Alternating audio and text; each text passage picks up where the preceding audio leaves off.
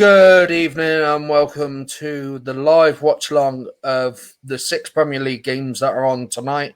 We'll have latest scores from the Championship and the other scores in the Football League as well.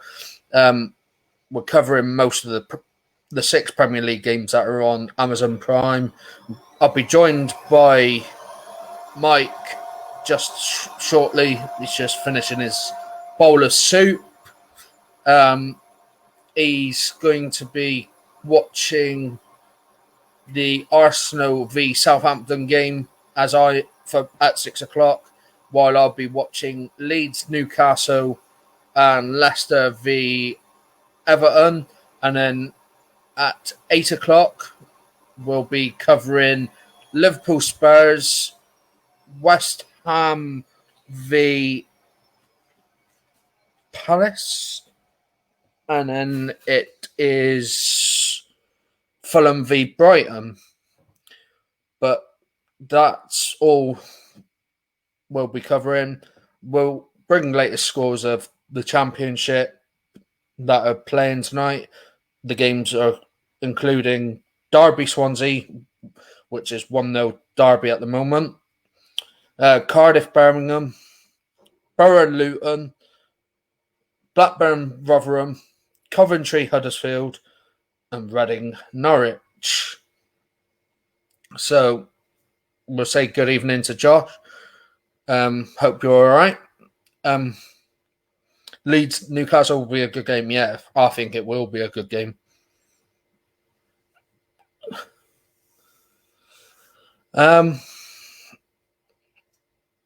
So I think Mike is ready. So we'll bring him in and we'll go through the teams. So good evening, Ryan. Good evening, everybody. How are we all doing on this Wednesday night as well? Wet Wednesday night. Yeah, wet Wednesday night. Of course, I'm going to be watching the Arsenal game against Southampton. Of course, Mikel Arteta's men looking to stop a really horrible rot of form at the moment. I just got to sort my hair out there as well. It looks a bit to the side. I don't know why. But anyway, enough about my hair, as much as it was nicely cut yesterday. But yeah. Yeah. So but yeah, I've got Southampton's games at the Emirates on.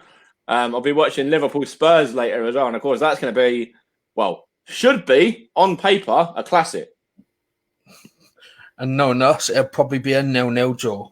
Yeah.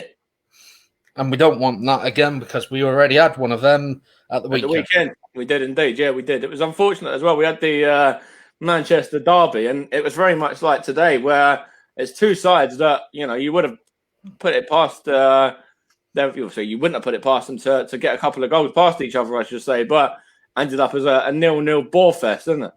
Yeah, I mean, I think both sides had 10 shots on goal and 2 on target for both sides. Yeah, exactly that. So, I don't know. I'm going to move this a little bit nearer as well. I was going to bring in my little Christmas tree there, but I don't know whether I get it at an angle. But of course, we're only about just over a week away from Christmas now as well. So yeah, hopefully everyone's ready for a busy couple of games with football and that. Obviously, we've got hectic schedule. Yeah, we definitely have. All right, Giggsy. All right, so how you doing? We'll just run you through the teams quickly. Mike will start you off with the Arsenal-Southampton team. Yeah, and I'll start with those visitors as well from down on the south coast. It's McCarthy in goal, Walker-Peters, Bednarek, Vestergaard, and Bertrand at the back. Armstrong, Ward-Prowse, Romeo, and former Gunnar Theo Walcott in the midfield. And then Che Adams and Danny Ings leading the line. On the bench, Stevens, Redmond, Genapo, Salisu, Diallo, Nlundulu, and Forster. And then for Arsenal, we've got in goal Bernd Leno, right back. No Hector Bellerin, of course, today, suspended for one game after getting booked for a silly foul, really, at the weekend against Burnley. So he's out and he misses out, and Maitland-Niles steps in at right back. And we've got a back three of Rob Holding on the right, Gabriel in the middle, and Kieran Tierney on the left-hand side of the three, and Saka on the left-hand side as a left fullback. And then we've got El Neni and Ceballos as a midfield two. And then supporting lone striker Eddie Nketiah, we've got Nicolas Pepe back from his ban, of course, after that stupid incident against Leeds, and Pierre-Emerick Aubameyang. Of course, Granit Xhaka serves the first of his 3-game ban for the incident against Burnley at the weekend as well. Subs for Arsenal: Lacazette, Willian, Rannerson, Cedric, the former Southampton man, Mustafi, David Luiz, and Joe Willock as well makes up the bench. Yeah, and I'll just run you through the Leicester team that against Everton. So we've got Kasper Schmeichel in goal. The back four of James Justin, Fofana, Wilf Ndidi, Christian Fuchs, Napolis Mendy, Tillemans as a holding midfield. We've got Senghez Honda, James Maddison, Harvey Barnes, and Jamie Vardy. And on the bench, it's Danny Ward, Wes Morgan, Luke Thomas, Dennis Pratt, Mark Albrighton, Jose Perez, and Kelechi Iheanacho. And we'll give you the teams for Everton, which I'll just get up. I've just got the Leeds and Newcastle lineup as well. So if you do the Everton lineup, then we might better do a lineup each or something for Leeds and Newcastle. Yeah, I'm sure I just saved the Everton one, but I haven't. But I will just go to their Twitter and. Okay, actually, let me have a look for you. I'll be able to get it quite quickly anyway. The Everton lineup is, I know the goalkeepers have changed, isn't it? Olsen, Holgate, Mina, Keane, Godfrey, Sigurdsson, Allen, Decore, Iwobi, Calvert-Lewin, the informed striker, of course, top of the goal scoring tally, and Richarlison. On the bench is Pickford, so he's not injured, he's only a sub. Kenny, Tosan, Bernard, Andre Gomez, Gordon, and Tom Davis on the bench as well. Yep. We'll now run you through the Leeds Newcastle team. I'll start with the Leeds team. In goal is Melia, Alioski, Aylin, Cooper, who's your captain, Dallas, Phillips, Click, Rafinha, Rodrigo, Jack Harrison, and Patrick Bamford. And on the bench for Leeds tonight is Kika Casilla, Stoyjak, Shackleton, Davis, Patrick. No, it's not Patrick Roberts. It's Tyler Roberts, yeah. Hernandez and Pavida. And then the Newcastle side that's travelled up to Ellen Road is Darlow in goal, Murphy, Fernandez, Clark, Lewis, Hendrick, the former Burnley man, of course, Longstaff, which is it Sean Longstaff or Shane Longstaff? Hayden, Fraser, Wilson, and Joe Linton. And on the bench for them, we've got Carroll, Shelby, Richie, Dale, Kraft, Almiron, and Mark Gillespie as well as the backup goalkeeper. So if anyone wants to join us in the studio, you can by clicking that link. Just one of the links. You have to post in 4 or 5 times there, but there you are. It posts to every single social media platform we're streaming on. I mean, it's easy enough. People can just click on the link wherever they're tuned in from that way. Yeah. So I've got Leeds, Newcastle on. The teams, Newcastle teams already come out, and we're seeing the Everton team just in the corridor. What I will say is I got a cheeky little message from Giggsy about 20 minutes ago, right? Because we're celebrating our month anniversary of being together today. So it's 2 years and 10 months. And she says, may our month anniversary bring them luck. And please don't break up with me if it doesn't. I'm not that heartless, darling. Don't worry about that. I don't break up with you after the weekend. So, if I can deal with the weekend, I can deal with a loss to the Southampton as well. I've just come out and the new Leeds lads are doing a mascot. Yeah, virtually. They did it against Arsenal as well. Yeah. And they're on the iPad. And they did it against Arsenal. It's really sweet. Really, really, really good. it's a good. I mean, I think they're charging £90, and they get some of the stuff for free. Yeah. Well, part of the £90 bundle, Mm-hmm. and I think it's a great way. I mean, the Leicester team's just coming out. Jamie Vardy's really happy. He's up for it. Yeah. He's looking up for it after his goal at the weekend, and Maddison, he's going to be up for it as well. Of course, the Arsenal will just come out now and Southampton as well. Just run you through those lineups one more time as well. We've got Leno, Maitland-Niles, Holding, Gabriel, Tierney, Saka, Pepe, Ceballos, El Neni, Aubameyang, and then Nketiah, which is the Arsenal starting lineup. And then the bench is Runnison, Mustafi, Louise, Willock, William, Lacazette, and Cedric. And I don't know if I've missed anyone off. I think I might have missed one off as well. But if I have, I'm sure you'll be able to keep up with on Amazon Prime who that was. And then the Southampton side, McCarthy, Walker-Peters, Bednarek, Vestergaard, Bertrand, Armstrong, Ward-Prowse, the captain, Romeo, Walcott, Ings, Adams, subs, Forster, Stevens, Sanisu, Diallo, Redmond, Genepo, and Lindeloo is the other sub. And Josh, he won't be breaking a flag yet at the King Power Stadium tonight because he doesn't do that to his hometown. Yes, Josh, thanks a lot for that, my friend. Thanks a lot, mate. But obviously, Simon Hooper is the referee for Leeds v Newcastle. And he's just calling the captains to the halfway line so that they can do the coin toss. You see Miko Arteta there is, I thought he was going to try and do his zip up there. And he's taking charge of his 50th game today for Arsenal. He's following in the footsteps of Frank Lampard. I think Lampard had his 51st the last time out. So he's not too far behind Lampard. And, you can see the differences in the red and the blue of London at the moment, can't you? And yeah, definitely. And Brendan Rodgers is just having a good chat with Carlo Ancelotti for the Everton-Leicester game. And what I will say is you can see the differences in the red and the white of London as well. Yeah, the white being the better. Yeah, absolutely. The side I'm going to be covering a little bit later on against Liverpool. It's all about consistency with them. And, they've got Son on form, Kane on form, and we've got Aubameyang who's completely bang out of form. And, he scored at the weekend, but he scored for Burnley, not for us. Yeah.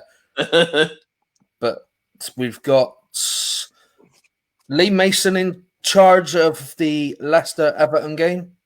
So it looks like Everton are going to be kicking us off. And it looks like Newcastle are going to kick us off in that game. Yeah, and Southampton are kicking us off here at the Emirates. We're underway in the Leeds-Newcastle game.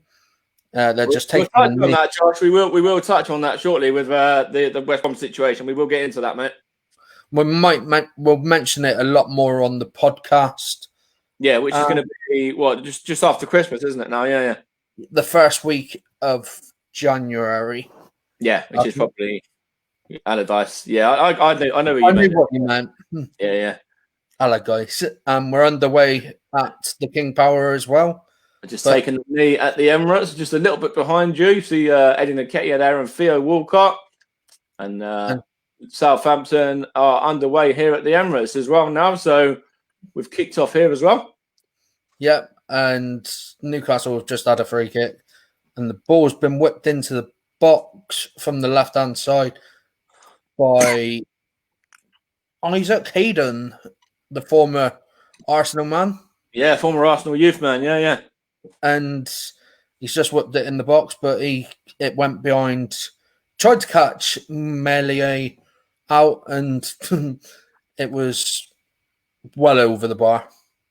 I'm glad that I'm not watching it with commentary because we've got Clive Tilsley, who of course is great, but Andy Townsend I'm not a big fan of.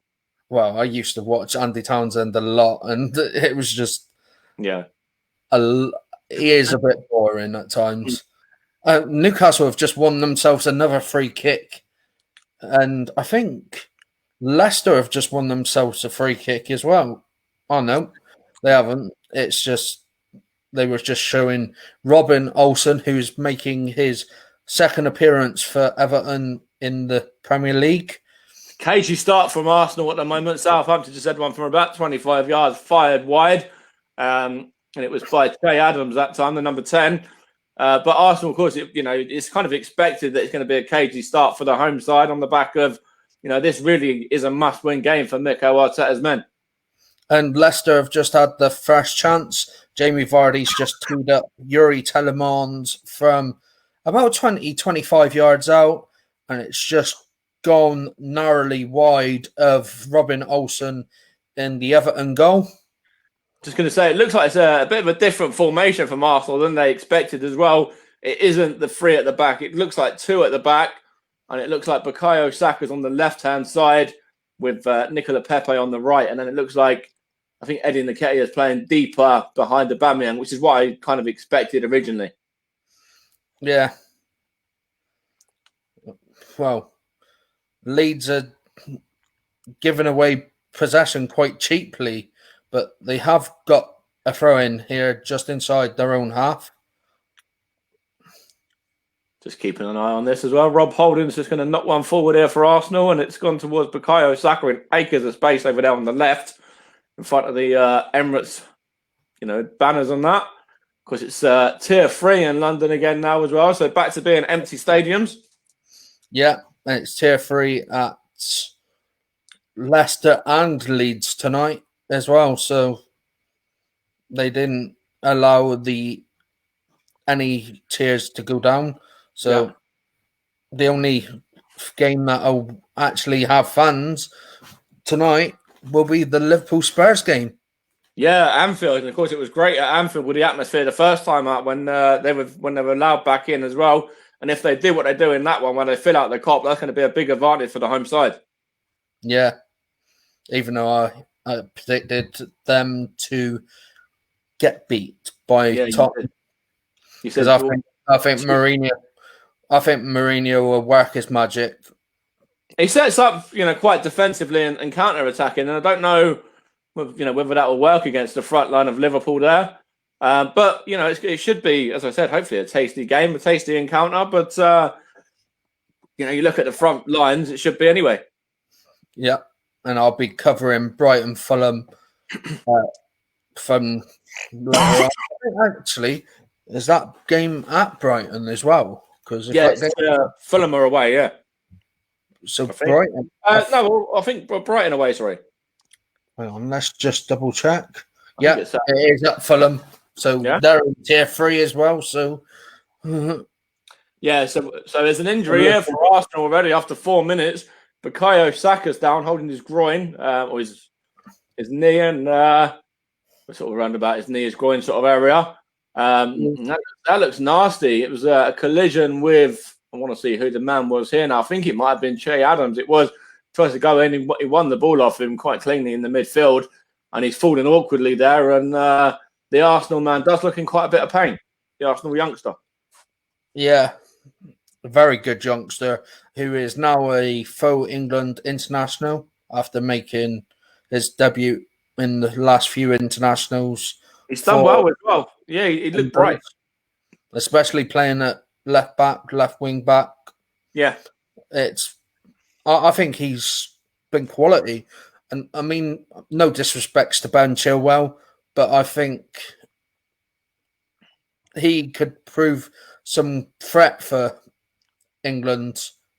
I think I agree as well. I think, Chilwell is the more experienced of the two heads, but Bukayo Saka is young, he's hungry, he's raw, he's determined, and that's what you like. That's what you like to see in a young player coming through the ranks. And, just looking here now, Cedric Suarez is getting himself warmed up. Of course, he was signed from Southampton originally on loan, and then that was made permanent. And if Bukayo Saka was to come off, I think he is actually played at left back. I think I was right originally. So more than likely, I think we'd see Maitland-Niles switch sides, and then Cedric fitting on right back would be what would happen here. Yeah, Cedric Suarez. A lot of Southampton fans rated really highly. It does look like Saka's going to be all right, though. He's off the pitch at the moment, getting a little bit of treatment, getting what used to be known as the magic sponge, I suppose. But Southampton have got a free kick here in a dangerous area. Ward-Prowse over it. He whips it in and headed clear by Danny Ceballos. There's an opportunity here for Southampton edge of the box, and it's cleared out by Arsenal, though. So it's still 0-0. It does look like Saka's okay. He's getting himself ready to come back on, so we're going to give it another go anyway. And as you hear earlier, Mike is doing the Liverpool Spurs game at 8 o'clock, but I will be watching it as well, just because I want to see how good that game's going to be. It should be really good, mate. Yeah. It should be. So I'm going to have like 3 games on. I mean, don't blame you. You can't not watch that game, so yeah. No. Lucky enough, I can split my screen into 4. Yeah. So. Okay, you want to watch Middlesbrough as well? Is that what you're doing? Well, I can watch Middlesbrough on my phone. On your mobile. From 7 o'clock. Leeds have just had a chance there. It's just been blocked, but Newcastle have brought it away. And they're looking really good, Newcastle, under Steve Bruce. I mean, and there's a lot of sides that this Southampton side are looking strong as well. And actually, you can see they're confident as well, sitting high up in 4th position in the table. And they have started to brighten with the sides. They're passing the ball around nicely on the floor. And they've come to Arsenal to play football, and they're trying to play it in the right way. Some people don't really agree with teams like Burnley who come and park the bus and, counter-attack and get a win. But a win's a win, however they come about. But, Southampton here are a good side. They've got good players. I think they're reaping the rewards of, a lot of sales that they've made over recent years as well. Selling on the likes of, Gareth Bale, for example, and Oxlade-Chamberlain and guys like that. Theo Walcott's gone back there. He's started his spell off really well at the moment, got in a few good positions and good goals in those games. And, of course, he's going to be a danger man tonight, as much as Danny Ings is as well, the informed striker. And Shea Adams. Adams has been stepped up to the plate just a few weeks ago. Playing really well, and while Danny Ings has been out injured, and Southampton are flying. They are, and they've got a good win against Sheffield United as well. Yes, it's Sheffield United, but it was a comfortable 3-0 win, and that a win of that magnitude, whoever it's against, it's going to give you confidence going into the next game. Exactly. Let's just run you through. I'm not a Southampton fan, as you can see, but I do like, for any Southampton fans that have got the game on, Ralph Hasenhüttl's Saints cap. I like that. That's smart. Well, he does wear a nice cap. That's smart. A latest score in the Championship, it's currently Derby 2, Swansea 0. So Wayne Rooney's side looking like they're going to get a win then, which is good. Yeah, they kicked off at 5:30. Yeah, so what was his second half now? Yeah. Coming up to half time. Oh, well, is it? Okay. Yeah, just coming up to half time. And the goal scorers have been Colleen Kazim Richards after 4 minutes. There's a name. I remember him from when he was playing in Turkey. Yeah. And actually, I think he scored against Arsenal in the Champions League as well. And then you've got Kamel Yozriak, who has scored for Derby after 37 minutes. As Leeds have just had a chance, but Carl Darlow in the Newcastle goal has done really well. So we've had 10 minutes here, still goalless, and Southampton passing it around the midfield at the moment. It looks, as I said, they look very composed in possession, and there's no Arsenal man anywhere near them. They're kind of letting them have free roam with the ball, and it's very much, the opposite of what you expect at the Emirates. You expect Arsenal to be the very much possession-based side, and actually Arsenal are letting Southampton have the ball in those sort of areas in their own half, and then just hoping that they do what they just did there, where it gets played through and Bernardo can come out and claim it. But it's the complete opposite of how it normally is at the Emirates.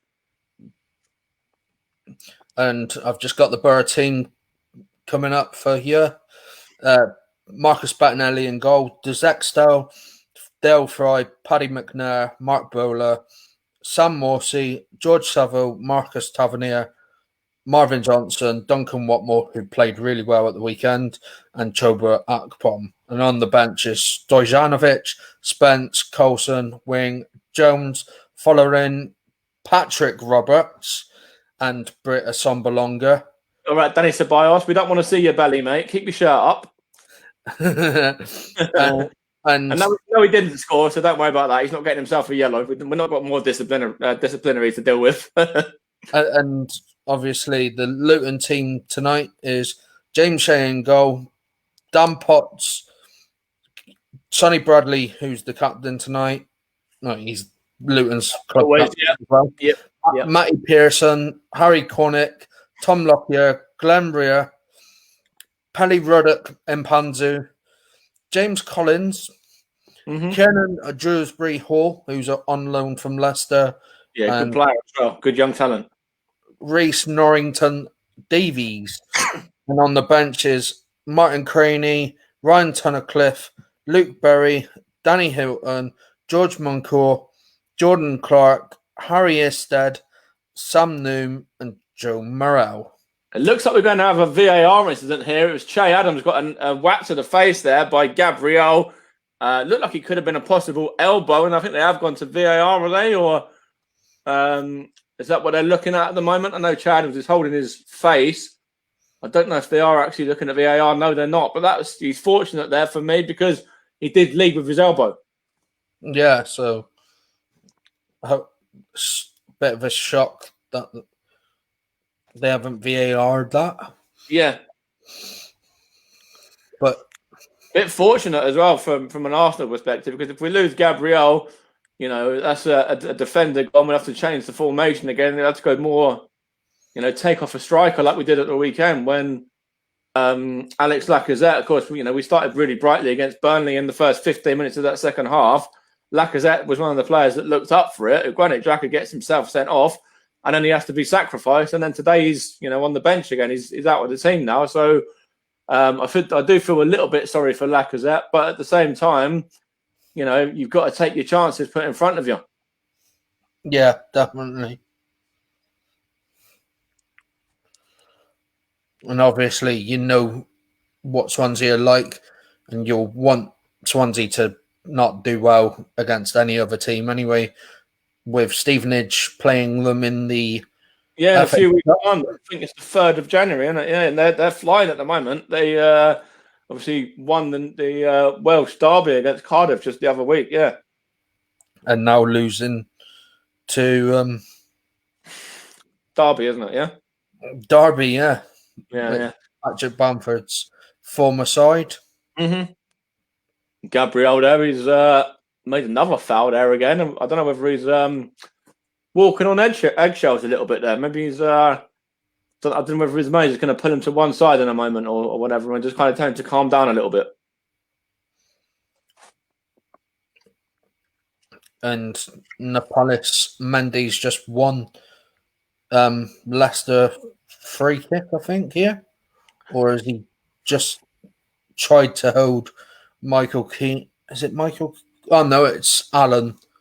Oh, no, he has actually been booked, Napolis Mendy, for pulling down Alan. It's Ward-Prowse over this. Oh, and Leno had to parry that one as well. It's a little bit of a scuffle clearance from Aubameyang in the end. He has gone and got the ball towards Pepe, though.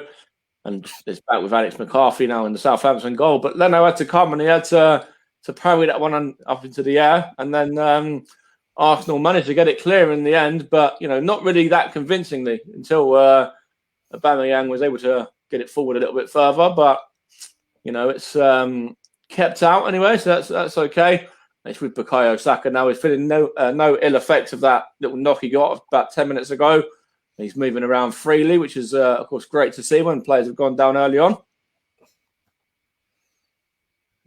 Good evening to Jade as well, who's joined. And also Darren as well. I know you put come on Southampton, but still. There's a chance here for Arsenal. Eddie Nketiah, that is. And it was fired straight at the Southampton goalkeeper. Low and very soft, actually, as well. So quite comfortable for the Southampton man there.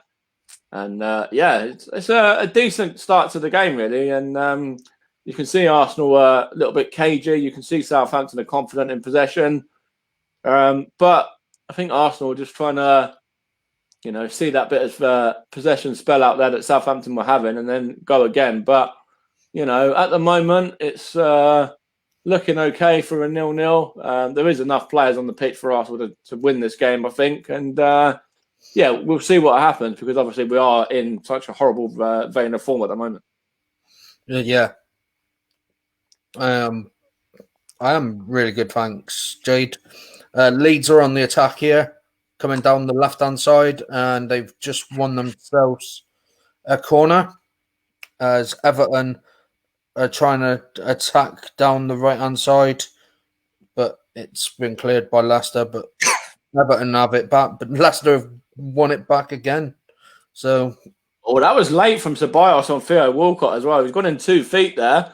And he's claiming that he got the ball, but I don't think he did. The referee's not booked him or nothing. But again, that was another sort of late one from Arsenal. And that disciplinary is starting to show early on in this game as well. The disciplinary issues that Mikel Arteta's men have got. Leeds have just had their corner. Kyle Darlow saved comfortably. And then the follow-up shot was quite comfortably blocked. And Leeds are still on the attack here. There's a ball there. Theo Walcott's in on goal. He's got the better of Kieran Tierney. He's fired it past Bernd Leno, and the former Gooner, as I said earlier, has given the Saints the lead. Oh, I wonder if he's celebrating. Yeah, he has. He's run over to his teammates and he's celebrating with them. Yeah, he's giving them a little hug and huddle. And Arsenal, this has been coming a little bit. Southampton have had too much possession of the ball for me. And he doesn't want to celebrate too much, which is fair play to him. But, it was a simple ball through the midfield. El Neni tried to get in and he let and Gabriel as well. They both kind of got in each other's way there. And it fell nicely through to Theo Walcott, who dinks it over Bernd Leno. And as I said at the start of the stream, he's informed number 32 there on his return to St Mary's Stadium. And there we are. He's grabbed another one. And it's Arsenal in, we thought they were in dire straits before this game. They're in even more so now. Well, and as it stands, they've gone to the top of the league. Southampton, yeah? Yeah. So they'll be top of the league. Get on the old Twitter and say, yep, I called it that Theo Walcott would score at the Emirates. Yeah. Should have had some money on it. Well, and as it stands, Leeds will stay ahead of you. Yeah. Arsenal have just tweeted it as well. Goal for Southampton scored by Walcott. I'm going to quote treat that. Just know it would be him.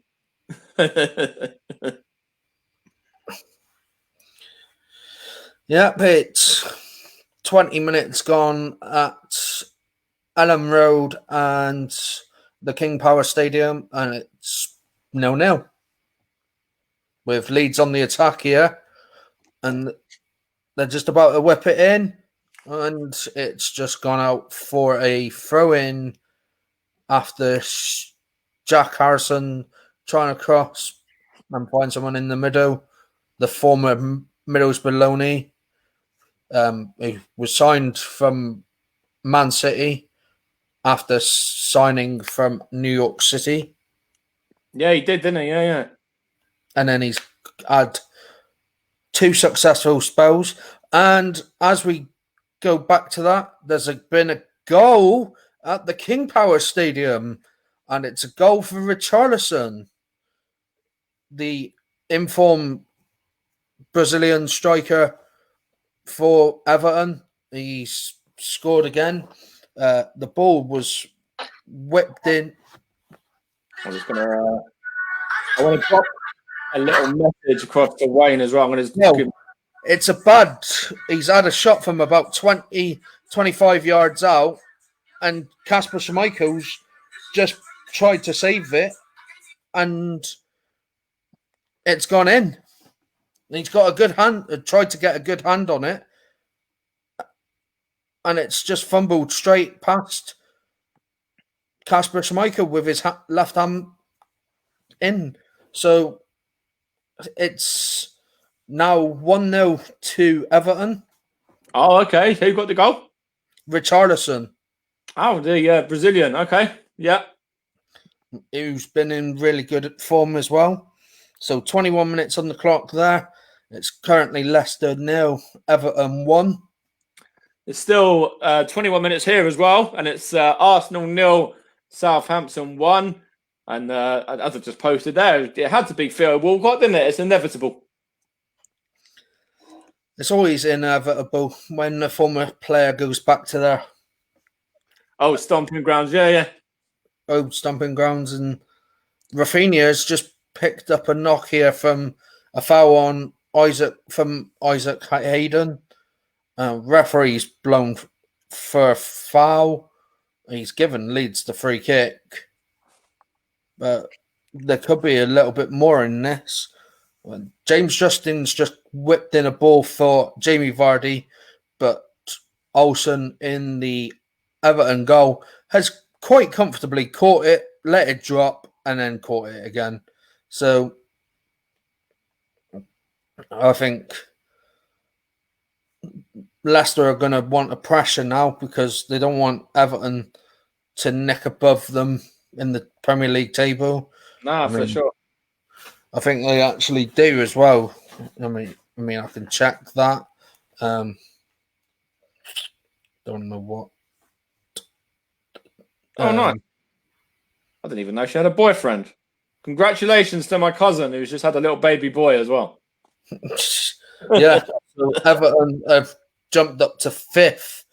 They can't go above Leicester, but Leicester do have themselves a free kick on the right-hand side as I'm looking at it, which I'm sure James Maddison will be over this, whip this in. Oh, no, it looks like it's Senga's under the on loan Roma lad. Yeah. What I will say, just going back to that about my cousin as well, that's Dino's wife's sister. So Dino is now like an uncle-in-law or something, isn't he? Or an uncle? Yeah, maybe an uncle. Uncle Dino. Yeah. Congratulations, Steve.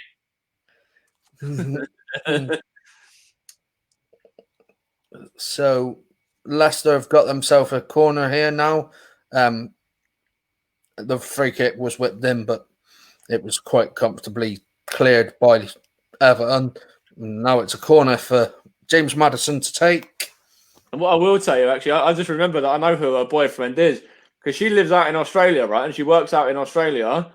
Her boyfriend is also from Stevenage, and he was out in Australia as well.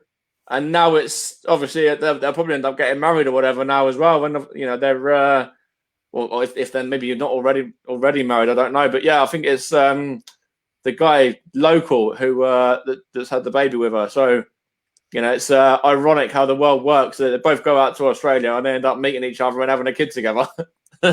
Yeah. So congratulations there, Uncle Dino Mamara. Yeah.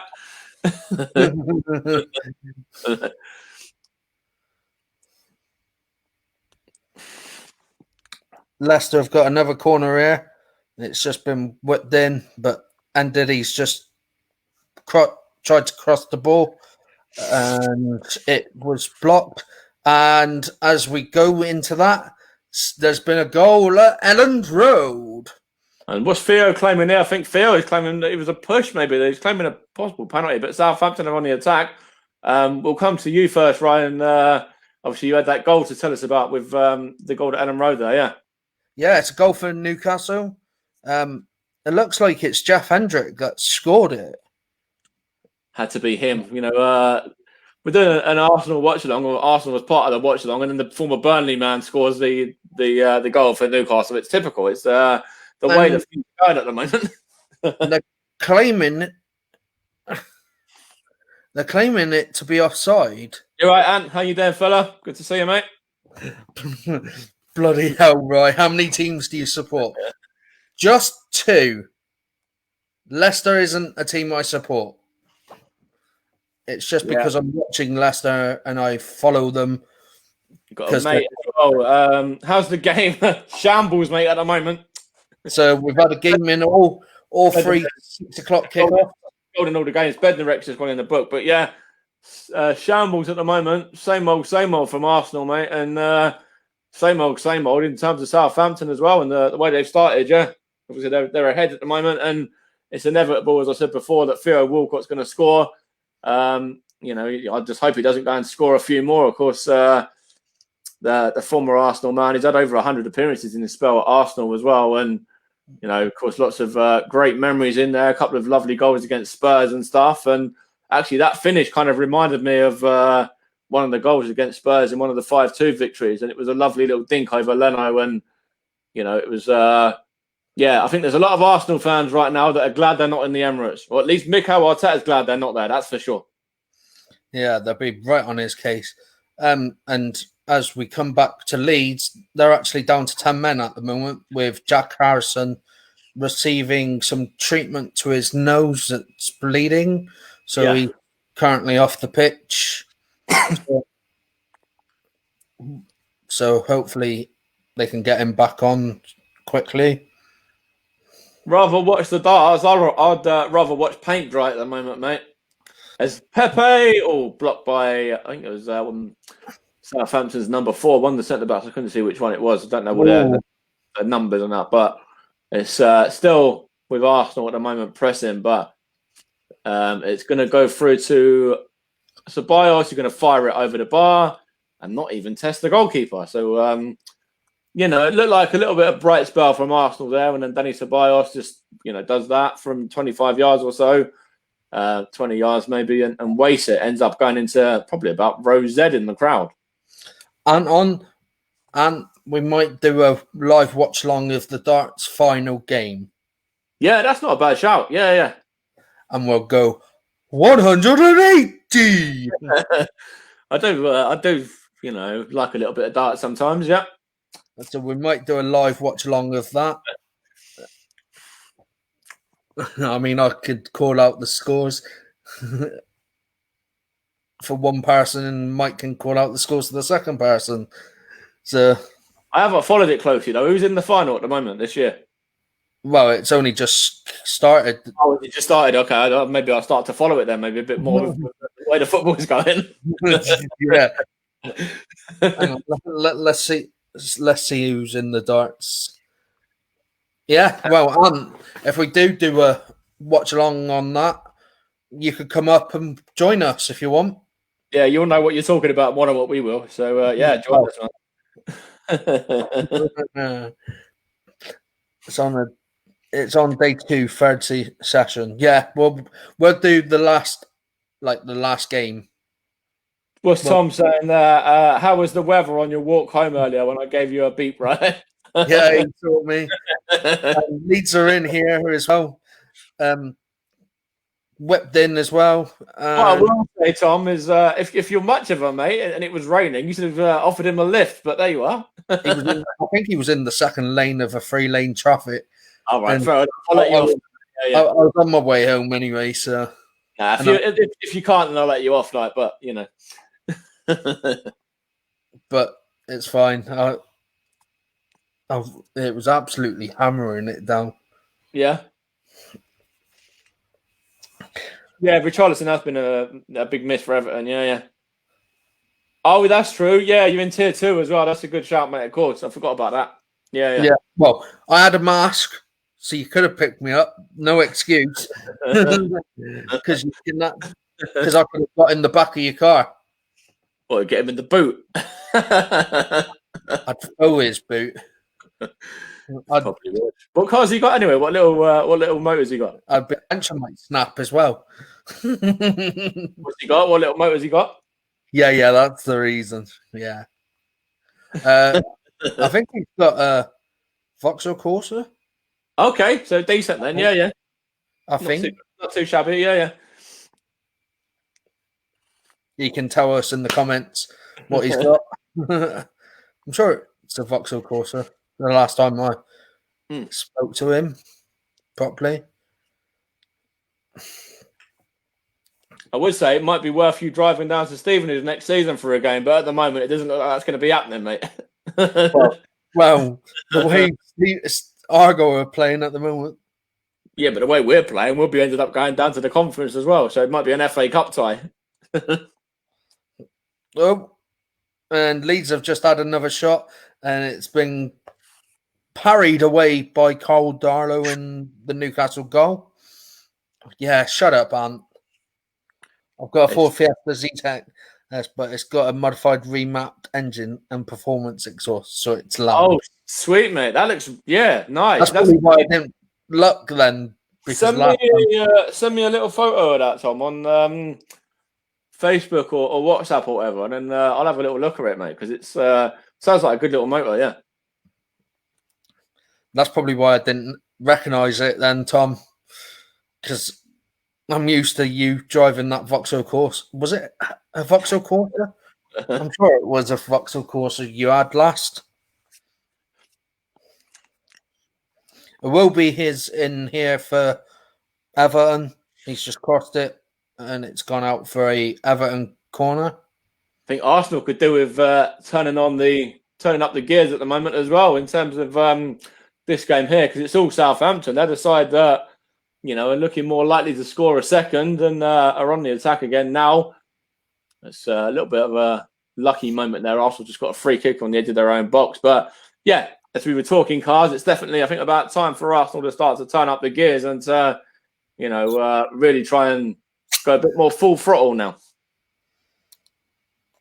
All right. I think I need to start learning how to drive from next year. Yeah. The Fiesta And Everton have just had another shot from Decore. It's just been deflected off.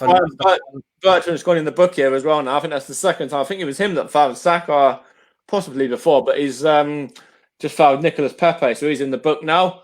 As we're about 10 minutes away from half time. I didn't even order my food, so I'll have to probably order it for the end of this game now.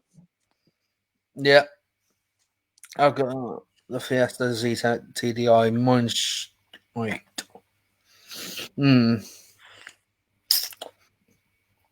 Well,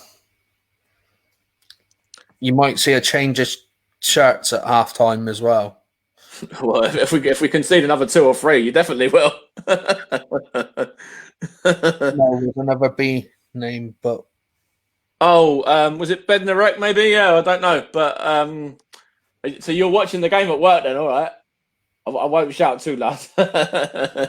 It's all right. She's the boss at the moment, deputy boss.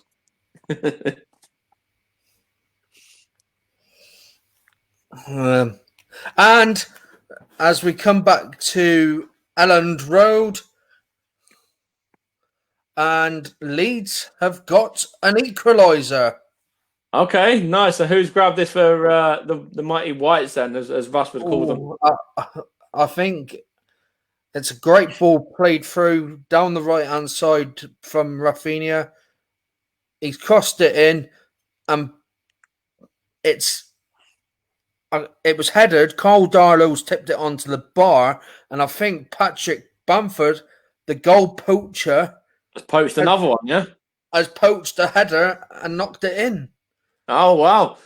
I'm just looking here. I just went to Edu here, and he's thrown his arms up in disgust, really, at the way that this game's going, because Arsenal are just not creating anything again. Of course, they're the side that have only scored 2 goals from, I think before, I think it was the game against Fulham was the last time that Arsenal scored from open play, because the others were a corner and a penalty. And Edu is throwing his arms up in disgust there, and he's come out just a few days ago and said he's not going to, spend the money, give the money to Arteta just to spend for the sake of it. But he might have to rethink that. Leeds have just committed a foul with Click just catching his opponent late, and it looks like he's going into the book here. Yep, Click has gone in to the book. So I'm going to say it because it's on my mind. It was a click and collect then, yeah? A click and collect. make the foul, click, and collect the yellow. Yeah, it was Bednarek who got the first booking in the Southampton Arsenal game. And then yeah. That's what we've got to do, though. We've got to pressure these defenders now. They've got two of their back four on yellows. We've got the players there to run at them, Nicola Pepe and Bukayo Saka, so do so. If we can break them down by getting one of them sent off and, maybe that will work in our favour, then do so. We have to. We have to, try and try everything at the moment. It might not be pretty, but a win's a win. That's exactly what we're calling for, whether it's, a narrow win or a convincing win. And at the moment, it looks like, we're 1-0 down. We'll take any kind of win. Well, who knows? It's a chance here. Aubameyang to Pepe. Pepe in. Ceballos. Ceballos, is that a foul? Oh, referee. Ceballos has gone down. Referee, he's saying no. Did look like he turned his man and was caught. Might have been soft, though, to be fair to the Southampton defender, but I have seen them given. I will say that one. Yeah.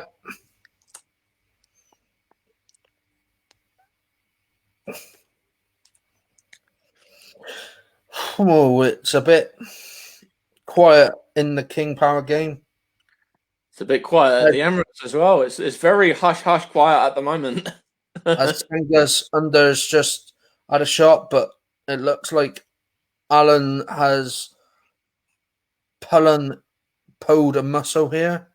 Yeah, it's an Arsenal corner, by the way, just for anyone that's interested in this game. And almost an own goal, actually, there. I think that's the number 35, who we were just talking about, Bednarek. He was the man that was just involved there on Ceballos. Referee straight away waves a no. And Alan is actually asking to be substituted because Bednarek has been involved there twice. He brought down Danny Ceballos, and then from the next incident, he almost scored an own goal, which was, MacArthur's probably the first save he's made today. This the corner's just been given to I think it's mate the Niles, who's whipped it straight into the hands of McCarthy there. But Bednarek was involved there in two instances, and Arsenal have had 5 shots on goal, but that was probably their best chance, and it would have been, an own goal by Bednarek, and it took for McCarthy to be alert to stop that from being 1-1.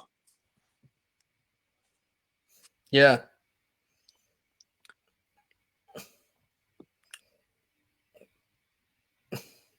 You might get a notification here. Me? Yeah. But on what? Facebook? Messenger on Facebook. Okay, buddy. I don't know. You might not get a notification because a post is set to friends only. She's an Arsenal fan. As if Arsenal's season couldn't get any worse. Walcott scores for Southampton. So I just put on there. Could be worse. Mike Harneman, who supports 2 teams who are both struggling this season. I know. Hasn't come up. I've just seen Tom's motor. It's a nice little vehicle. It's a red one. It's smart. Yeah. I want to see if I can grab that on screen, actually. It's a nice little... I'll zoom it in a little bit more. Nice little motor. Oh, that is nice. I didn't see that car go past me today. Jokes. Alan is looking like he's going to be coming off, and they're going to substitute him with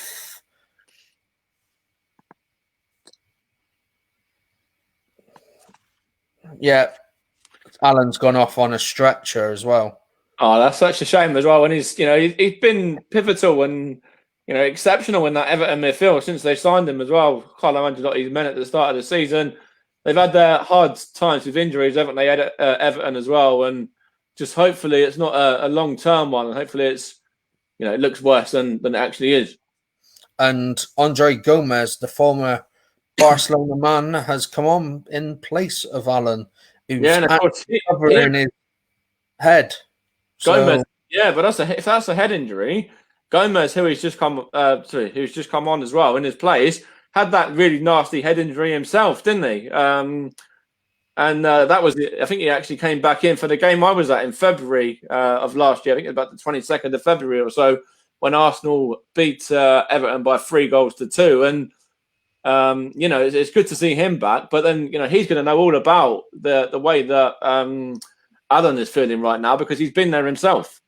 Oh, it's a thigh injury for Alan.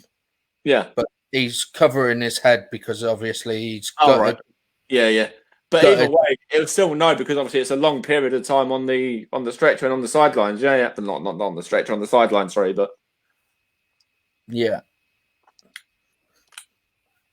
So about 4 minutes till half time there, and it's Nicola Pepe. Nice little bit of tricky feet there. Gives it to Bukayo Saka. Is he going to try and keep it in? Yeah, he does, but ball was played too long. It's now Danny Ceballos here, the on-loan man. Gives it to Nicola Pepe, fires another one straight at Alex McCarthy there. And yet again, the opportunities Arsenal have had have all been fairly comfortable for the Southampton shot stopper there. There was the one by Eddie Nketiah straight at him, that one there by Nicola Pepe straight at him. And as I said previously, the one real one that might have actually troubled him, or did trouble him more than any other, was the one where Bednarek nearly put it past him. But yeah, let's go back to you. Alan, they've just shown Alan, he's actually off the stretcher and he's holding his thigh and he's just walked down the tunnel.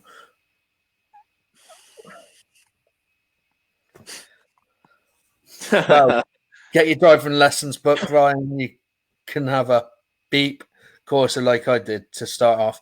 To be honest, I'd rather have a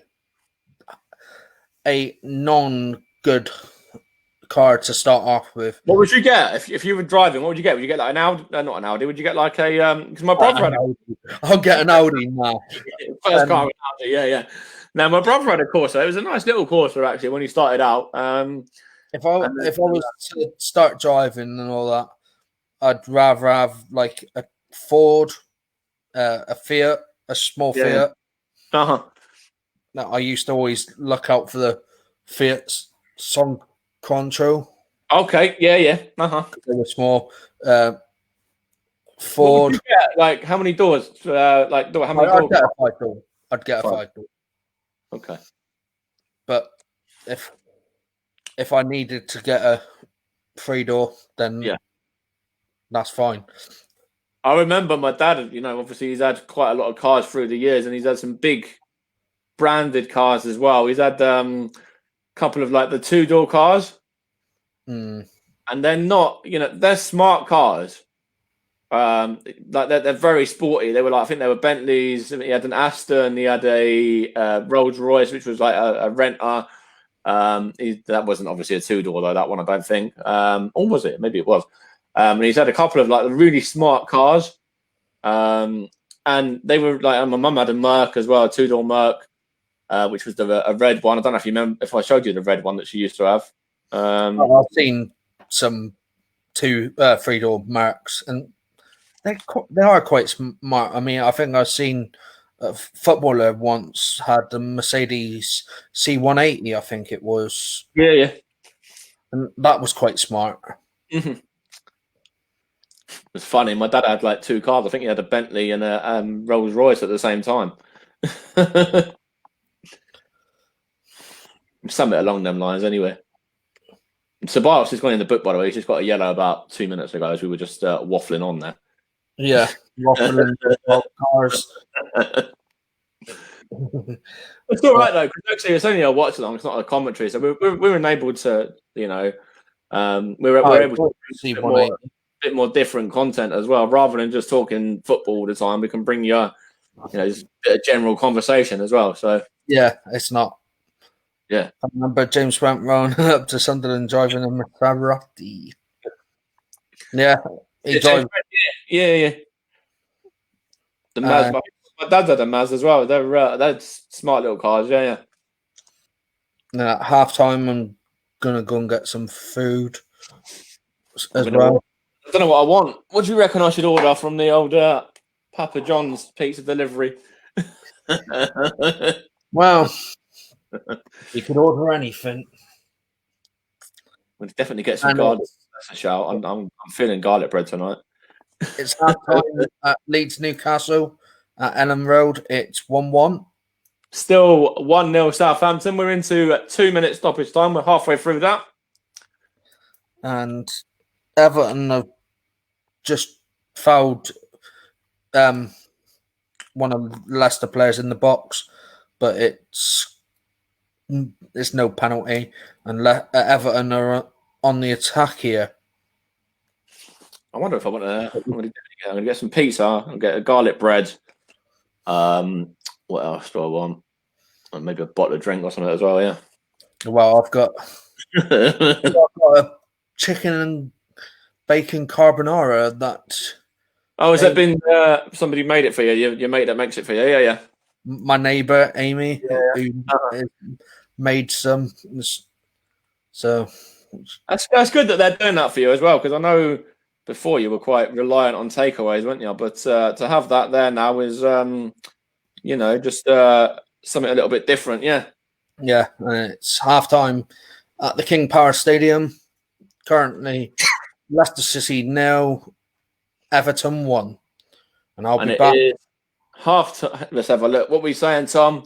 Extra large barbecue chicken, garlic bread with 6 cheese and chocolate scrolls.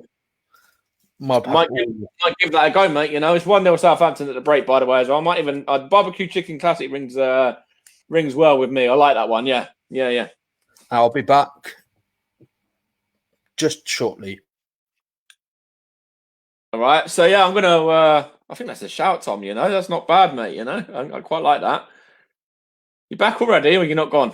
No, we got the Arsenal one on. What we saying there? Liam Gallagher, not that Liam Gallagher, is it? The old Oasis man. Hi, mate. Love your work. Can I get your thoughts on whether they should introduce some oil into Fake Taxi, like a neuro massage episode, maybe?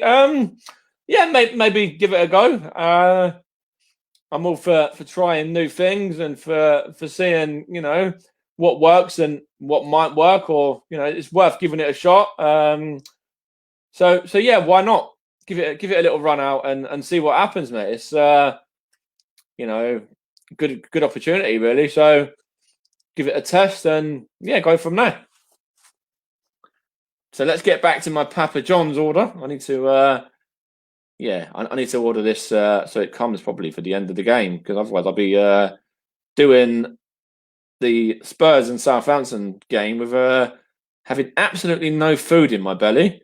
Yeah, I said that, Mark, as well. What a surprise, an ex-Arsenal player scoring against us.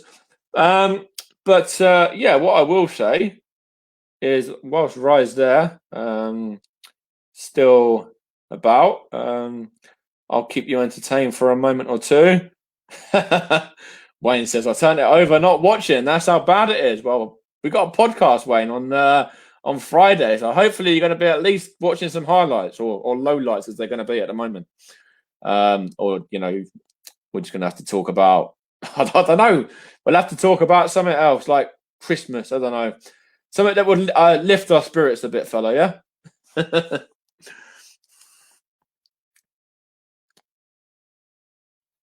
What we got here, I've had a couple of comments on my post about the lineup as well. James said it's a crap lineup.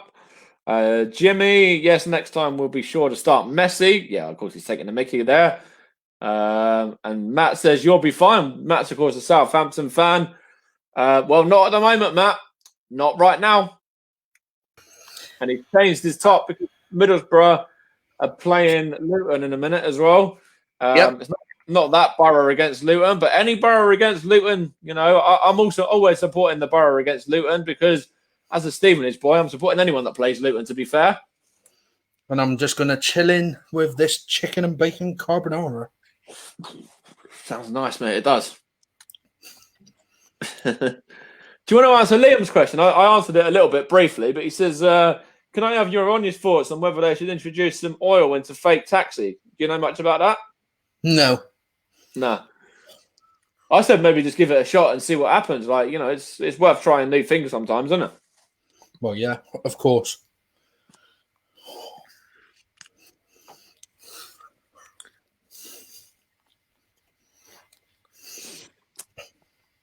I was saying it isn't that Liam Gallagher. I just didn't think it was. The Amy, Liam Gallagher, Oasis, yeah. Unless it's his way of making extra money. It could be at the moment. And through it, oh, she offers me protection. That's Robbie Williams. I'm just singing, mate. Oh, I'm just singing, mate. So Sally, come away. What was I going to sing?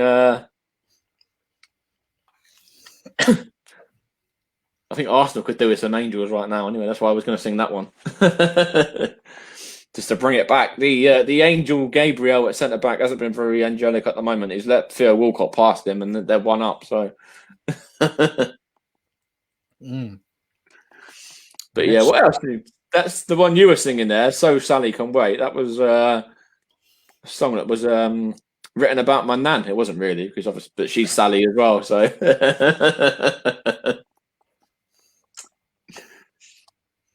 So Sally can wait. Well, and also earlier. What's the story? Morning glory. There you go. That's Oasis. It's a good tune as well. Carbonara. Oh, I'm sure it's chicken and bacon. She did send me to the shop to get chicken. I don't know. She normally puts bacon in it, so yeah, more than likely then. Yeah. It might be just a chicken carbonara, which either way works. It's still good. Yeah. What are we saying, Kevin Campbell? Would you reckon there's a place for you in this lineup at the moment? 59 goals in 228 games for the Gunners between 88 and 95. Before he moved on to Everton. I've spoke to Kev actually a couple of times. I spoke to him about the Ozil situation last week, and Kev's going to come on hopefully at some point for the Gooner Elite podcast, and he's very much into supporting these Arsenal podcasts, and I know he's said he was down for it, so it'd be great to get his opinions probably in the new year actually about Arsenal's season at the moment, and realistic aims now with top 4 is beyond us, and Europa League's probably beyond us at the moment as well. So yeah, it'd be nice to get Kev's opinion. Well, the good thing is with having an ex-Arsenal player on, it'd be good to interact with him because, I mean, in the Europa League, you've been doing really well. Yeah, we have. We've won every single game. We're the only side that have done that out of the English lot. Yeah. And of course, that did look like a penalty for me on Ceballos. I'm just looking back at it now. I did say in stream that it looked soft, but he did turn him when he was pushed to the floor. So I have seen him given. Referee did say no, but those have been given in the past, and I'm sure if that was going against us, it probably would have been given. But that's me, probably from an Arsenal fan's perspective, maybe being a little bit biased, but there we are. The biased Mike. The biased Mike. Yeah. Talking about something that's happened earlier on today.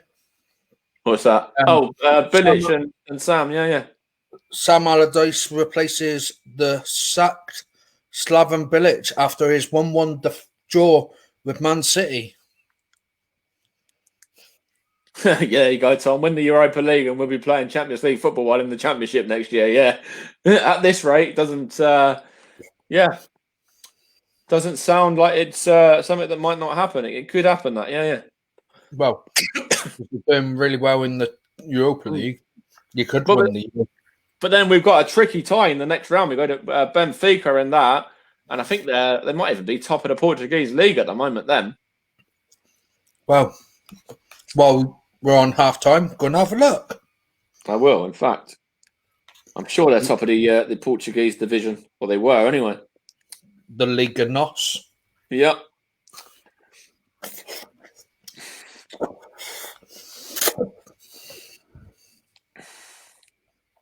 And of course, they've got a few former. I think they're currently second. Let's have a look. They got a few Premier League players as well. Yeah. The old Spurs man is one of them.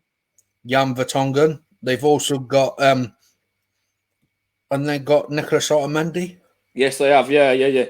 And they've got a good football manager player that we all. Yeah, it's 2 points difference. Yeah, Lisbon are just ahead of them at the moment, and then they're 2 ahead of Porto, so they're second and going strong though, which is something that Arsenal can only dream of at the moment. What was I going to say? They've got football manager wonder kid Everton in their ranks as well. He plays for them frequently. Oh, Everton. Is it Ribeiro? I'm not too sure, but that Everton anyway. The midfielder. Yeah. Yeah, I think he's called Everton Ribeiro. I think Arsenal even were looking at him possibly, but nothing came from that. I know I didn't get a notification, by the way, on the old social.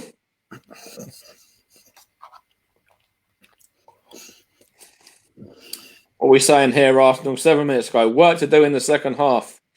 Work to do for the rest of the season at this rate.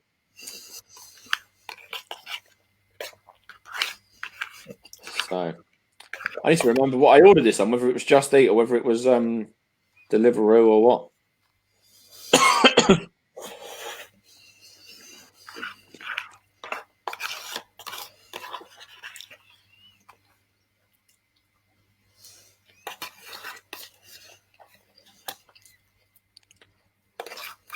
Stevenage re-signed Graham Wesley. Yeah. No, but it's something else that could happen, mate. Yeah. I've actually, hopefully, finalised the chat with Ronnie as well. Hopefully, that might be tomorrow night. I've got a busy couple of days actually. I've got this tonight. I've got more than likely the chat with Ronnie tomorrow. I've got podcast again Friday. And then, over the weekend, I've got a show Sunday, and then probably I'll do a commentary Saturday as well. So all the way through in the run up to Christmas, it's going to be quite busy. Yeah.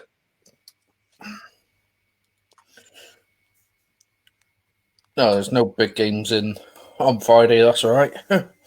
What Saturday games we got? That's that you want to cover, because I'm more than happy.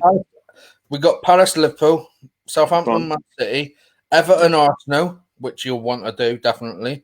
Yeah. And Newcastle, Fulham. What time's our game? Is it a 3 or an evening or 5:30 on Sky Sports? Okay, I'm at mum, so that's fine. I can do that. Yeah. Sunday we've got Brighton, Sheffield United, Spurs, Leicester, Man U, Leeds, and West Brom, Villa. Oh, 2 good shouts there at the end. Well, 3 great shouts. Spurs, Leicester as well. Yeah, true. And then the Monday night game is Burnley, Wolves, and Chelsea, West Ham. We might do both of them, actually. Yeah, it's possible, yeah. We might try and see if we can get JB across. Yeah, I'm sure he might. If he's not doing anything for his own, he might be involved. And, of course, we've got some... just Kieran Riley will do... Wolves more than likely. Just watching this from Everton as well. That should have been... I reckon the keeper should have done better with that, maybe. And the Chelsea-West Ham game will definitely do, because it's... Chelsea are on the back of 2 losses. What we saying, 17-4 for Arsenal to win, getting insurance bets on. Oh, well, at the moment, mate, you're the informed side. You're doing well in that half as well. And we can't score a goal at the moment, let alone win. But if you want to do that as a Saints fan, then I'm all for it. And any improvement to the bank account is a good improvement. And as in the right direction, of course. And I'm going to bring a full-time score, I think it is, from... No, it's still the latest score. Derby 2, Swansea 0, Cardiff 0, Birmingham 0, and Middlesbrough Luton just kicked off. Yeah, and what I will say about that is any improvement to the bank account is a good improvement to the bank account. If you're old enough to have a bank account, and if you're old enough to bet as well. I don't like having 3 games on, but when Borough are playing as well, I've got to have a 3rd game on. Yeah. So I can update you guys as the Leeds Newcastle games kicked off. I think For I the was second about half. to get underway again. I didn't even order my pizza yet. I'll have to do it as probably when they'll miss a goal in a minute, but you know, it is what it is. As long as it's for Arsenal, I don't mind.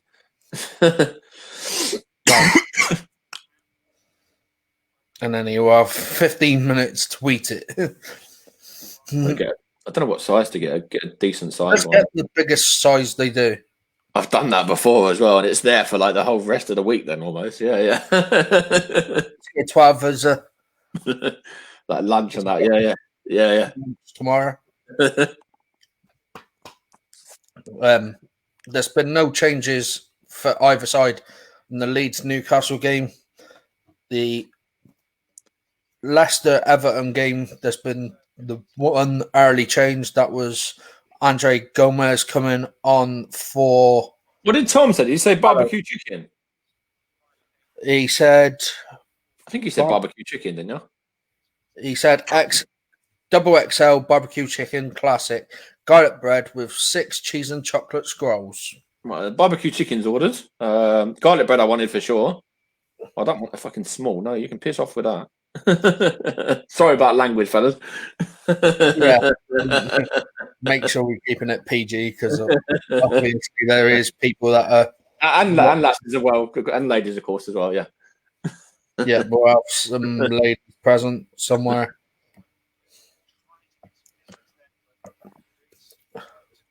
Yeah, but Tom, you like to eat. I've done it and finished it on the night as well, Tom. In the past, I ordered it about 2:00 in the morning, and then yeah. And I normally get 4 extra dips. Oh dear. That's going to be expensive though. If I order that, Tom, like I think a small's 15 quid. Well, a double XL will be 18, 19 quid, I think. I'll have a look in a second. Bear with me. I might give my grandparents a big shout after this game. Yeah. And after this stream, I think I might. If Borough win. Hopefully they do, yeah. I don't want that. I don't get out of the basket. I want to go to the basket and change my order. Oh, it looks like there's Jack Harrison has clattered into. Oh no, it's Calvin Phillips. He's just gone into the book there. The Leeds man. Screw that. I'm going to do it on the when it's 50% off. Yeah, I think I've got a discount anyway at the moment, which I can use, Tom. So it'll save me a bit of money. And he's gone into the book for a foul on the Newcastle man. And Newcastle have a free kick in the right, on the right, shooting from left to right. Yeah. The Newcastle whipped this in with. Can't even see who it was, but it was whipped in, and the header over from, I think that was Joe Linton. Saka's in the box, unlucky, yeah. And he's headed it over. So it's a goal kick to Leeds with Melia to take, who quite comfortably plays it to his right wing back, and Newcastle have it back. Oh, wow. It's just messing about with it then, and it's, yeah, all right. Let's see how much this is going to be if I order it now. What did I say it was? Barbecue what? XL barbecue chicken. Right. Well, I don't even know if they've got XL here. They've got large. Don't know if they've got that. Oh, they have got barbecue chicken large. That's £19. That'll do. It's good enough. Yeah. Any extras? No extras. I'll keep that as the same. Please choose the crust. What do we reckon, fellas? We reckon original, stuffed, or authentic? You got to have the stuffed crust. Yeah. Extra £3, but all right.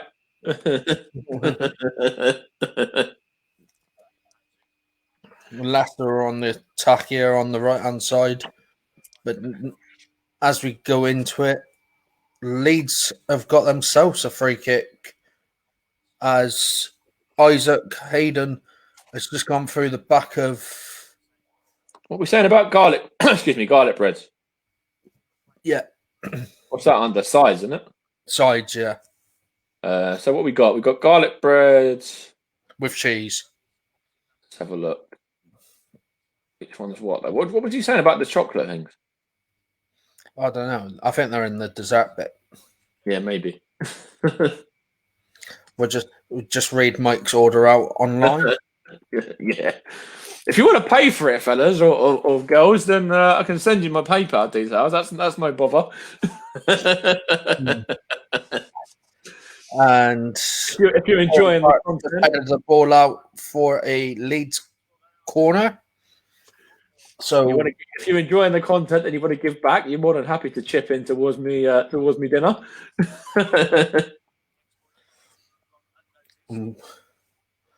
I think Leicester just had a corner error as well, but or were they appealing for a corner? I don't know. They got a free kick, or was Alex Ruby just shielded James Justin out, the former Luton man? Yeah, of course. You're going to be watching them in a minute as well, yeah. Well, I've got them on as well. What we got here? Garlic bread. Garlic bread. Good old Peter K. And Leicester were in again here. They got a free. No, referee Lee Mason there has waved play on. Oh, chocolate scrolls. I've seen them now. Yeah, I'm trying to see what garlic bread they've got. And Leicester have got it back with Christian Fuchs. Wilf and Diddy, the makeshift centre back, who's in. What would it be under? It doesn't say garlic bread. Oh, that's a poor ball, but it's just reached. Oh, Theo, get out of the way. Stop trying to stop him taking a quick free kick. Stop messing about, mate. I know I like you, but yeah. Watching. Oh, he is watching. He's watching me and Tom's watching me and you on one monitor, and he's got Middlesbrough Luton on the second monitor. He does that sometimes. He's done that. I think he's done that with Argyle and other games in the past as well. He lets me know when he's doing that usually. Yeah. Yeah, he's just sent me a photo of that. I think he's probably sent me the same. I'll have a look on mine in a minute. I'm trying to see. I'll get back to the game shortly, but it doesn't say garlic bread. It says garlic pizza sticks, garlic cheese sticks, and whatnot. But it doesn't say garlic bread. Well, you might just have to get garlic sticks then. Yeah. And I think Newcastle were appealing for a penalty here. I need to get a drink. Actually, I've got apple ties up there. That's good enough. Appetizer. Hey, and Arsenal have equalised. It is in the back of the net. And I didn't even see it. There we go. And it is, who is it? That man, number 14. Number 14, Pierre-Emerick Aubameyang. Leading from the front. Lovely ball. Just looking at it now by a good play by Saka. And Nketiah there. Aubameyang onside. Aubameyang finishes as Aubameyang does. Past McCarthy. We're back level. We're back in the game. 1-1. Number 14. Harney's arse. It's on the shirt. It's the number 14. If you didn't see, yeah.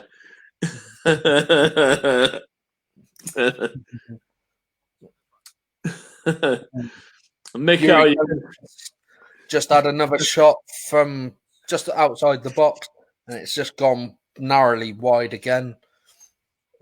Leeds are looking lively for this, as Jack Harrison. Cheers, Matt, for the like as well, mate. The Southampton fan that was in. Nice one, buddy. Thank you. Yeah, Matt, a very good friend of my stepdad, Steve Ayres. He used to work with at Telebiz. Oh, Matt Hill, was it? Okay, nice. Yeah, and I got in. Sweet. I got to know him because me and Matt are now, well, me and Matt met once just last year, I think it was, where we did because he's very good at quizzes. We went and did a quiz, and I think we came third or second. You want to get that to number one, get me involved as well with the amount that I've done with mine and all the quizzes and the stuff that I know. That you'll be right up to number one then, fellas. If you get me involved as well, that the three of us go down somewhere and do it, we'll be smashing it. Well, we'll definitely have to do one. You just need to get to Plymouth first, mate. Yeah, I know, mate. I know. Yeah, for sure, mate. I will, though. I will. Because I'm sure Matt will be up for that because he loves quizzes. Yeah, he loves getting involved in media as well. So hopefully we can get him on. He's getting involved Friday for the podcast, actually. He's going to be giving us a Southampton rundown. So it'd be good to get him in. Ooh, I might join you. Yeah, feel free, mate. Yeah. I might join because even though I'm not watching the game, I'm still getting a perspective from Mike from watching the game. I'm sure you'll see highlights over the next few days and that as well. So yeah. I mean, it's not like we don't share the same login for StreamYard, so nah, true. Jump in anyway. So that's fine, mate. I'm happy to jump. To we'll probably have Wayne involved. Yeah, Wayne's involved. Ed's going to be involved again as well. So there might be 5 of us or whatever, maybe 6 of us if we get anybody else. Like I don't want to get Sean involved, mate. Unfortunately, because I think he's going to be busy. It's probably be a bit of a difficult time for him because I think he'll be working, and we don't want to leave it too late in the day. So no disrespect to Sean, but he'll be working that night. I think with his Mackey's job. We're trying get. We might even try and get another Southampton fan. Yeah, well, I spoke to another one as well, and there's a possible second option. Yeah. I might have a look on Twitter because I'm sure I've got a few Twitter Southampton. You know what I might have to. You know what I might do. I'm going to see if I can do it. If either of the two guys are free, see if Kevin wants to come on for the weekend or Adrian Clark as well. Oh, it'd be worth getting Adrian.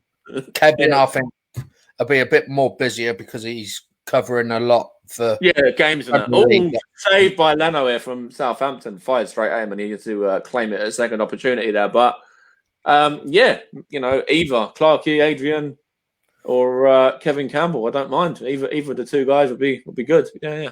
Or both of them. Don't think they played together though, but no, I don't know if they did it actually. Yeah. Wow, there's a lot of passes in this game. 222 for Arsenal completed, 252 for Southampton. That's almost 500 passes between the two sides. And it's not even been half time, but it's been.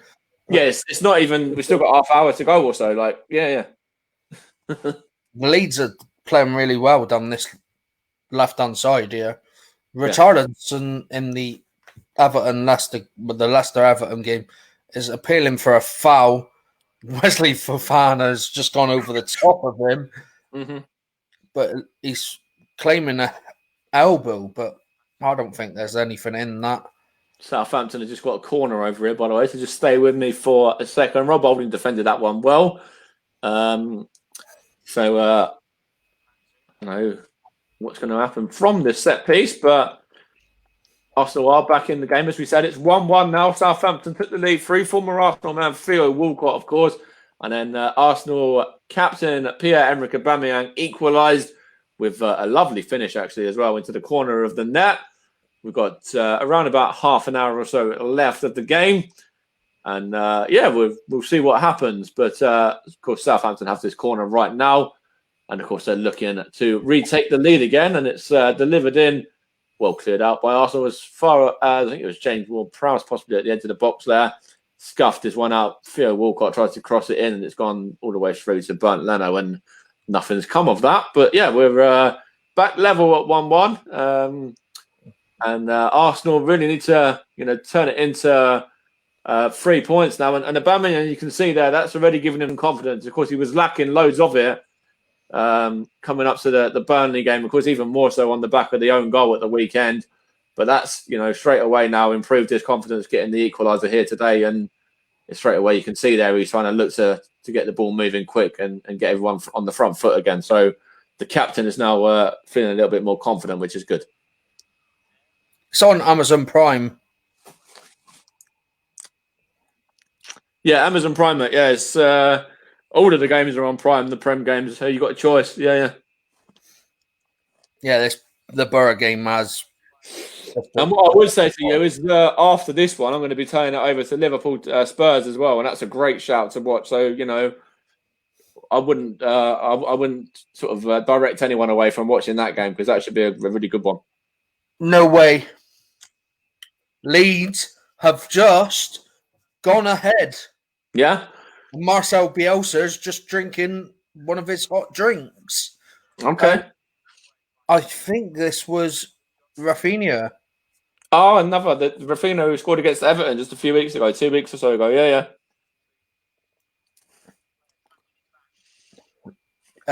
Good evening to Georgina, who is out in Spain. Oh, nice. Got a Spanish listener. Lovely. That's a great ball in. Or is it? No, I think it's Rodrigo. Oh, good save. Turned behind by Alex McCarthy. Arsenal were turning on the pressure now. And it is Rodrigo. So Rodrigo has put Leeds ahead here. Oh, wow. So they've come from 1-0 down as well, which is really good for them. Yeah. And there's a substitution for Leicester here. Jose Perez coming on for Senga's under. Oh, I've just seen who the lineswoman is as well for the Arsenal game. It's the main one, Sean Macielis. Yeah. Who is actually a teacher and from Coventry. That's right. She's really good at her job as well. So to be fair to her, what she does is really good. She is one of the best officials. Mm-hmm. But Jeff Hendrick's gone off for Newcastle, and Emil Crafter has come on for Newcastle as well. They just replaced their goal scorer then, haven't they? Yeah.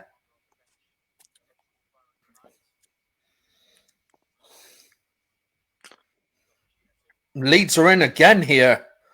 Patrick Bamford's going to have a pop, and Carl Darlow's just tipped it around the post. He's doing really well in Patrick Bamford in his spell. Yeah, he's a good striker. Yeah. Maybe no way. What's that? Gabriel's been sent off. Yeah, just now. I think he's got himself a red, second yellow. Let's have a look. I want to see what that was for. Bear with me. I said about the angel Gabriel earlier. He ain't no angel tonight. Second red for Arsenal in quick succession. Actually, at third, if you include the Leeds game as well. And as I said at the start, it's that disciplinary record. It's a harsh red as well, actually. He does put... Actually, no, it's not. No, it's not. Sorry. Apologies about that. He pulls back Theo Walcott. And Theo Walcott's getting away from him. It is a yellow card offence. And on a yellow already, you can't do that. Gabriel, you can wave your fingers all you want, mate. It's the right decision by the referee, that one. And, straight away on the back of that, Theo Walcott gets substituted as well. Redmond's come on. They're also bringing on Gineppo as well, who is coming on. I'm not too sure who for, actually, the latter there. He's coming on for Stuart Armstrong. So they're really going to go. You can see they're trying to go for this now, the Saints.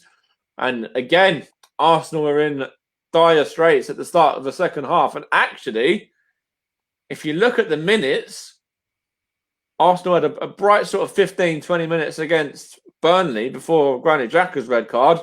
It's very similar again today. Go level, equalised for Aubameyang. And then again, after about 15, 20 minutes of the second half there, another Arsenal man sees red. And that is a real, moment of rashness, of madness.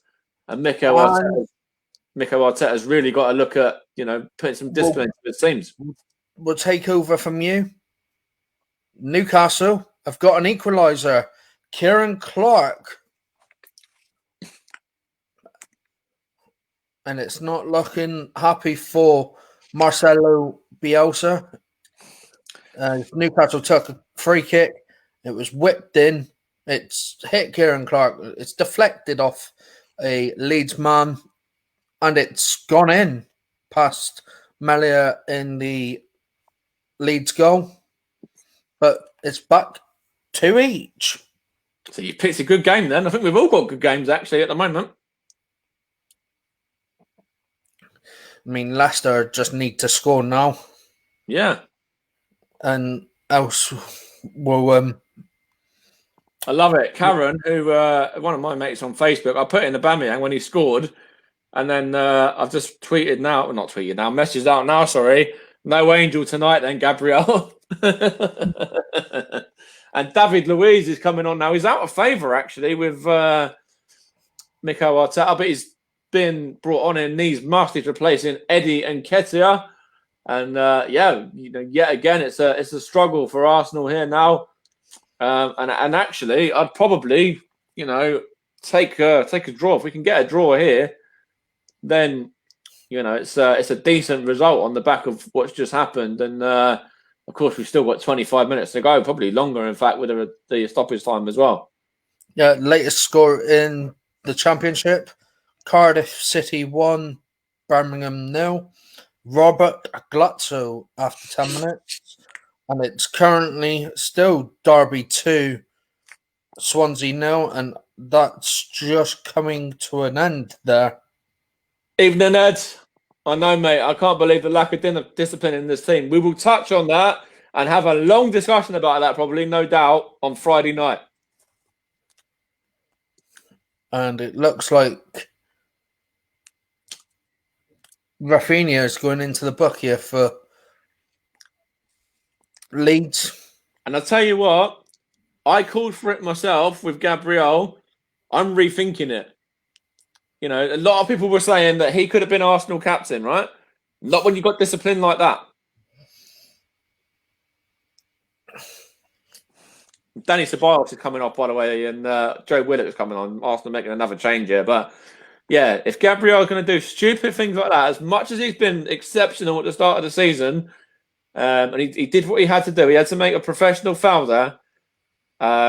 He can't be in contention to captain the side there. Sorry, but you have to give it to a model professional, somebody like Kieran Tierney. Yeah, everyone's tier was reviewed today. Yeah, the 16th or something, wasn't it? Yeah. And no one's really. Yeah, fair shout. Walcott was on the halfway line. He didn't need to touch him. Yeah. Could have, but then Walcott is a pacey player. We know about Walcott all too well. He scored in the first half by doing what Walcott does, and it's kind of a blessing that he's come off now, I think. But yeah, who knows? And Leicester are pressuring Everton's side all the way here. Mm-hmm. Well, just under half of the second half to go, 22 minutes, quarter of the game to go. I don't know if I don't know whether to. Walcott on the halfway line. Yeah, I read that comment. That's all right. Yeah. Keep up with everybody. It's been put back to tomorrow. Oh, has it? Oh, 17th now to Thursday. All right. Wonder why that is there, Brad. Because Brad Hicks there. Okay, evening, mate. Good evening. Shame that Leicester are not winning at the moment, but they are putting up good pressure. Mate, this is going to be a big order. I want to get some hot peri peri chicken poppers as well. I've not even considered and add barbecue dip. It's going to be like 35 quid. Kasper Schmeichel's 89th consecutive Premier League appearance for Leicester as well in the Premier League. If you're going to go out, I suppose you've got to go be about 40 quid and you go and go out with a bang. Go hard, go home. Yeah.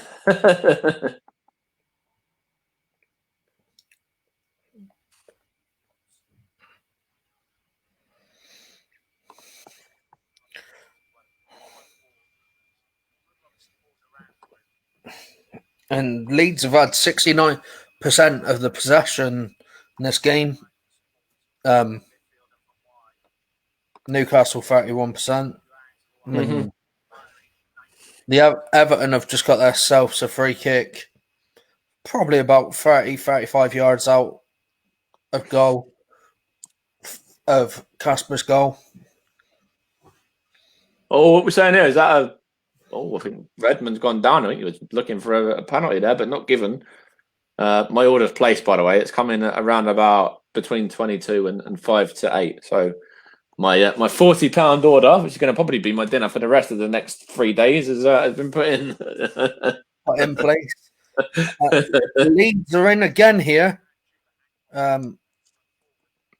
No, it's gone out wide. So, but they're doing really well. Leeds, they're playing well. It should be all right, actually. If it comes in, I doubt it'd be 10 minutes. It should be just in time for the end of the game. Yeah, which is fine. Yeah. And I'll run you through all 3 games that kick off at 8 o'clock's teams. Well, Southampton, Danny Ings there. Wow, has scarfed that one there. Willock's giving it to Tierney. Arsenal have got everybody back, but now they're swarming forward when they're in the attacking options as well, or the attacking position there, I should say.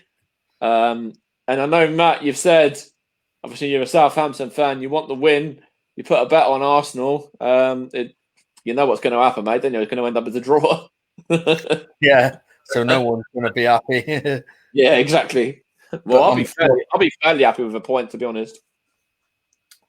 Leeds are in again, just cut out. That's Gabriel missing for the Everton game as well now. So even more, of course, Xhaka's banned. Bellerin, I think, is back. But, I think we'll have to rethink our defence for that game. I think David Luiz will be a starter. It'll be David Luiz again and Rob Holding like it is now. Didn't Xhaka get 2 yellows? No, it was a yellow to start with.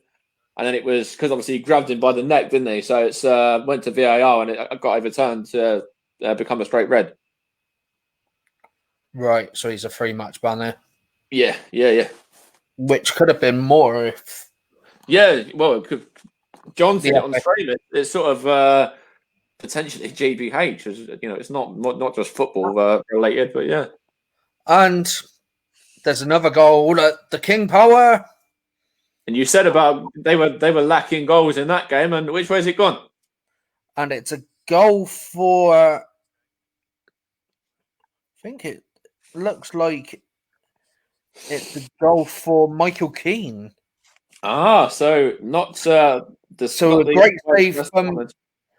There was 2 double saves there. There was a double save from... No, it's Mason Holgate. Oh, so the younger of the defenders. Okay. Yeah, so Michael Schumacher. Michael Schumacher. Michael Schumacher. I thought you were going to say Steven Schumacher for a moment, but Kasper Schmeichel's made a great double save, tipped the second one onto the bar, but Mason Holgate's in and scored for Everton to make it 2-0. And that was what was that? Was that poor goalkeeping there from Schmeichel again? Because obviously he was a little bit at fault for the first, wasn't he? To be honest, it's a defensive corner, and Napolis Mendy's come off here, and Kelechi Iheanacho, the former Man City man, has come on, and the ball's just caught the referee, but the referee's allowed Everton kick just inside their own half. So Arsenal were doing okay. They've been down to 10 men for about 10 minutes or so now. Still holding the game at 1-1, but Southampton are in possession here now on the front foot in the final third, overall with Danny Ings here, attacking Maitland-Niles, who does well actually. They're right back today. I say that, and he gives the ball away. So curse to the commentator. And there's a substitute for Newcastle. Ryan Fraser's going off, the former Bournemouth man. Yeah, good player as well. He's been replaced by Miguel Almiron. Also, there was a substitute for Dwight Gale, who's come on for Newcastle. So I think that was a straight swap for Joel Linton. Okay. What I will have a little look at is I know we've got lineup to be bringing you shortly. I know obviously my food's going to be here, but I will have a little look over. We're down to 10 men. Gabriel is showing a second yellow. I don't know why they keep tweeting that like it's like some sort of achievement that Arsenal got another man sent off again. Fofana, calm down. You don't want to be sent off. Yeah. Lucky I don't have him in my fantasy football team, where I do have Gabriel. Oh, you do? That's not good. Minus 1 point. Yeah. Well, he conceded a goal as well, though, Arsenal. It's only over 2 goals. Oh, is it? Fair enough. So I'm lucky it's only that. And I think he got sent off before the 60th minute as well. Yeah, he did. So you don't get any extra for the fact that you play over 60 minutes. No, I lose. I lose 1 point. Yeah. And I was going to put Fofana in my team, and he's conceded 2. Or 70 minutes, whatever it was. Yeah. I know it's been about 10 minutes since he's been red carded. It's been a little while now. And Arsenal are still holding their own, which is okay. It's a decent looking shape, as much as it can be with this flat with down a man light. But yeah, Leeds are looking very good in this game against Newcastle. They're in again here, and they've just took the lead again. Oh wow! Oh, what a ball in that was from the left-hand side. I think it was Jack Harrison who played it in. Yeah. Yeah. And it's a goal for Stuart Dallas. Okay, excellent. That's good. Well, he's a good player, is Dallas, actually. It was whipped in. Southampton are on the attack, yes, with Danny Ings again. There's a chance here for 2-1. It's Leno does well there to claim it against Che Adams. And, of course, the two strikers combining there. He sticks his thumb up there to his... Bamford held the ball up. It wasn't. It was a mishit cross, but it went over Rafinha. And Stuart Dallas at the back post has headed past Carl Darlow in the Newcastle goal to make it 3-2 Leeds. Yeah, you picked a good game to stick on, mate. You really have. I think I have. Apart from that, I'd love to have seen Leicester get a result against Everton. Yeah. And, of course, Everton winning, of course, is more bad, pressure for Arsenal at the moment as well, because we go to Everton at the weekend and it's currently still 1-1 here at the moment, but this could all change in the final 12, 13 minutes plus stoppage time. And Everton are an informed side. They're at home as well. And, the fact they're, what tier are they? And they can have fans in, can't they, as well? They've got supporters at the weekend. 2,000 fans, at least. Mm-hmm. As Brad pointed out, the tiers have been put back to tomorrow. So they might even go to tier 1. Who knows? Yeah, and that would be even more of a sort of shock for Arsenal, really, to go to Everton. And, we don't know what's going to happen in this game yet. Southampton can still nick a win. Yeah. Who knows? And Everton are in again here. With just under 12 minutes to go. Wayne said it on our podcast on Monday. We've got bad memories of Southampton. We went to a League Cup tie at the Emirates here against Southampton when Arsenal lost 2-1. I think it was it Nathaniel Klein who hit one from about 25 yards or 30 yards and won it for them late on that day. We were at that game. So we don't like Southampton as we don't not like them as a club, but we don't have great memories of Southampton is what I should say. Well, Nathaniel Klein now playing his trade at Crystal Palace. Yeah. Back at his old stomping ground. Yeah, of course.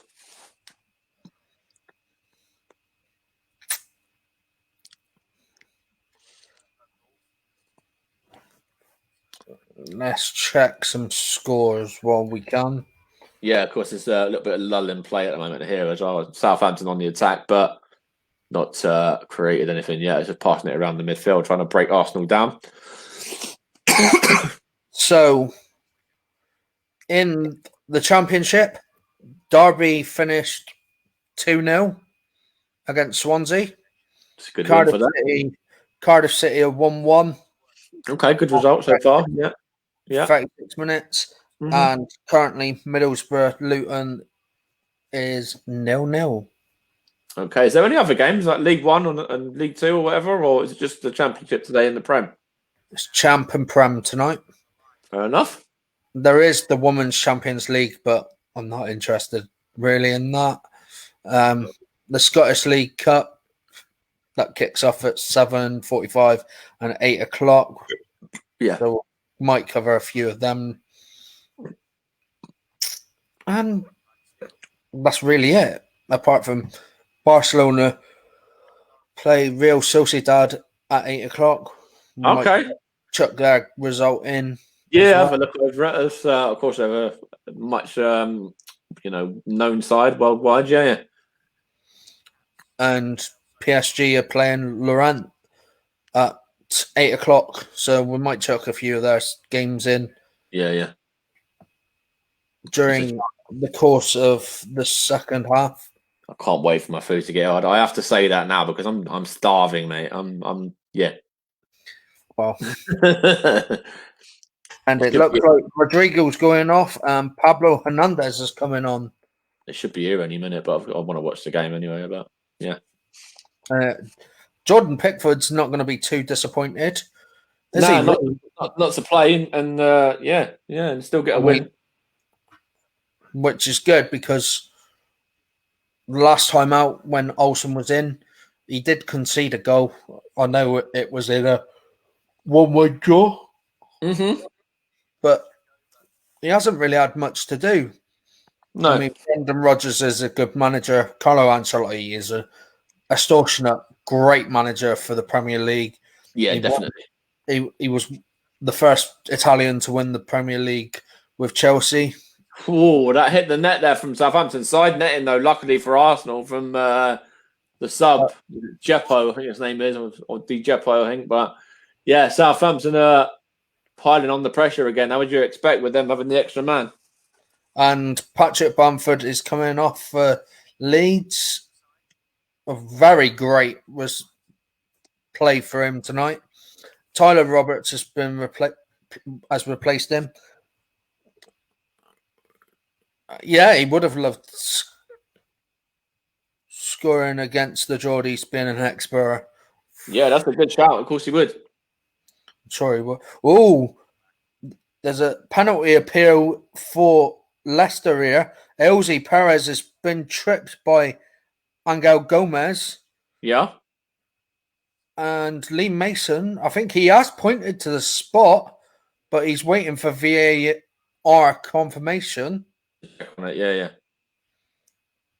While we're doing that, they're checking the penalty for a foul. In my opinion, I think it is a foul, but I think Lee Mason should go to the screen to look. Yeah, that's the shout. Yeah, of course it happened yesterday, didn't it? With the penalty. He has caught him, and I think it is a penalty. Yeah, but that happened yesterday in the Wolves game, didn't it, as well? And it was overturned in the end, but yeah. Oh, and he is going to the screen. Will Vardy take it? Probably if he's on and Vardy will be taking it. And Lee Mason is jogging over to the VAR screen, which I'm glad he is doing. And as Leeds have scored a fourth. And Cedric Suarez is getting ready to come on, by the way, for Arsenal here now. The former Southampton man that we touched on before. And he's going to do it after this free kick's been taken. There's a free kick here for Arsenal in a dangerous position. But who got that fourth goal? Annie Aluski. Oh, Alioski. Yeah. And VAR decision, No penalty. So it's same as what happened yesterday. Then it was given and then chalked off again. Yeah. So Andre Gomez there is very lucky, and it's no penalty. All right. And we're still talking about it. And there's Cedric Suarez coming on for Nicolas Pepe, I think, is it? Let's have a look. I think it's Pepe. I think probably he has made contact with him. Yeah, Pepe's coming off for Arsenal. Yeah. He has stamped on him.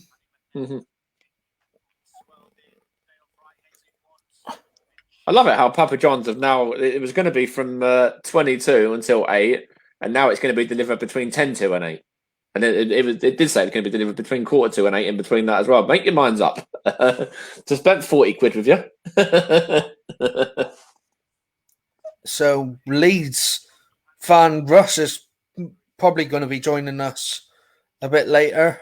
Yeah, I'm sure it'd be buzzing if this holds out as well with the result.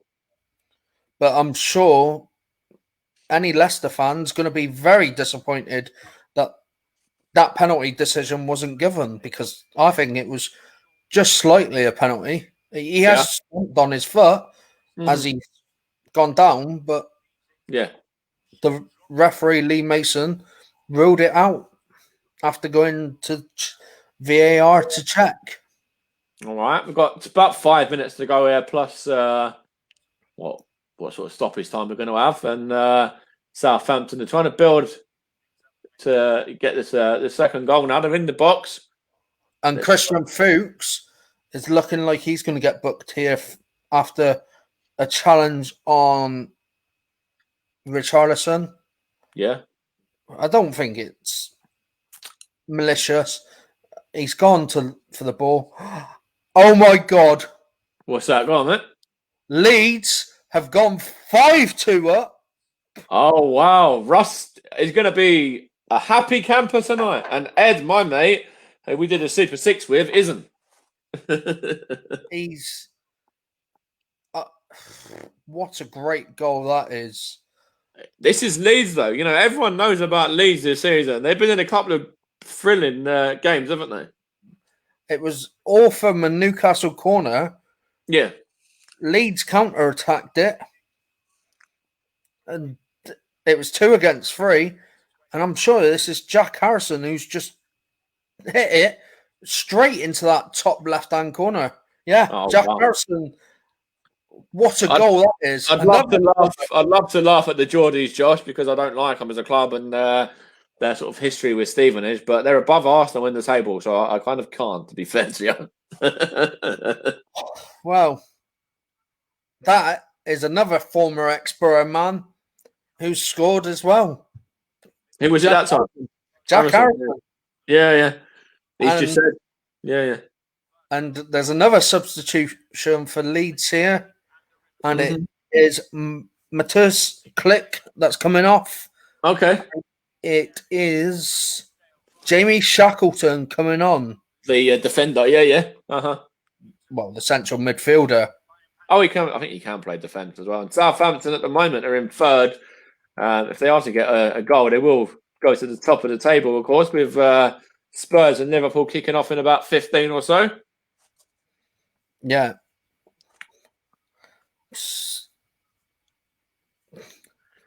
Very busy schedule this was. Yeah, busy night, but it's been good fun so far, and of course, we've still got the bulk of it to come as well. Yes! Have Leicester got a goal? No! It's been ruled out. I thought you were going to cheer Middlesbrough then. Oh, Southampton claiming a penalty, but it's not given. Right, okay. It has been ruled out for offside. They're going to VAR that, though, do you reckon? Or nah, it is clear and obvious that he is offside. Yeah. Jack Harrison's been nominated the man of the match for Leeds game. I know, I will agree. He has been pivotal in this Leeds team tonight, as Everton are making a change here in the other game at the King Power, and it looks like it's the youngster that's coming on for Dominic Calvert-Lewin. It is the youngster Anthony Gordon. The young man. Yeah. Okay. Ralph Hasenhüttl there was claiming for a penalty. He was had his arms up and everything on that one. Southampton are finishing strong though at the moment at the Emirates, and it does look like Arsenal are going to be hanging on for a draw here, which isn't a great result, but it's not a loss. So, if they hold on, if we manage to hold on, it's better than it could have. Well, better than it could have been when Theo scored anyway, and better than it could have been when the red card was given too. Yeah. We're into, I think that says 4 minutes of added on time at Leeds Newcastle. It's currently Leeds 5, Newcastle United 2. And we're just going into... They're going into injury time at the Emirates as well. I don't know how many minutes there's going to be of yet. We're going into... Can't even see that one either. 4 minutes at the King Power as well. And let's see if we get the 4 minutes at the Emirates. They'll make it a triple header. And it's currently Leicester 0, Everton 2. And we have gone into stoppage time here as well. And the board has gone up. You know what the number is, don't you, Ryan? It's 4 minutes. We've got 4 as well. Wouldn't it be? It would have been quite funny if they all were simultaneously finishing at the same time. Would have been.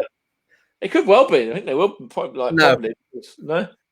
Leeds is into the second minute. Leicester's into the first minute of their added on time. Arsenal thinks about first or second as well. I know I might even be a little bit delayed actually. My prime seems to be a minute behind when I was watching yesterday for some reason, but it is what it is. But I think the man of the match in the Leicester Everton game, it's gone to Abdoulaye Doucouré, the former Watford man. Yeah, of course. In the summer. Part of that Watford side that stopped Liverpool from going unbeaten as well, wasn't it? Yeah, and John Joe Canny has just come on for Alex Iwobi. Former Arsenal Academy graduate. Nigerian international. Worked his way up through the ranks. Yeah, we even played a handful of games for Arsenal's first team. He did quite a few, actually. Yeah. He did all right when he was playing most of the time. But Arsenal were laughing when they... Off the bar. Rob Holding, free header. Headed it off the crossbar. Wow. Arsenal almost nicked it.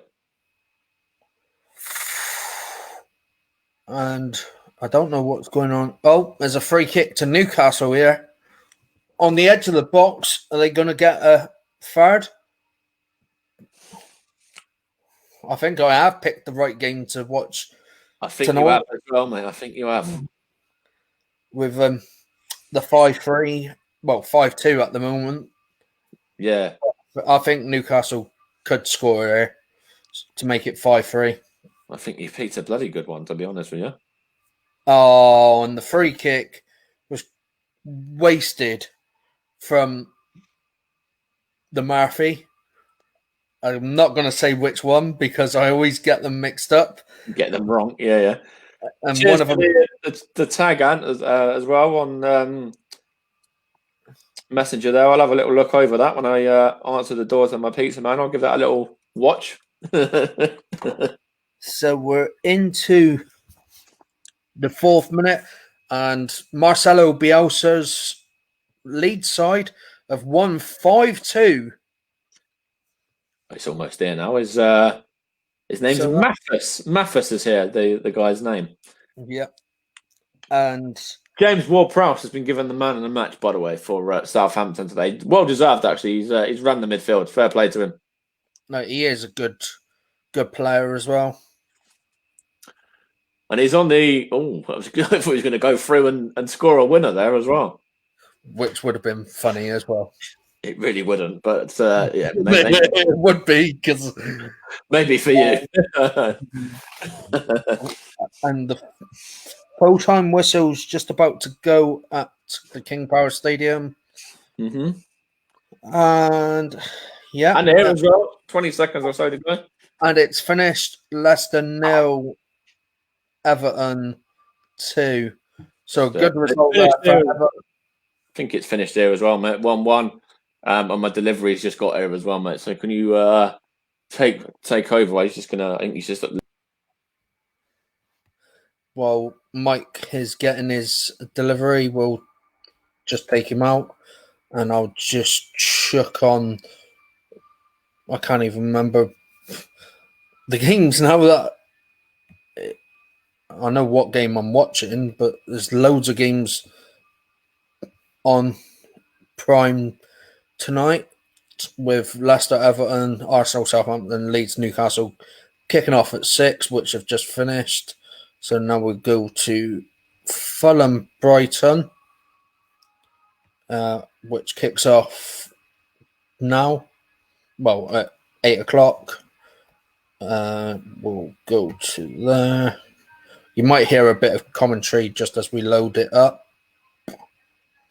As I load it up, actually, because I don't need to see this message.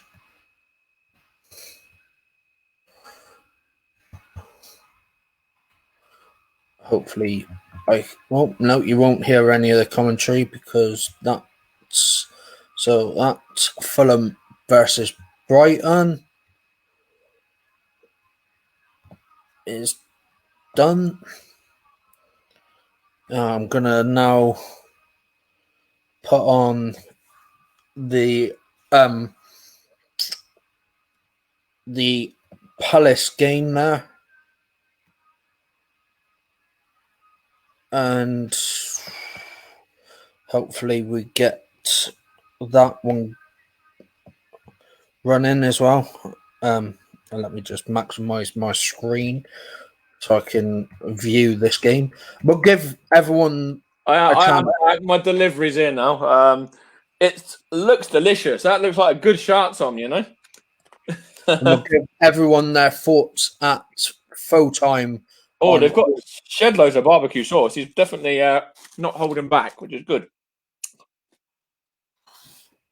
We'll give everyone their chance to look at review the games after the full time whistle of the last game that goes, because we can't synchronize any of the games. Yeah. So I've got one game up.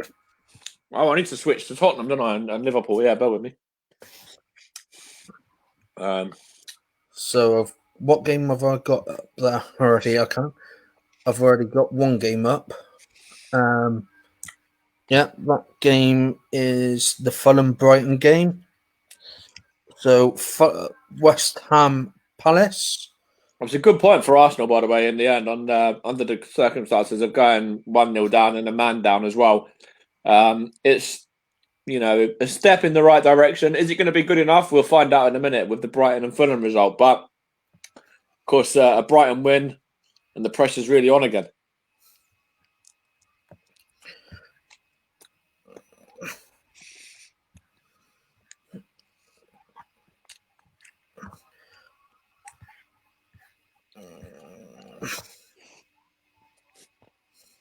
Come on. Right. Where's Prime not letting me change channel here? And it's currently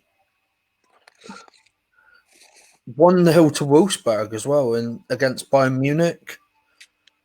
Oh, yeah. What we got here? Let's go to Liverpool, Tottenham. Let's go to the big one at Anfield. It should be a title. Yeah. It might be a title contender. Yeah. And currently half-time at Cardiff City, 1-1. Middlesbrough 0, Luton 0, Blackburn Rovers 0, Rotherham United 0, with that game just 11 minutes in. Mm-hmm. I've got another game to watch as well, because I'm going to have... I forgot how much I love barbecue sauce to celebrate on pizza like this. I'm going to have the Liverpool game on as well, so I'm going to I won't be I'm spectating on this. I'm not going. I'll be watching it, but not saying. I can give my views on the game, but It's like me though. I'm not really going to be saying not loads about the Spurs or whatever. Obviously, the lineups are in now and stuff, but I won't be getting into it as much as I was with Arsenal there, because obviously Arsenal's my club. But I've got so many games on, and I'm like, oh, which one can I chuck? Yeah. Hang on, let me chuck that there. Well, we don't have to. Right, we'll probably run you through the teams of the 3 games. I'll run you through Liverpool and Spurs when I finish this slice in a second. Just give me a minute. Yeah, so we've got the Brighton, the Fulham team. So Brighton are going to be starting with Sanchez in goal. I don't know if that's Matt Ryan or anything. Lamity, Ben White. No, it's Sanchez. I know who Sanchez is. It's not Ryan. No. Lamity, White, Webster, Dunk, your captain. Basuma, Trossard, Lallana's come back from his injury.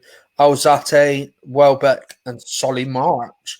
And on the bench is Jason Steele, Aaron Connolly, Neil Maupay, Pascal Gross, Zahab Hanabakash, Dan Byrne, and Veltman.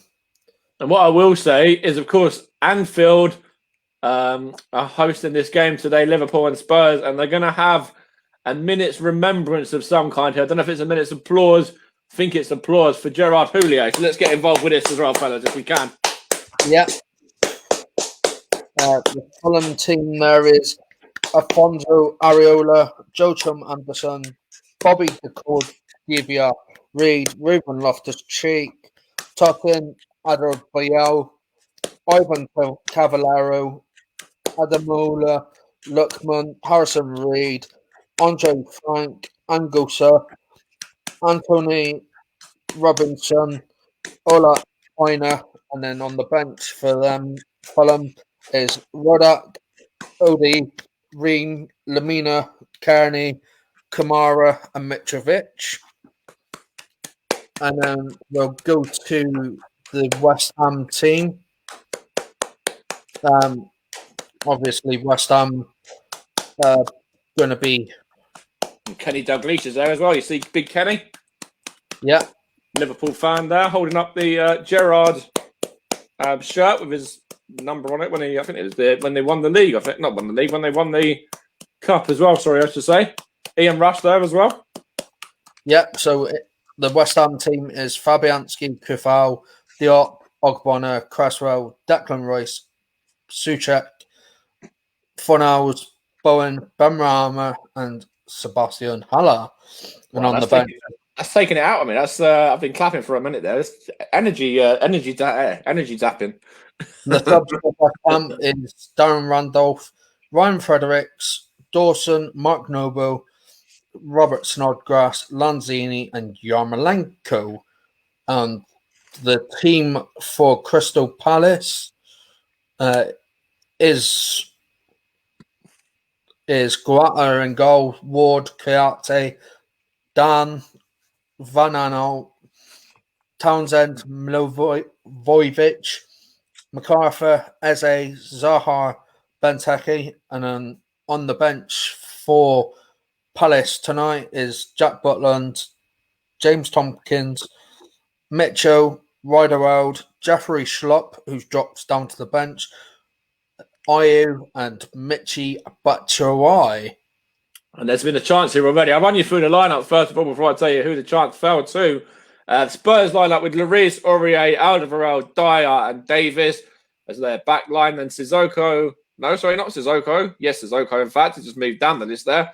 Sissoko, Bergwijn, Højbjerg, and Lo Celso in midfield, Son and Kane. And the other two, of course, the informed two as well. And then Regulon, Winks, Hart, Roden, Ali, Lucas Moura, and Ndombele are the substitutes for the visitors. And then the home side, Allison, Trent, Alexander-Arnold, who that chance just fell to, actually. He just had that one fired wide of the goal after about a minute. Williams, which is R. Williams, which is what's his first name? I can't remember. I think it's Ryan Williams. Might be Ryan. And then we've got Fabinho, Robertson, Jones, Henderson, Wijnaldum, Salah, Firmino, I should say, and Mane. And then we've got Keita, Minamino, Origi, Phillips, Kelleher, the other Williams, and then we've got Oxlade-Chamberlain to complete the bench as well. And of course, we did just remember Gerard Houllier there as well, who sadly passed away just a few days ago. So big rest in peace to him. And thoughts, of course, go all to his family and friends at this sad time for those. Oh, yeah, it's Reece Williams, not Ryan. Fair And enough. the other Williams is Nico Williams, the Welsh international. Yeah. That was a quick swap of changes and all that. So now we've got. Cheers, Brad. Yeah. Thank you very much, Brad. I was thinking it was Ryan, but it's not. Ryan plays for Portsmouth. He does. Yeah. That's right. The former Accrington man. Yes. Is the younger brother of the former Middlesbrough man, Reece Williams. Okay. All right. And it's not the Reece Williams that's playing for Liverpool tonight. This is only a young kid, young lad. Yeah. But yeah, of course, that was moving there with that memorial for Gerard Houllier. Of course, you saw Kenny Dalglish and Ian Rush there. Mourinho and Klopp were very thoroughly involved as well. Jordan Henderson and everybody from Spurs were all getting involved. And of course, I'm glad we did it like that as well. I'm glad you applaud him because you applaud legends, you don't silence legends. So there we are. It's a mark of respect there for Gerard Houllier. And as I said before, big rest in peace to him and thoughts to everyone that knows him or knew him, I should say. And to be honest, he's going to be remembered for winning the treble back in 2001. Oh, don't get me started on that FA Cup, mate. When Michael Owen scoring. Yeah, absolutely. It was a great goal as well, to be fair to Michael Owen. But I was watching it with my mate who was a Gooner and his mum who was a Liverpool fan, and she was rubbing it in left, right, and centre.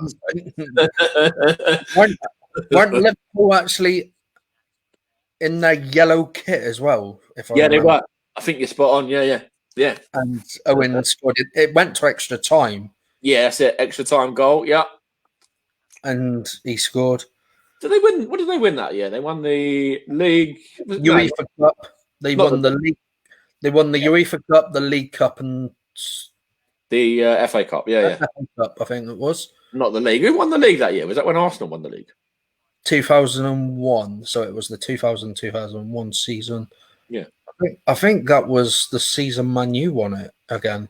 It weren't the Invincible year with Arsenal, was it? No, that was later. Yeah. Hang on, let's. Yeah, I want to see who won the title that year. I'm gonna have a quick research if Brad Hicks hasn't beat me to it. It might have been Man U. That's probably not a bad shot if it wasn't Arsenal, because that was the informed teams at that time of the year. It was Manchester United. Fair enough. And Alex, of course. Yeah. Thank you very much, Michael Kuma, there, who also confirmed that it was United, even though I'd already got there. So there was the Intertoto Cup as well that Aston Villa and Newcastle got into Europe through that way. Indeed, they did. Which was good. Apologies about eating my dinner on stream, but needs must. I ate my dinner on stream, so and to be honest, it was a very good dinner. Thank you very much, Amy, there.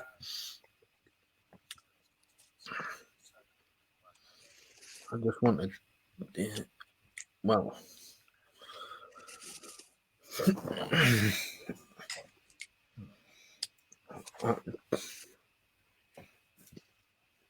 just remember that I've got garlic sticks and spicy chicken out there as well. Ooh. He's gone for the full works. Yeah.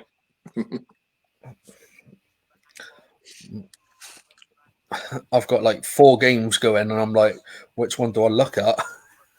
And the chocolate stuff I put in as well. Ooh.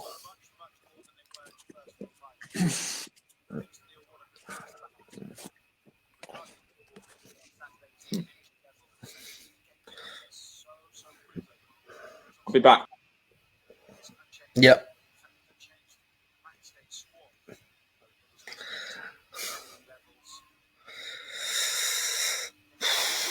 Sanchez has taken a goal kick here. Palace are appealing for a free kick, which Chris Kavanagh, the referee for the Palace West Ham game, saying no free kick. Looks Kofal did really well there. Big shout out to Barry Swain, who's actually a big Fulham game. You know that, Mr. Kumar. You know that, my man. He is also commentating on this for TalkSport International, so you can listen to Barry Swain on his commentary for Fulham, the team that he supports, against Brighton and Hove Albion. Just got some drink as well, a bit of apple ties, what was left of it anyway. Yep, it's good to see Alisson Becker in goal again after his little spell out. Yeah, of course, he was out for a while. And, Adrian and also Cameron Kelleher all come in and deputised fairly well, actually, didn't they, the pair of them? Oh, well, Kelleher was probably the better keeper out of... He was exceptional in the Champions League game, wasn't he? Yeah. Yeah, where he kept the clean sheet against Ajax. That's it, spot on. I mean, he didn't do well in the last league game that he played because he did concede. Yeah. And there's been a goal at the Riverside. What? Which way's it gone? To the Middlesbrough or? And it's gone to the home side. I think it's Chuba Akpom that's just scored. Just getting Chuba, the old Arsenal man. There we are. Yeah. He's doing really well for Borough with Duncan Watmore playing as well, who is set to sign a new long-term contract with Borough after doing well in his short spell with Borough because he's on a short-term contract. Yeah. With Borough.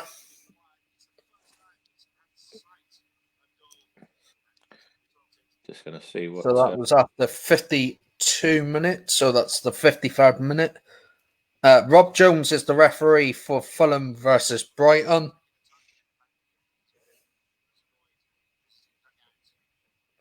And this is definitely a great result so far for Borough.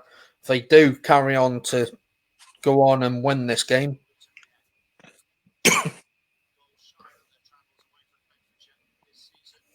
I mean, Luton have been very good this season. I mean, a lot of people would be like, well, writing them to be relegated, but they have been a great side this season. It's all happening off stream today. I've just been invited out for a meal now. I'm going out for a meal Monday lunchtime now as well. So, I've had an invite for a meal and a family member give birth whilst I've done these streams today. So there we go. And another thing is, big rest in peace to Sonny Bradley's dad, Ray Bradley, who suddenly passed away a couple of days ago. The Luton captain, the former Argyle central defender, very highly rated by his dad. And I really loved seeing Ray at the games after the game, having the chat with Sonny and all that. And Ray, you'll be sadly missed by everyone around the footballing world, even though you're only the son of the father of one of the players. But you will be sadly missed, and I'll sadly miss you because I know Sonny thought highly of you as well. Oh, wow. Liverpool almost took the lead here. And it's Firmino there. You were talking very Sorry, young. mate.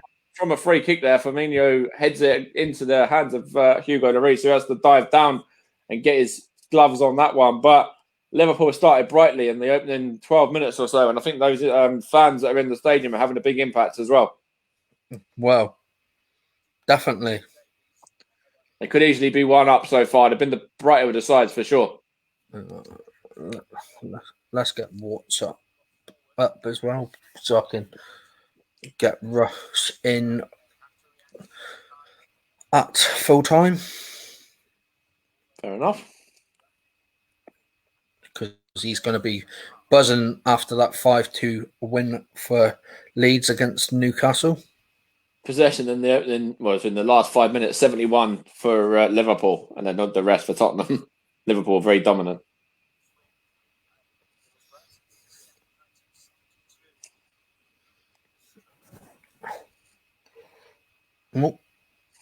One of the Brighton Fulham stream frozen, but it's all right now. It's come back. Yeah, my Liverpool one was buffering for the start as well. I got it quite quickly after that, but it wasn't. Wouldn't have been great to miss the start of such a big game. Yeah. Of course, hopefully everyone's enjoyed the watch along that we've already done. Of course, we've been on for 2 hours and 26 minutes already. We've covered 3 great games. Arsenal's 1-1 draw with Southampton.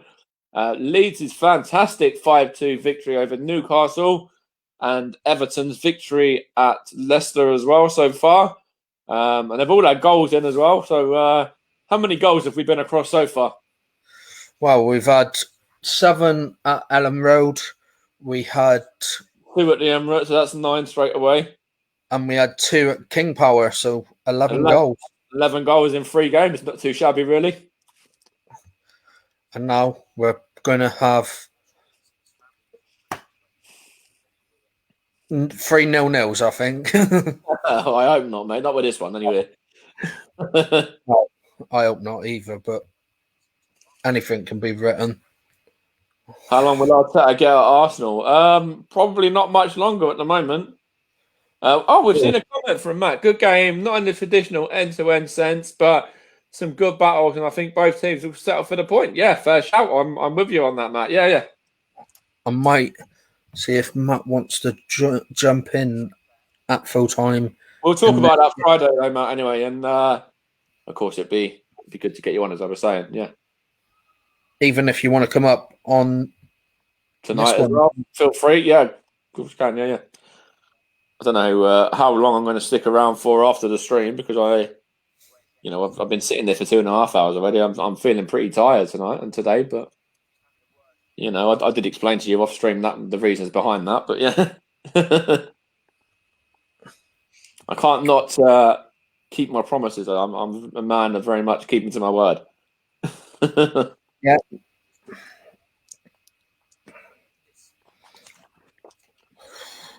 Lamarty is looking like he's... No, it's not. It's Basuma, isn't it? Basuma's looking gingerly walking off. And it looks like Brighton might have to be forced to make a change here. Mm-hmm. Because he was limping off. And Brighton have just kicked the ball back to Fulham. Okay. Back where Areola, who is on loan from PSG. Yeah, the French Giants. Yeah. And he was a La Liga winner last season with Real Madrid. Yeah, he was. He was indeed. And now he's going to be a relegation. Okay. 2 things I've just seen there in the Liverpool game. Are you watching it as well, right? Yeah. The amount of people that have got their masks down, for one, in the crowd there, did you see? I've not seen nothing as of yet. I don't know what minute you're in. 15 and a half. I'm ahead of you, so I would have already seen it, but I didn't. There was a couple of people there that got their masks on, but like not covering their mouth or their nose. so the stewards should be covering that. Yeah.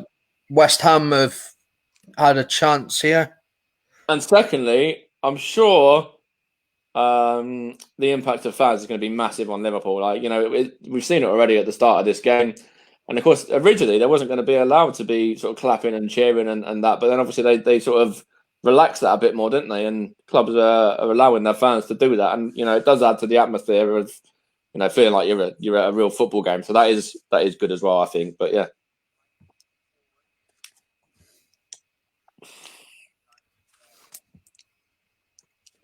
As much as it's still could be infecting people and spreading it across, especially not wearing your mask properly like that. But it's a stream for the story for another day. I really, it's not for, but yeah, we've got our own theories on that and our own theories on when fans should have been allowed back into grounds and if they should be allowed in grounds even now as well, Brian, haven't we? So yeah, I can understand both sides, but yeah, it's a story for another day. Mm-hmm.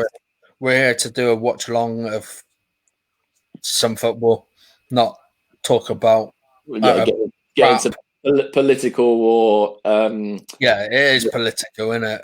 That kind of stuff. So yeah. I've just messaged Matt and he's asked. Just in the, I don't want to say too much about politics, but I was going to say Arteta out, Boris in, but there we go. You all know which way I voted now. There you are. You voted for Boris. I did, mate. To be fair to you, I'll have to, I'll have to call that one now as I've said it. But yeah, I did. He voted for Boris just over a year ago. Yeah. Even though he was already in power anyway. Mm-hmm. I was a big advocate of Brexit as well, to be honest.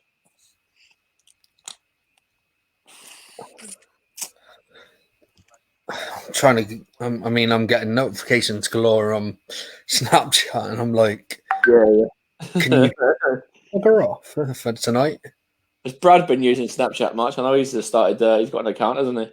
Yeah, he's using his phone, which I'm pretty shocked about. The first one he sent made me laugh. It was like, an old person who was trying to take a photo. Yeah, and then the second one was a bit clearer. Yeah, it was better, but the first one was funny. Yeah, I did see that on his story. He's not very. His mum made me laugh as well, Jeanette, saying, I'll leave Snapchat to you youngers. Oh, yeah. I'd get her on it anyway, so. Yeah, fair play. All right, man.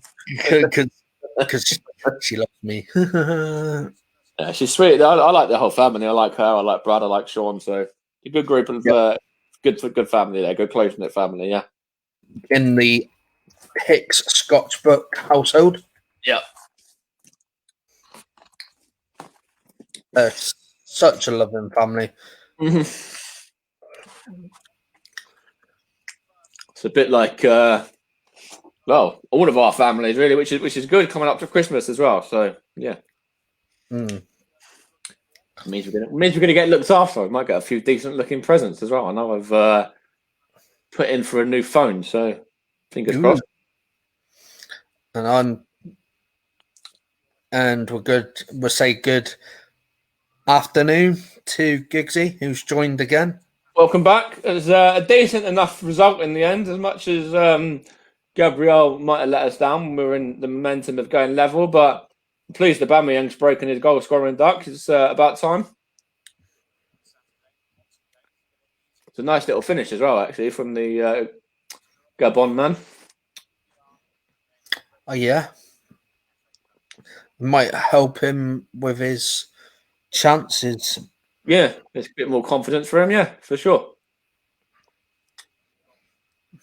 Nope, there's an injury to Aaron Cresswell here. And David Moyes is looking to his bench because it looks like Cresswell has picked up a big knock here as he's tried to play the ball as he's got it. But lucky enough, he had control of the ball. So West Ham chances at both ends here just now in this Liverpool game as well. It was a bit of a cross shot from Spurs that almost caught Alisson wrong-footed, and then there was a chance there for Mo Salah who just fired one at Hugo Lloris down the other end, and Giggsy didn't even see the Aubameyang goal. You'll have to try and grab it on the highlights. It was a nice finish. It was a good build-up, good work, and yeah, good finish from the player that's so far out of form. He was still confident enough to, place it into the corner. It was a nice goal. There's some feisty game here. Lamity's just gone through. Lookman's just took him cleanly out, but didn't get a book in. And Lamity's back on his feet. So, and of course, Phil Walker, Southampton's goal, as we all knew was going to happen. And we're into a little drinks break here at West Ham as they are trying to deal with Aaron Cresswell. All right. Just going to have a look here. They're still 0-0 at this one at the moment. Liverpool are trying to go to the top of the league, of course, and that draw really does put the pressure on. Well, not the pressure, but makes this side even more. Makes this game even more tasty now for these two sides, because the winner will 100% be top of the league, and actually, go a couple of points clear of Southampton as well now, who dropped 2 points really at the Emirates. From their perspective, after going 1-0 ahead. And Kevin Nolan's just given instructions here to Ryan Fredericks, who is going to be looking like coming on for Aaron Cresswell, the former Borough and Tottenham and Fulham man. What's this looking here in the background there as well? A possible red card, maybe? Well, there's a penalty. I think there's a penalty. Yeah, there's a penalty at the Riverside, and it's a penalty for Luton. I don't know if there was a red card. Well, not a red card, a possibly red card for the Middlesbrough man. Was there as well? I'm not sure. If not, it doesn't say there has been a red card, but it might have been a possible one that they haven't given then. But it's a penalty to put them level down at the Riverside there, the side from Bedfordshire. Yeah. It's James Collins who's going to take this penalty. Very good penalty scorer he is. And he's made it 1-1. It's equalised, yeah. So that was a good bit of play from Luton there to win the penalty. That was a 1-2 there from I think they come off of Jordan Henderson, and the referee played a 1-2 off the ref there. And Fabian's trying to get the ball going. The Borough players are appealing. Why was this given? But obviously the ref is now going over to his linesman. Okay, so they're kind of going to double check something. Are they all right? Because of course it's Championship football, so there's no VAR. Yeah. So maybe the linesman and the referee are going to just keep an eye on the fact there wasn't any encroachment, maybe, or something like that. I don't know. It looks like there might have been an encroachment, but obviously I don't get to see the views of this. Yeah. I'd like to think that a penalty should be retaken, but I don't think from what angle I see, I don't think there's any encroachment. Fair enough. Nope. The penalty has been taken away. And he's so this is confusing. So they've taken the penalty, they've scored the penalty, and now they're going to be rescinding the penalty. Okay, this is a bit unusual for the Championship. Wow. I think this is what it looks like. Wow, they're just looking there. Pass is completed. 187 for Liverpool and 51 for Spurs. So Sonny Bradley's gone to the referee asking what's going on. Yeah. You can't give a goal. No, of course you can't. It's no one. All the players are confused. VAR, drop down a league.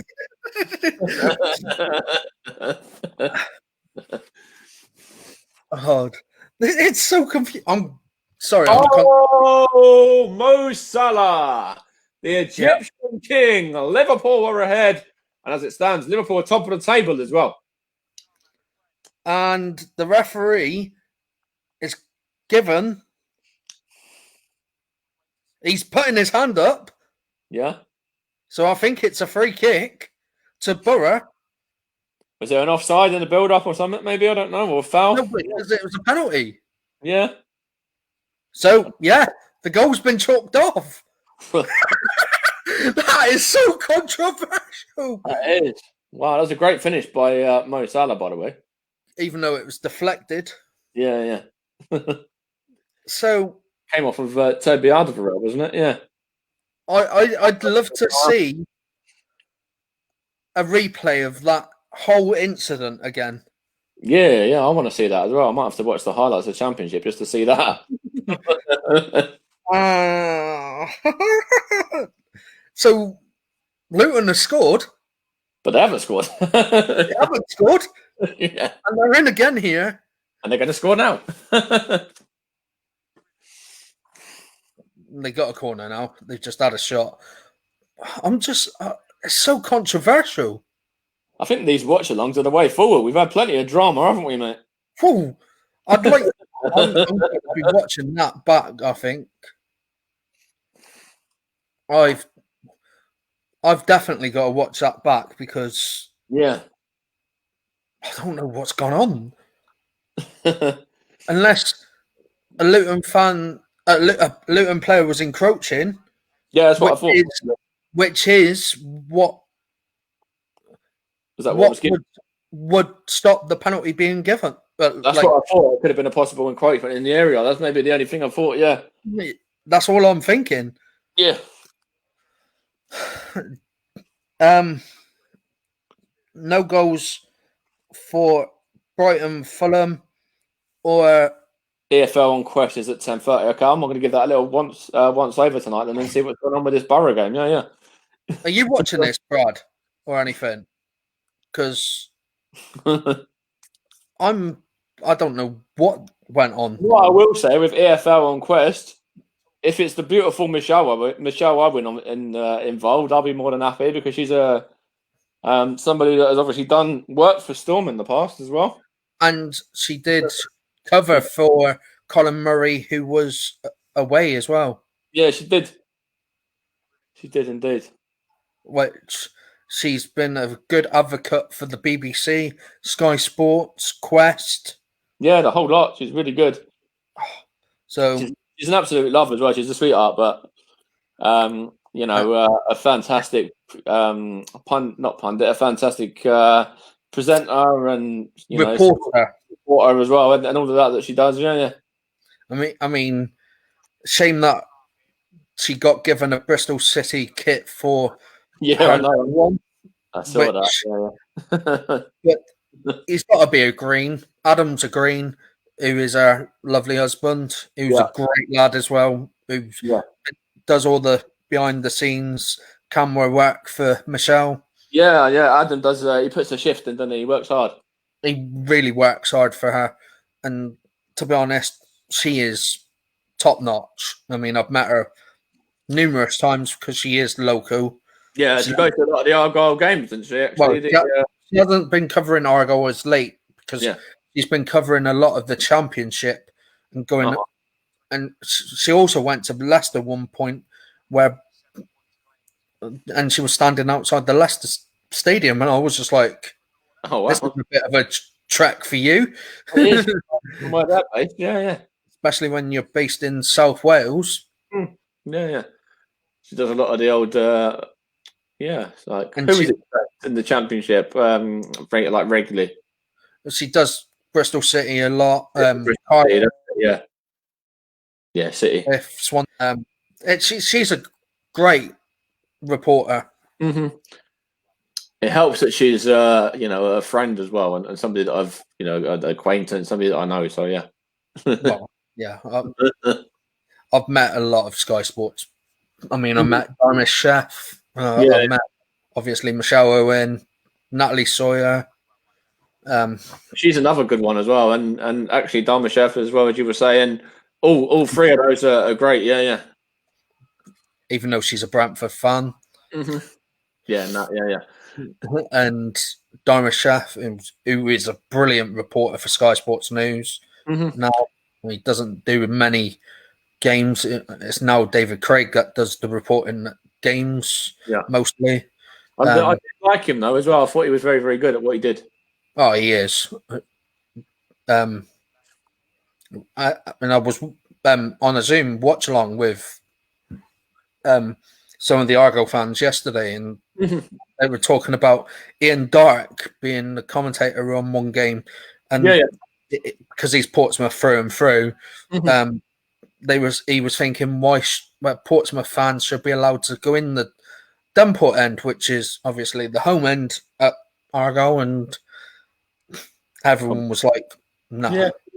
And commentate. They do it, Stevenage actually. When Steve and Dean or Steve and Jamie do it, there's normally a commentator for an away club there as well. The away club, and of course, mentioning Stevenage, I've got to mention the fact that we had our game postponed yesterday and our game postponed on Saturday as well, due to a couple of players having positive coronavirus tests and people having to self-isolate there. So, just hopefully everyone's on the mend soon again, as Spurs have equalised there.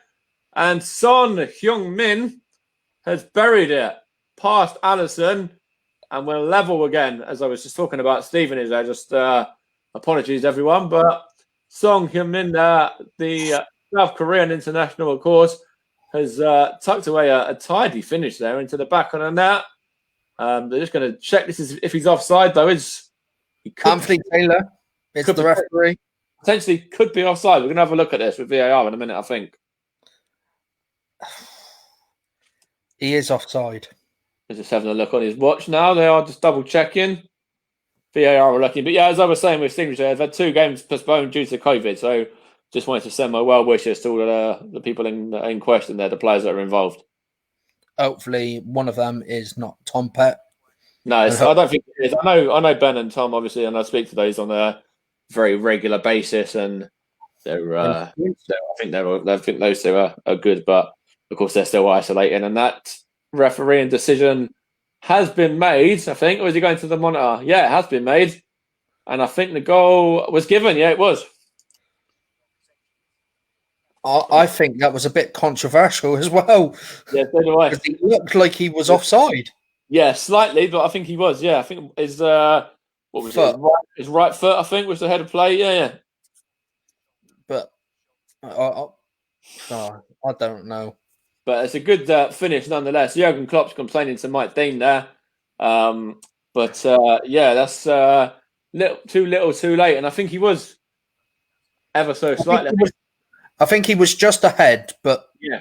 There's 2 though. I think Harry Kane as well is on the other side, but I don't know which one is offside. I think maybe both. In fact, one sort of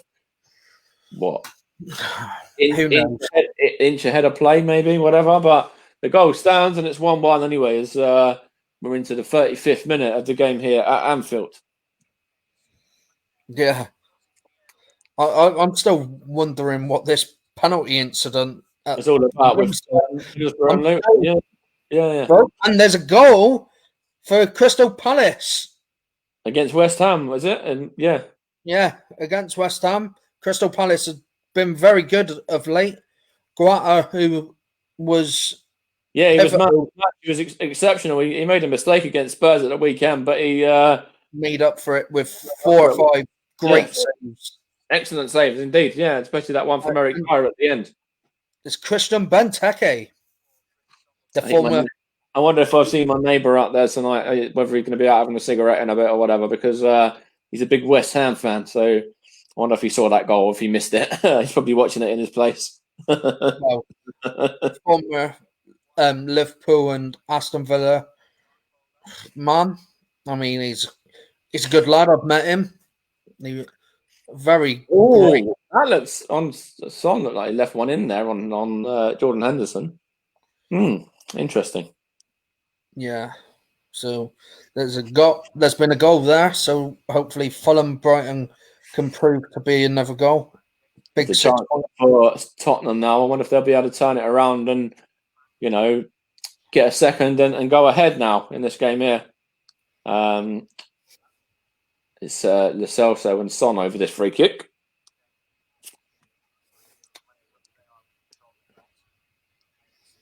Mm-hmm.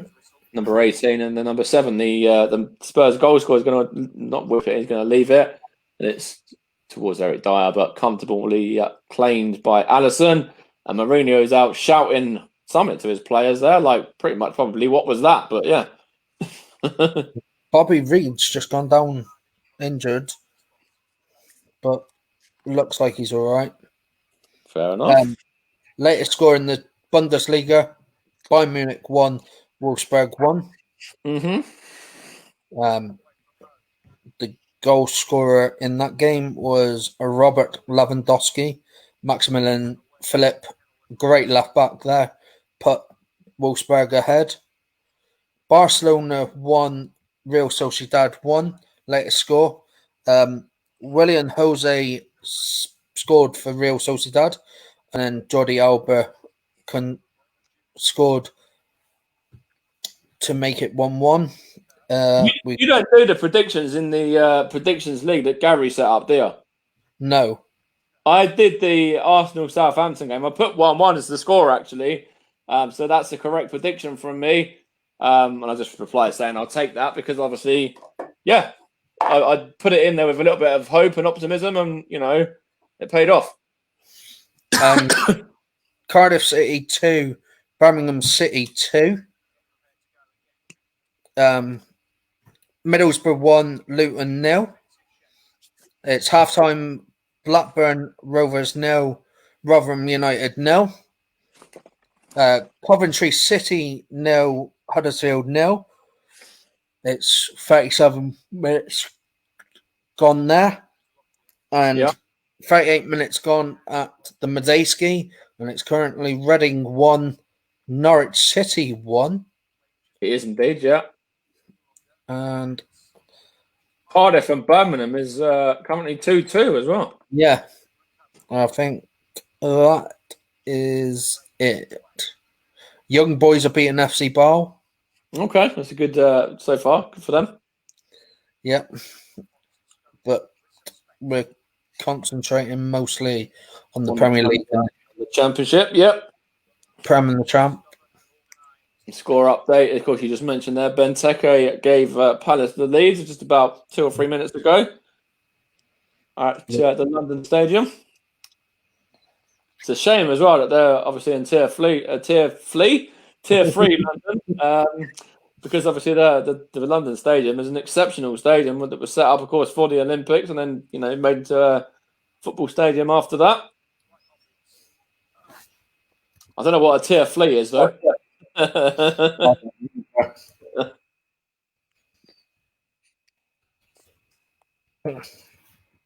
And we've got another person waiting there in the studio as well. So, hello. You all right, mate?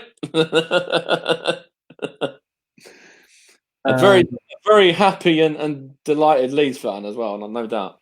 Yeah, he will be. A very happy Leeds fan. A very, very happy Leeds fan. And actually, he's going to join us, actually. He's got the Palace game on. So, of course, you've got one on. What game are you watching? I'm watching Fulham, Brighton, and Palace. Yeah. So we'll bring Russ, and you can keep an eye on the Fulham and Brighton one. I'll keep an eye on this one a bit more, and Russ can keep an eye on. Apologies about that, mate. Russ can keep an eye on the other game that we were just talking about there, the Palace game. Yeah. Yeah. Good evening, everyone. How you doing, guys? You all right? Yeah, sweet. Yeah, well, good, mate. Thank you. Good performance from our boys today, I thought, again in the Leeds game. When I saw the score, we were talking about it as well. They just kept coming in, didn't they? It was 1, then 2, then 3, then 4, then 5. Yes, yeah. I can't remember the last time we actually scored 3 headers in a match. No, yeah, we did tonight.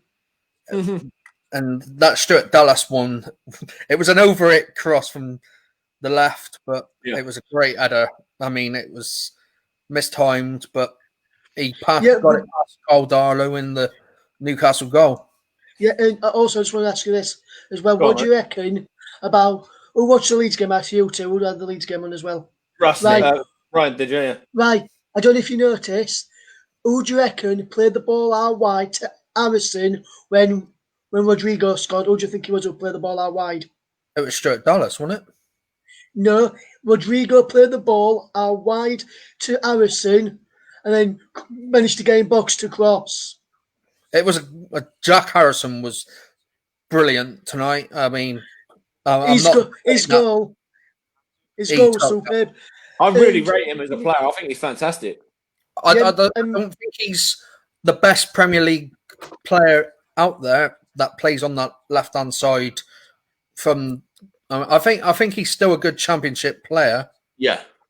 but he's proven his point. I mean, him and Bamford, who Oh, it's working. It's definitely working. both had very good, successful spells at Middlesbrough, Yeah. and they've done really well for themselves. They have indeed. yeah, and you can tell this season. I don't know if your guys have. Since Rodrigo's playing, he's taking a lot of the weight off of Bamford. Because in the Championship, Rodrigo, a lot of weight was on his shoulders to get the goals, try and create. Whereas this I really season, like Rodrigo as a player as well. He come on against Arsenal when in that game when it was 0-0, obviously, and he was the man that really looked like making something happen from a Leeds perspective. You know, after coming on, and I think he hit the bar, didn't he? I think as well. And Dallas had a shot, which you mentioned about Stuart Dallas as well. He had a shot which was saved by Leno as well. Yeah, I really like him. I really like this Leeds squad. I think what I'm going to say about your side, Russ, is that you're a side that are in the Premier League and you're entertaining, which is what everyone wants to see. Yeah, and you don't get many. And with Leeds, you can. I'm going to say this now, not just because I'm a Leeds fan, but you've probably seen it as well, Mike. Games are still 0-0. Games are like you were today. Points, they were 2-2.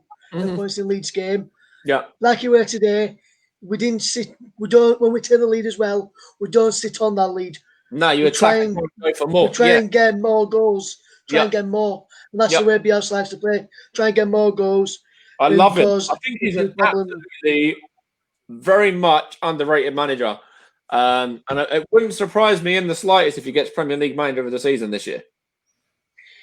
Yeah.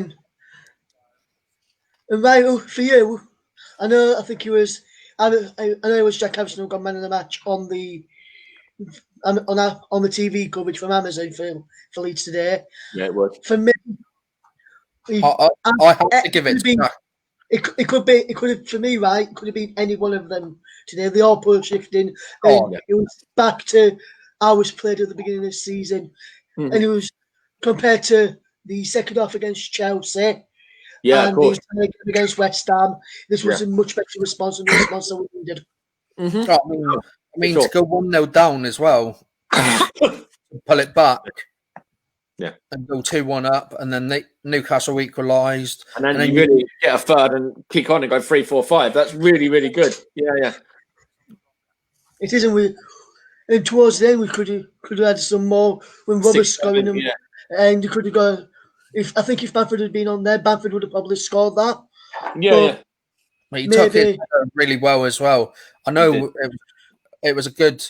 That's the only goal I've seen from the game, actually, the Bamford header, but it was a good header, that one. Yeah. I mean, it's come back off the bar and he's just headed it.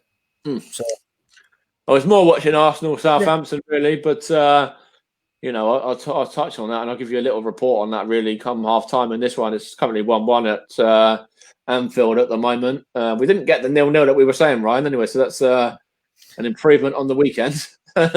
Yeah, well, I've still got as the Fulham game being played. Right, who's been the better side in the Fulham match for you? Well, I think Brighton are just edging it. I mean, Barry Swain's obviously going to be. He's covering this for TalkSport International. Yeah. So he's going to be happy that it's 0-0, being Fulham his side. I'm pretty happy that it's 0-0 at the moment as well, because obviously if Brighton win, then they're breathing down Arsenal's necks again, just 1 point behind. Yeah. I'm still worried about this controversial penalty incident at the Riverside.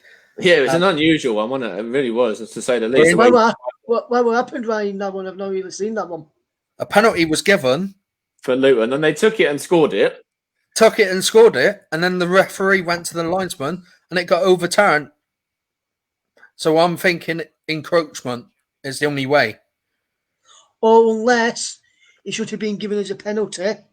No, because and they've not, and he tried getting his attention because the players surrounding he's only brought the attention then. No, there's nothing like that. No, the only thing it would have been was encroachment, mate. Yeah. No one was appealing. It was a blatant pen. Yeah, it was. I'm thinking it's for encroachment, which it would be, because if an attacker of the side is in the box and they've scored, then they'll put it back and yeah. Uh-huh. It's a free kick to the opposition. Yeah, indirect free. Yeah, it's indirect to whatever it is, but you know what I mean. Yeah. Yeah, I know what you mean. It's a free kick to the for the opposition. Yeah. So it's 1-1 away at Anfield as the half-time score. Yeah, it's 0-0. We're into 2 minutes here at Craven Cottage. The two S's scoring, Salah and Son. Both great players. In again here. What's that, Russ? Borough have just had a chance to make it 2-0, which would have been some effort, but James Shea's Luton goalkeeper kept them out. It's another one that's got links with Arsenal as well. There's so many at the moment in all the games we've been watching. Everyone's got a link. It's half-time, Palace, West Ham. It's not half-time just yet, rather almost going into half-time in that one. Just this second half-time there, mate. Yeah, it's half-time for me. So yeah, I've actually put it on TV on my TV aside, so I'm just swapping stuff around so I can. Yeah, but that's not always 100% in sync. I was watching on Amazon Prime yesterday the game between Wolves and Chelsea whilst listening to JB's commentary, and he was still a minute ahead of me. Yeah, because he's watching it on his computer, and that's a minute ahead of actual TV. Yeah, fair enough. So if I was watching it on computer, it'd be a minute just. Normally it's behind. Normally they're behind. Yeah. Well, I don't know how long it's been added on in this Borough game, because the clock normally goes red, doesn't it, when it's added on time? Yes, it does. Yeah. The clock hasn't even gone red. It's still black. Oh, really? And what score is it? What score is it in the Borough game? Still 1-0 to the Borough. 1-0, yeah. Mate, cheers. I've just put a second. Also, while I'm watching the Palace game, guys, I've got the Rotherham match on as well, away at Blackburn. So I'll keep on. What's the score at the moment? Still 0-0 in Rotherham game. Second half just started. That was a 1/4 kick-off, that one. I've got that on my phone just beside of me, so I'll just... it's live on Sky as well, isn't it? On Red Button, yeah. On Red Button, yeah. So I've got the West Ham game on my TV, so I can keep you up to date with that one. Fair play, mate. All right. Right, I can get rid of that West Ham game then. yeah. Cheers for just covering for a bit while. I'll just having my tea in that first before I joined you. I've got my dinner. I've had a couple of slices of pizza, but I've got. I ordered it earlier. I spent a fair whack, didn't I, Right? Yeah. 40 quid worth of pizza. Pizza, garlic bread, chocolate rolls, and chicken strips and that. Yeah. Yes, sir. So what I've done now, I've got one match on my phone, down in front of my laptop down here. So I've just been looking down at that one, and then I've got the TV just steering through. I've got Liverpool one, but obviously I'm not looking at it massively. I'm letting Mike report on it, and then that's a good shout, mate. That's cool. Even though I'm ahead of him, it's working, mate. It's cool. It's still. You can see what's happened first, like a minute or so before. 25 seconds. Yeah. So ahead of what Mike's reporting on. I've got a nice little setup, Max. I've got my laptop here, so I can face you like this while I can watch game here. Yes, buddy. Yeah. I've got my phone just leant against the bottom of the TV with Rotherham game on, so So I'm still on camera, just looking at my TV and my phone at the same Borough time. Oh, no. defended. Borough have defended really well in this game. I'm just looking Right. here. Who's on the panel? They've got Peter Crouch, Alan Shearer, and Roberto Martinez. So 3 good names, really. And, of course, Gabby Logan, the presenter. Yeah. Is it not Gabby Logan? Is it Logan? Yeah, that is the name, isn't it? Yeah, Yeah, it's Gabby Logan, Mike, yeah. Yeah, that's the name. I wanted to make sure I got it right. Yeah. Right. It is in the Middlesbrough game, just so you know, there was 7 minutes of stoppage time in that wow. one. Because of all this drama from the penalty, probably most of it. Because of drama from penalty, but there is 7 minutes of stoppage time. I've just had a Well, check on well, Middlesbrough's Twitter feed for I'm you. quickly showing this because obviously I don't want to get a copyright strike. Yeah. Right? You can see. Yeah, you It's can. 95. It normally goes. It normally goes yeah. red. I wouldn't have even done that. You still get probably copyright for the fact you've done that because you'll still be able to see the game. But if you do, you do. But yeah. It's not like I'd shown it for a whole minute, 2 minutes. Yeah. No, but if you do, you something quickly. It'll only be on YouTube anyway. I don't think Facebook will be that fast by it all. Yeah, Right. in the panel on my game, we've got Harry Redknapp alongside Marcus Buckland, who's presenting, and I think the other one is Colton Cole. And actually, what I will say about Big Harry Redknapp, my dad's horse race today over at Lingfield, and they saw Harry. Harry was there. Ooh. And I've got Jermaine Venus and Ania Luco. He's not Andy Cole. No, it's not Colton Cole. It's James Collins, the other one here. For when I looked earlier, he said it was going to be Colton Cole, but they must have switched it around at the last minute. What I will say to James Collins as well, really nice guy. And actually, not just him, Joe Cole, Mark Noble, Andy Carroll as well. For the Mitchell Cole memorial game after he passed away, Joe Cole invited those down to come and play a game at Stevenage, and they all came down. And fair play to those lads for taking some time out of their busy training schedule and of course getting themselves ready for Premier League action and stuff like that to come and pay respects to Mitchell Cole. So James Collins, Joe Cole, Andy Carroll, Mark Noble, all of the guys that came down. I just want to give them a little applause as well for obviously what you did a few years ago. So fair play. Yeah, and Mate, while there's half time in your match as well, what was the Arsenal game like? How did you play? And who would you say the best player on the pitch was in the Arsenal shirt? It's a tricky one from an Arsenal perspective. Overall, James Ward-Prowse, but I do think that we started off, nervous as probably expected. Southampton, looked quite confident as you'd expect from them. The form they're in as well, and then of course they took the lead through Theo Walcott, and of course it was always going to be him, the former Arsenal man, as I've said multiple times tonight, to get that goal. A nice, finish from him as well. One that you've sort of a bit more accustomed to seeing from an Arsenal perspective, and then started strong again in the second half, like we did at the weekend. And Aubameyang took his goal really, really well. Didn't show any signs of being out of form or lacking confidence, that was for sure. By the way, he took that one past Alex McCarthy, and then obviously on the back of that, Gabriel gets himself stupidly sent off a second yellow, putting down Theo Walcott, who's on the halfway line. Needless to get a second booking there when Walcott's not going to really do anything. I think there's covering defenders and stuff as well, so that will actually be able to help him out. And then after that, it was a matter of pretty much seeing it out for large portions. And actually, come the end of it, Arsenal could have nicked it as well because Rob Holding leapt highest in the box from a delivery set piece and headed one off the sort of cross between the crossbar and the post in about the 92nd minute. But overall, probably a fair point, and I can't argue with it really. Well, I've just looked at the reason the penalty was disallowed. Yeah. Right?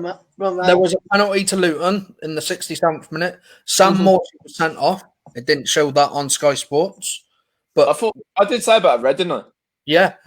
And the reason the penalty was chalked off, Collins double kicked the penalty. Ah, right. Makes sense. So that's why. Sense, right. So that's why the free kick was given to Borough, and then we made the change of Duncan Watmore coming off for Lewis Wing, and then we made Britt come on and Jazed Spent coming on for Marvin Johnson and Trevor Akpom, and we held on to win 1-0. So I'm really happy with that. Yeah, it's good victory. Yeah. Now you watched Leicester game as well, didn't you, earlier? Yeah. They What lost was the performance like from the Foxes today? Well, they didn't really look up for it. Singer's Sunder was unlucky. I thought could have had a penalty, couldn't they? Leicester. That's probably the only one really. Could have had a penalty. Jack, were goals any good for Everton, right? They were all right.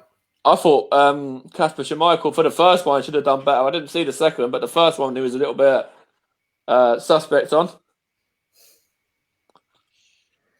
What did you make of that? Do you think would you agree with that, or you sort of want to differ on that a little bit? Pardon, what was that? About Schmeichel for the first goal, letting it go for he's let it slip through his hands. Yeah. He got a hand to it, and it's gone in. I mean, it was a good hit. I mean, Schmeichel should have done better, but who knows? And then that second goal that they scored. Again, the keeper could be questioned on that as well. Well, he made a brilliant double save. It came back off the bar, and then obviously Mason Holgate put it in from. Yeah, okay. Fair enough. You can't really question him on that. Then he did all he could. He's made a double save. I mean, he's on the floor. And he saved the second shot, and it's hit the bar. And it's just too much. Lucky. Yeah. I mean, I thought the penalty should have been given, but I'm just.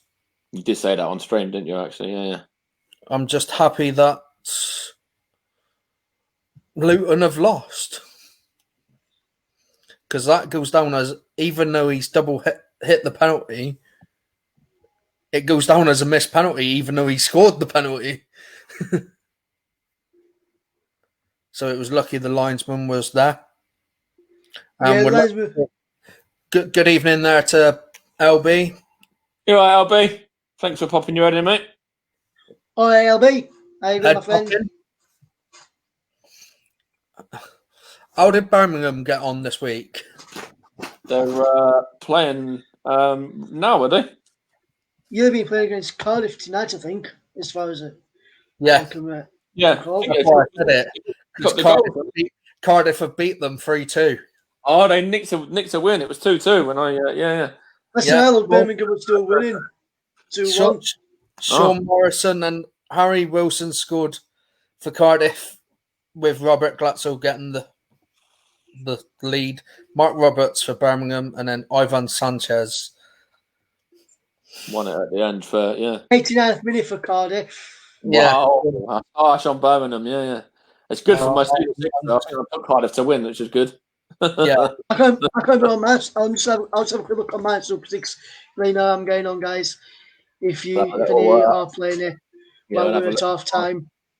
I'll have a look at mine as well. It's currently 1-1 at Liverpool, which I predicted to be 3-2. I've just seen that. Go on, Mike. 1 and Palace 1 was my prediction. It's currently 1-0 to Palace. Fulham, I predicted to lose 2-1 to Brighton. It's 0-0. And also Reading 1, Norwich 2. It's 1-1 at the moment. I've got 2 points because I predicted 2-0 Cardiff and it was 3-2. And I predicted a Coventry win as well, and it's 0-0 at the moment. Yes, so mine so far, guys, I've gone for a 2-2 draw between Liverpool and Tottenham. So I'm on a 2 points for that one. Yeah. I've went for 2-1 West Ham, and it's currently 1-0 to Crystal Palace. That's the game I'll be keeping you updated on in the second half. Mm-hmm. I've gone 3-0 Brighton in the game between Fulham and Brighton, and it's currently 0-0. Right, I'll keep you up to date with that one in the second half, guys. I've gone for 1-1 between Reading and I've gone for 3-1 Norwich, should I say, and he's 1-1. Yeah. I went for a 2-1 Cardiff, so I got 2 points for that one. And I went 3-1 Coventry, and that currently is 0-0. I went 2-1 Coventry. I was just seeing the header from Benteke as well for Palace. It was a great header. Good Yeah. There was, yeah. I've just seen, even though I've already seen him myself earlier because I was watching a bit of that one before I came on to here with you guys. I've just seen the Liverpool and Spurs goals and Decent finishes, really, weren't they? Yeah. Yeah, decent finishes. Yeah. And I've gone 1-2 to Tottenham, and it's currently 1-1. 1-0 Palace, and I predicted 2-1. I predicted 2-1 Fulham, and it's currently 0-0. 2-1 Norwich, and it's currently 1-1. Yeah. I predicted 2-1 Cardiff, and it was finished 3-2. And I predicted Huddersfield to win 2-1, and it's currently 0-0. 21 points so far in terms of my fantasy Premier. Mo Salah and Son have both scored for me, so I've got both of those in, so that's good. And then I've got Calvert-Lewin as well, who obviously played for Everton earlier. And got an assist. I've got James Justin, who played for Leicester, but then and Souček, who's playing for West Ham right now.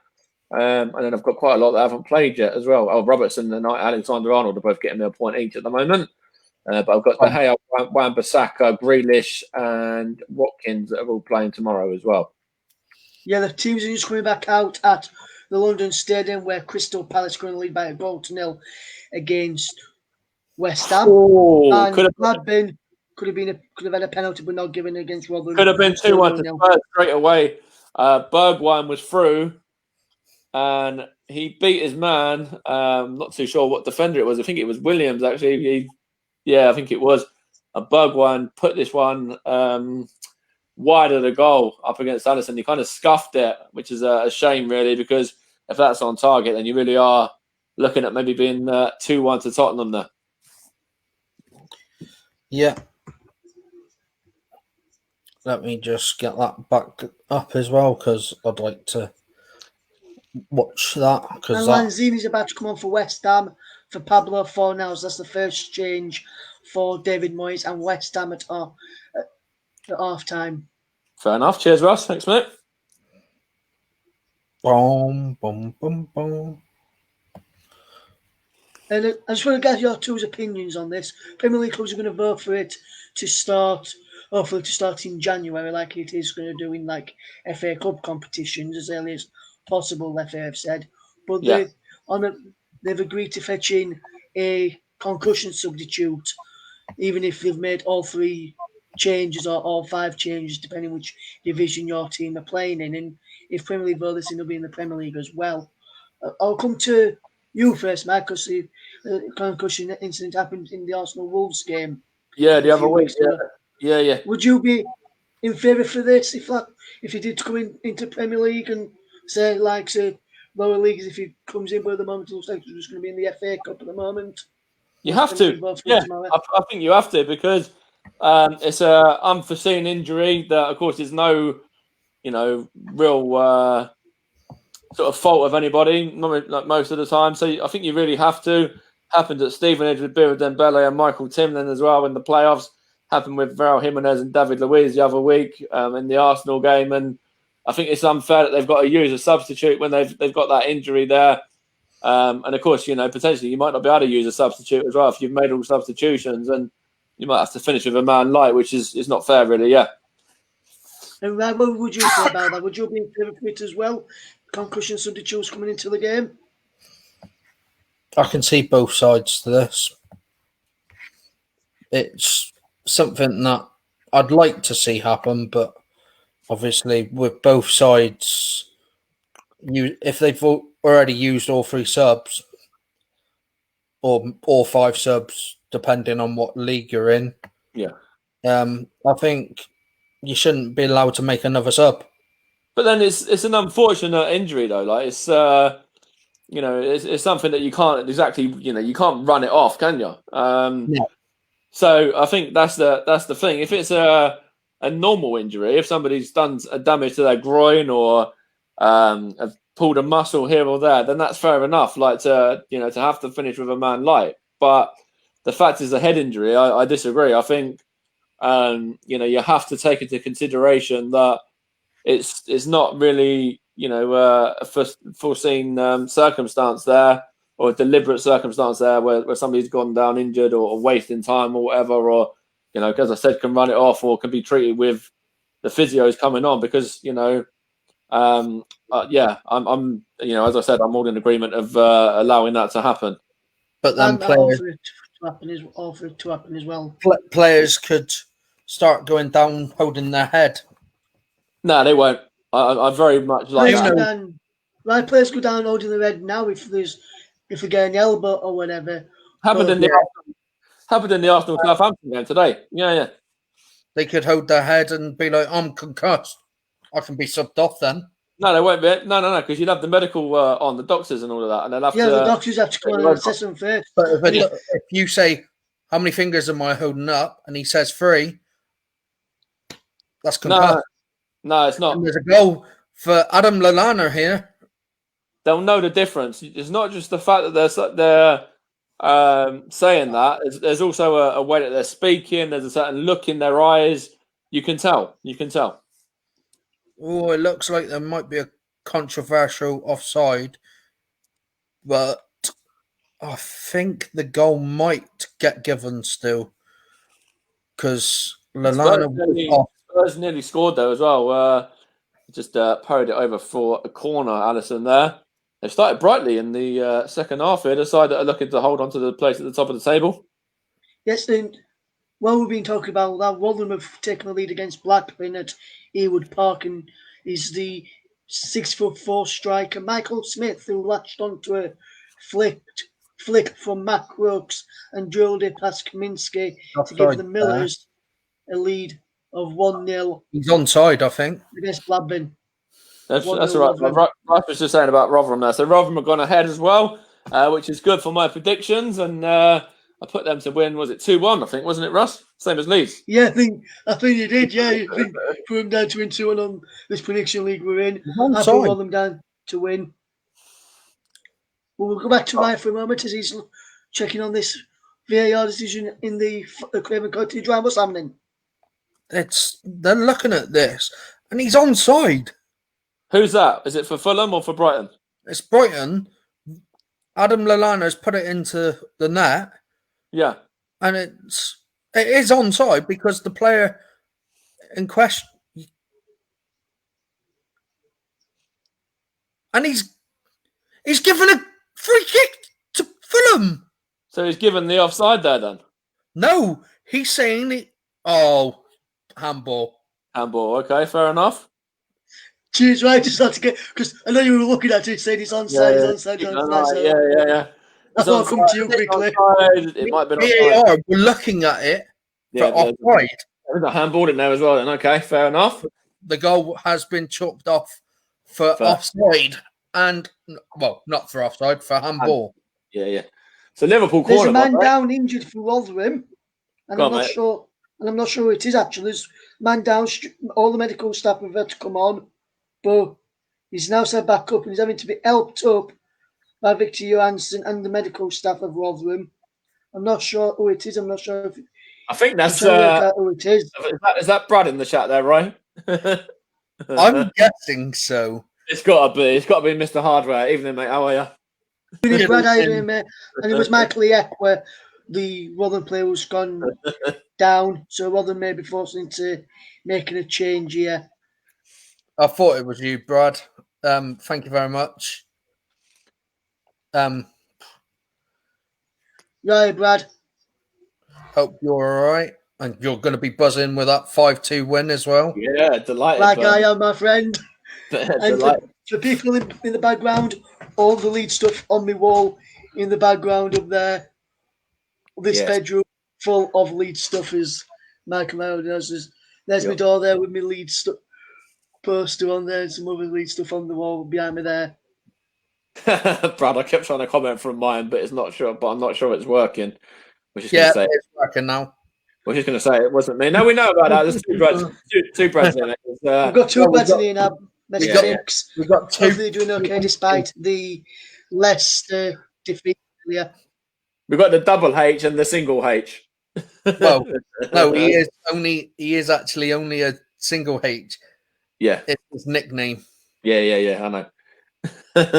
Oh, hang on. There's a bit of more controversial here. It's a yellow here for Pierre-Emile Højbjerg, by the way. He's just one in the There a book. penalty incident for Fulham. VAR are involved again. VAR are going to be busy with this game tonight, then. It sounds like it's going to be a busy evening for the VAR man. Stockley Park, yeah. It's like a park covering the game at Craven Cottage. Yeah, it is. There's a Crystal Palace player. I think he's Van Aanholt. I Straight can't. down there for a moment, but he's back on his feet now. Look like he was. Come on, Ryan, what were you going to say, Ryder? I don't think this is a pen. Yeah, we're not going to say that, Brad. I've already Hardy hardware. Hardy hardware No, works. I know, Mike. What we'll do, we'll call Brad Hardware Bradley and Brad Hicks Brad. No.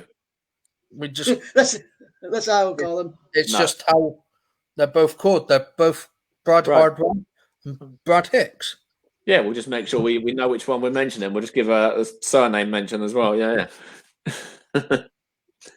We'll say, Brad Hicks is replied to say, "Look, I expect us to lose against the so-called big teams. I won't shut up Bradley Hardware." But no, what I will say is this game's kind of gone into a little bit of a lull at the moment at Anfield. Still 1-1, 55 on the clock. And Son and Salah are the 2 goal scorers, of course, for either side. But yeah, it's Jordan Henderson on the possession of the ball at the moment here. And it's just being played around in the midfield. So nothing of note really to bring you. And I'll bring you across anything that really does happen in terms of, chances or opportunities. But it looks like the incidents are all happening in the game between Brighton and Fulham at the moment as it stands in this one. And it's currently no. So there was no penalty. VAR ruled it out as well. So yeah. Whoever's on VAR duty there is going to be keeping busy and getting his wage from being busy this evening. They're making him work for it. Absolutely, yeah. I'd like to know. We've got a few Premier League games, haven't we, tomorrow as well? We've got Villa playing against Burnley and Man U, Sheffield United as well. Yeah, a couple of games tomorrow. I'm not going to be covering any of them. I need a night off after this. Yeah, me too, mate. I'll probably be interviewing at some point during the day and then quiz question in the night. So yeah, ready for your mind quiz on Friday. Yep, my last one until the 8th of January. Yeah, because you can't. Hopefully, it goes well on Friday for you, Mike, and hopefully does it as a good Christmas. Nice one. I'll drop him a mention, mate, and let them know. So, cheers. I might join in with jokes. I wish I could. I probably could. I'll have the Christmas quiz lined up though afterwards, so I could still do one if you wanted me to. We could do a little night of it or something. Yeah, that next week. Yeah. Nice media quiz night. Oh, what a goal! Why am I not getting any goals now? Or have I had them all in that Leeds game? You did, mate. You've had 7. Yeah. It's 1-1 here. And Sebastian Allaire has just got an acrobatic goal. Hold on, let me just take these off. No, can't hear my neighbour celebrating. It's all right. An acrobatic goal. The Christmas quiz. Manzini plays the ball out wide to Jared Bowen. Staying, and it's a fantastic overhead kick by Sebastian Allaire and it's Cafalo with the cross, actually. Cafalo with the cross, and a fantastic overhead kick goal to level the scores at the London Stadium. 56 minutes on the clock now, and it's West Ham 1, Crystal Palace 1. And there's been a sub here as well. Lascelles has just gone off for Spurs, and it's the normal sub that they always make. I think who was it that just came on? I'm sure it was the one that always comes on. Lucas, yeah. What were you saying there? You were going to say something about that Christmas quiz. You just we could get the Christmas quiz live on Storm FM and have it in association with RS Media. Yeah, that's fine. And we don't have to do it via doing a show. We could even do it via this as well. And Mr. Hardware could put it out on air on Storm FM. I'm sure you'd be able to find a way to compile some answers or whatever, and just get some paper, write your answers down, and we'll compare it come the end. Yeah, as I do with Zoom, it's very much the same thing. So Mike will be on air for that. Okay. We'll sort out that from probably over the weekend. Russ says more work for him next on Christmas Day. Let's see if I can put it out for you. I'm taking a few days off Storm anyway over Christmas, just before Christmas and maybe just after Christmas as well. And probably I'll do the same for RS Media. I'll probably be taking. I know you'll probably end up taking Christmas off a little bit anyway. But yeah, we'll probably have the few games on Boxing Day. Yeah, but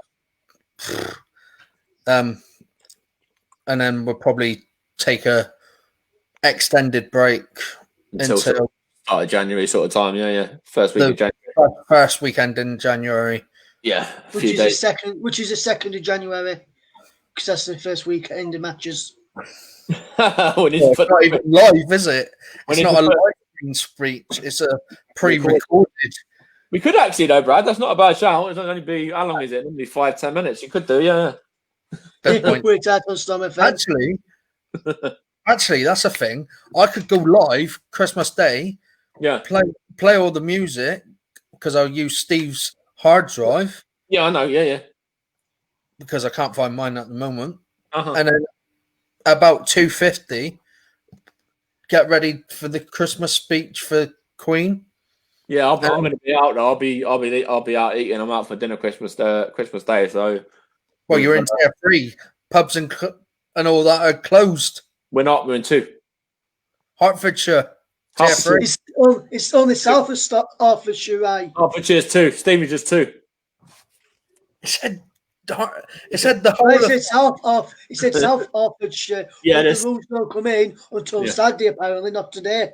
Yeah, and it's only they'll keep it for Christmas anyway. They'll keep everything a bit more open still because they have to get some sort of income from somewhere and some sort of money. But I think we'll be fine as where we are in terms of Christmas dinner and that. Of course, it'd be socially distant. It's only going to be the family anyway. So yeah.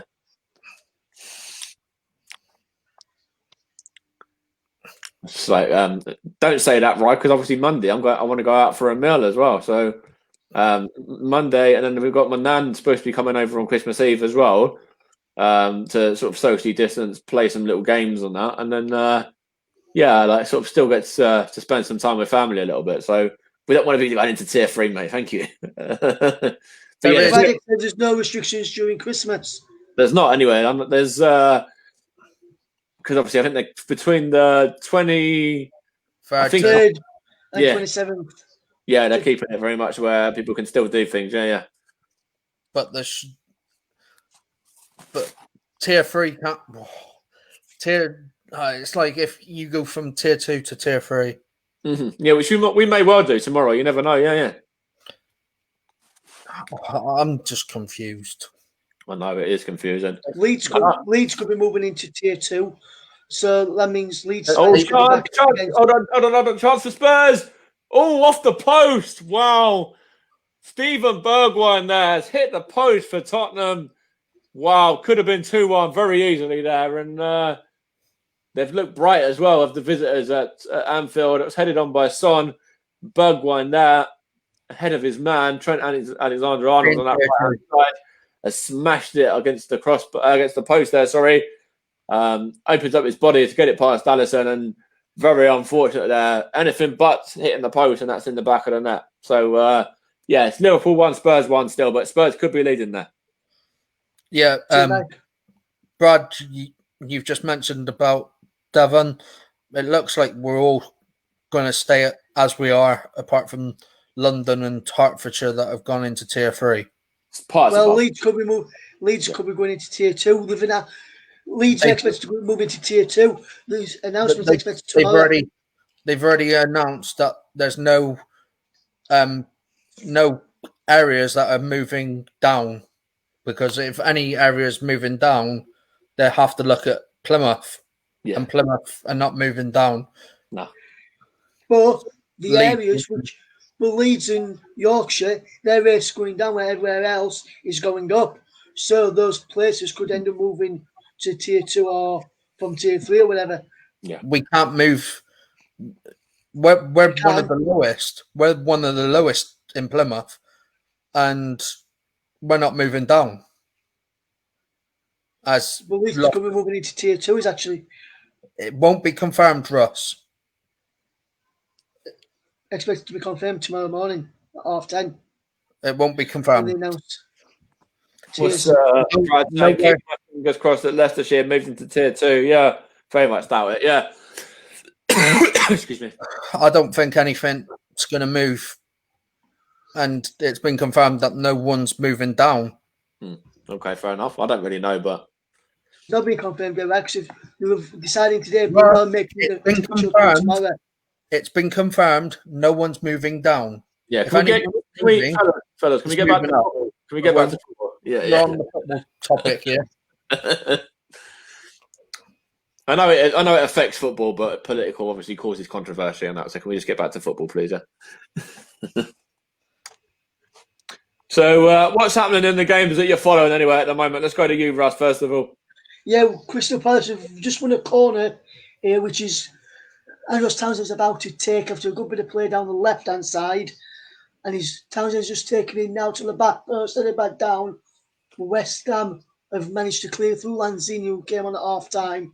But Crystal Palace have just knocked it bang over to Townsend again, keeping up with possession, plays the ball in, and is blocked. And West Ham will now break with Ben Rama if he can get hold of this. But Palace still keeping the pressure on at the moment. 6-3 gone. It's currently 1-1 here. And in Walham game, Walham still lead by a goal to now going to the final 10 minutes. Ours just got possession inside the penalty area for Crystal Palace. Keeping up, staying on his feet. Keep coming in and he's lost possession and slight check. Just managed to clear up to Allaire, the goal scorer for Crystal Palace. And RVL to just equalise for Blackburn. 1-1 in the 81st minute at Ewood Park between Blackburn and Rotherham. Cheers, Russ. So let's go to you now, Rye, as well. Obviously, you got your eye on the game between Fulham and Brighton. So what's the score with that one? It's currently 0-0 here at Craven Cottage, and both teams are not looking like they're going to take the win.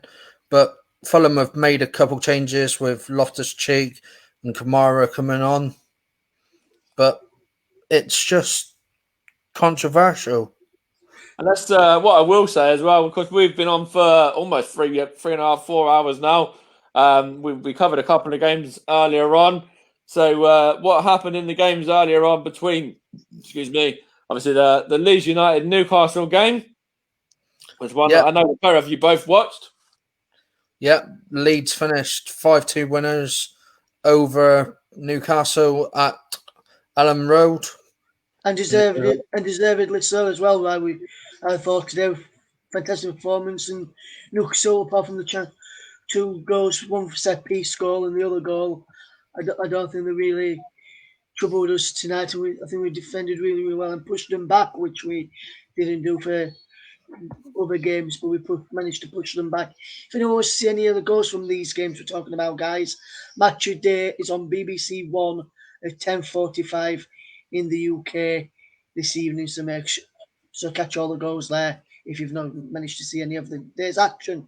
That's right, and then there's the EFL on Quest as well at 10:30 for anyone that wants to follow the games from last night and today as well in the Championship and League One and League Two as well.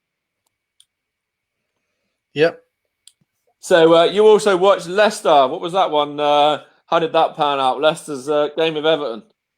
Yeah, it finished Leicester 0, Everton 2. The first goal was a controversial shot from range from the Everton man, which was, let me get this up because I'm watching too much football. It was Richarlison. Richarlison had a shot from about 20, 25 yards out. Keeper Kasper Schmeichel should have saved it. He did get a hand to it, but it did go in. Mm-hmm. And then Mason Holgate doubled Everton's advantage in the 72nd minute through a great double save from Kasper Schmeichel. The first one, he did really well.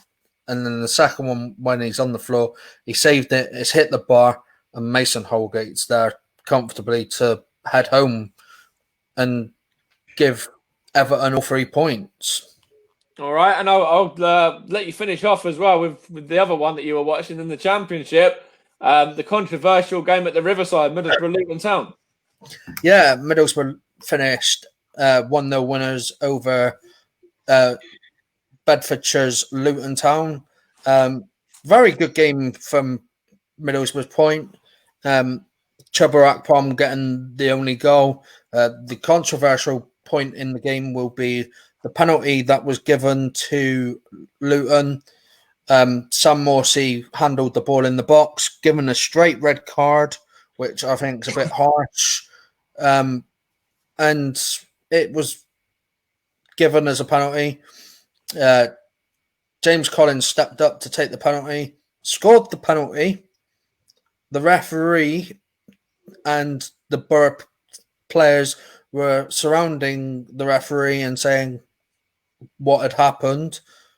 The referee's gone over to his official, didn't they? The linesman. Yeah. And the linesman confirmed what I thought was an encroachment, but as I followed on a scene on Twitter, James Collins took the penalty with both of his feet. It's touched him twice before it's gone in the back of the net. So the goal was disallowed and a free kick was given to Middlesbrough. And lucky enough, Middlesbrough held on with 10 men. Got the 1-0 victory. So that was a good result for them. Of course, I watched Arsenal earlier on against Southampton at 6 p.m. That one finished level, 1 apiece. Theo Walcott gave the Saints the lead. Of course, a great finish as well, running through and dinks it over Bernd Leno. Very nice, nicely done there from the former Gooner. And then early on in the second half, Pierre-Emerick Aubameyang equalised, the Arsenal captain, for Gabriel saw red for a second yellow. And Arsenal could have nicked it as well through Rob Holding at the end. But as I said before, a point is probably a fair result. And it looks like it's going to be a point that I'm watching in this game at the moment that I'm watching as well, which is the top of the table clash between Liverpool and Tottenham. That's also 1 apiece too. Well, I'm now reading Luton's Twitter. They said 67th minute, penalty for the Town and a red card for Sam Morsey for deliberate handball in stopping Collins' shot from going into the goal. 69th minute, Collins puts the penalty away, but referee Davies goes to consult his assistant amid complaints from Middlesbrough that the Town striker touched the ball twice in taking the penalty. Goal is disallowed and play to restart with a Borough free kick. So, hold on. I know what you said about the goal not being given. What about the red card? Because the red card is for an incident there that didn't happen. Well, not didn't happen, but shouldn't have happened. But the red card was given for the handball for the penalty to be given. Oh, actually, no. Yeah, sorry. I'll take that back because the penalty is still a penalty. It's still a penalty. Not overruled the penalty. Yes. No, that's fair. Yeah, fair enough. It makes a lot of sense, actually, to be honest with you. Oh, my word. There's been a red card here. Christian Benteke has just seen a second yellow and a red card given, and Crystal Palace are going to be down to 10 men here. Oh, so it's for the final 20 minutes. It's getting tasty up in London for the London derby. Yeah, and what happened is an elbow by Benteke on Souček. Could have potentially seen a straight red for it. Elbow arm straight across the face of Souček, and his second yellow came out and a red by David Cooper. It could have been a straight red for that. Not sure why I had to give him a second yellow. And talking about reds, Liverpool almost went ahead here as well. Sadio Mane turned his man, Aurier, and has a shot there, and it's whistled off the top of the bar in the end. And goalkeeper Hugo Lloris actually got a hand to it as well to direct it behind for a corner, which has come to nothing. But that was a good bit of play there by Sadio Mane and Liverpool, and it was a great turn by the Ivorian, of course. Right, I might see if I can get hold of Luke Willis, who is a Luton fan. Oh, yeah, Luke. Yeah. Because I'd... Sorry, I said Ivorian. I mean Senegalese. Apologies. He might like to get his thoughts on this. it's getting late and I've done a long stream now, so I might be a little bit prone to making errors. Don't worry, Mike. We all make errors at some point in his lives, whether it's on live streams or whether we've been on for ages or even a short period of time. Absolutely, it's just natural in this. It's just natural in this sort of environment that we're in sports broadcasting. Sure. Yeah, for sure, mate. It is. Even the pros on Soccer Saturday or whatever, they made mistakes as well. Their blooper shows and all of that they do. It becomes good watches sometimes. The TV bloopers and that. It's a bit of a laugh, bit of fun. I'm sure we could get a little show reel of ours as well at some point. So yeah, sure we could.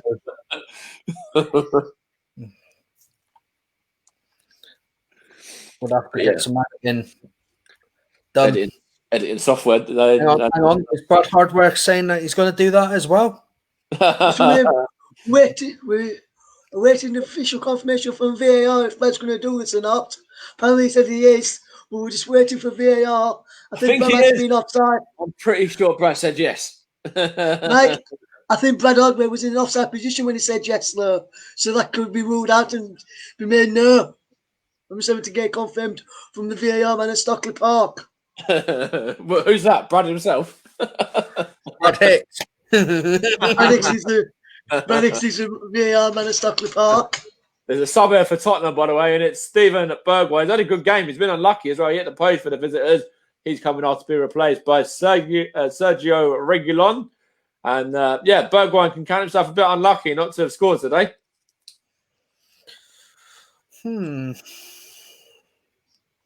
put in a good performance. And Blackburn have scored. With the Blackburn offside. Oh, that's all right then. Fortunate. I want it 2-1 Rotherham, not 2-1 Blackburn. Yeah, Blackburn with the ball in from the right-hand side to the back post, but the attacker just strayed a fraction offside.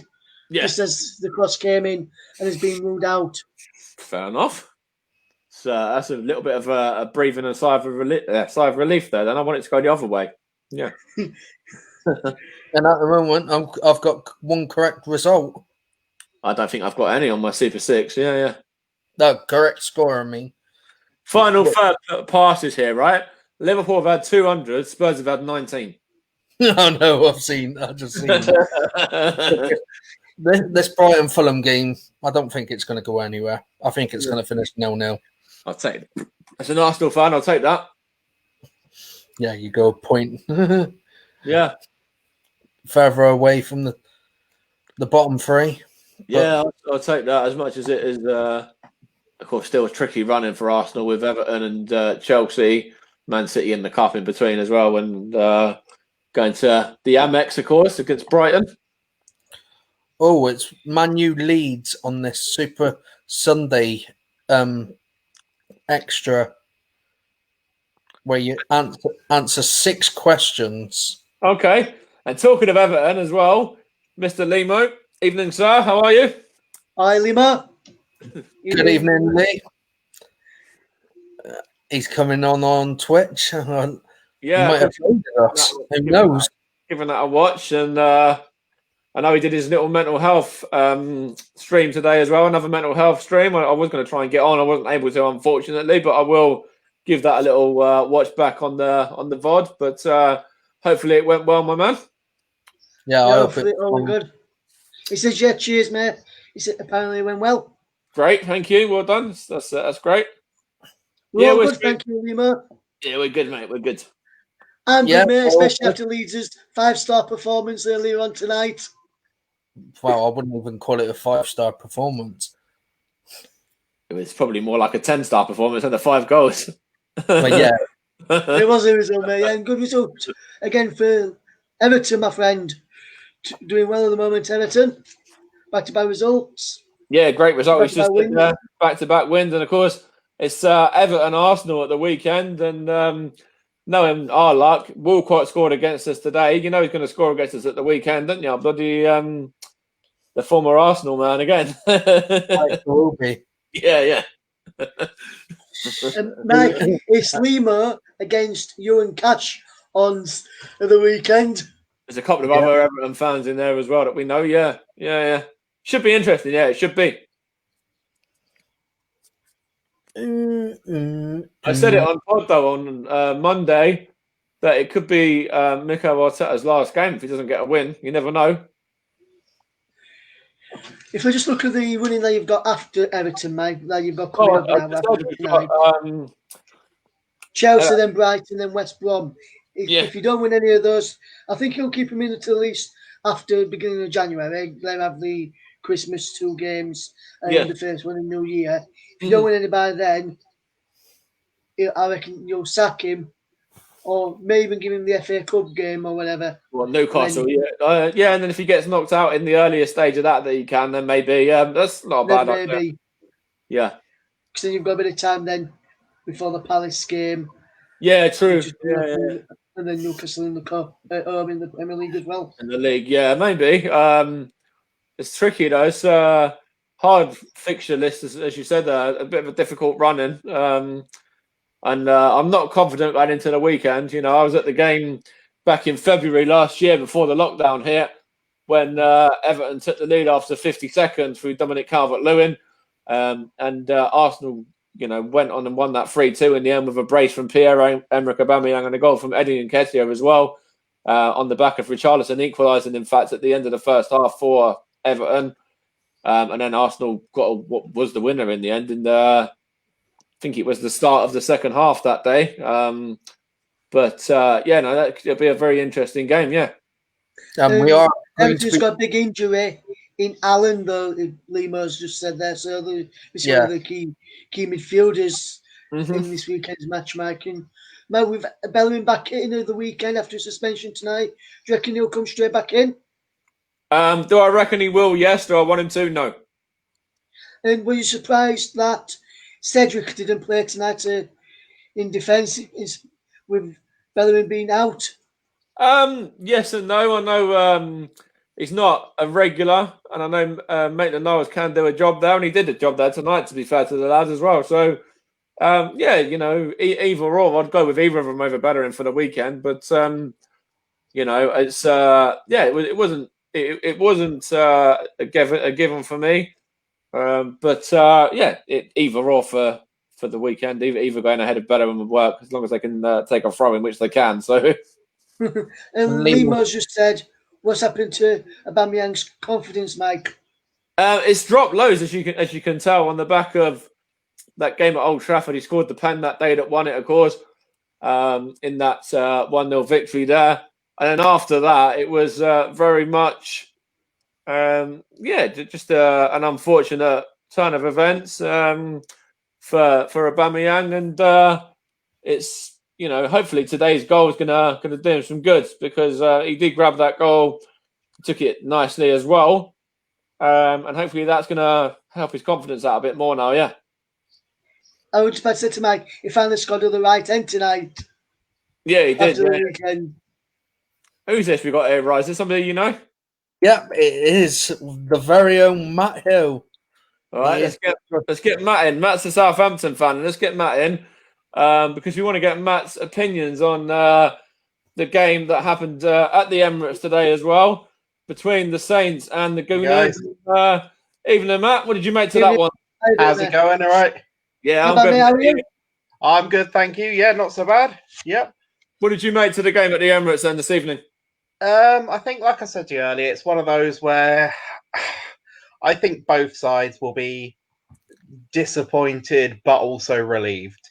Yeah. There were some very, very good individual battles I found. I mean, the Arsenal team, you can tell that they were just so low on confidence. Yeah, you could. And I felt we've really exploited that well.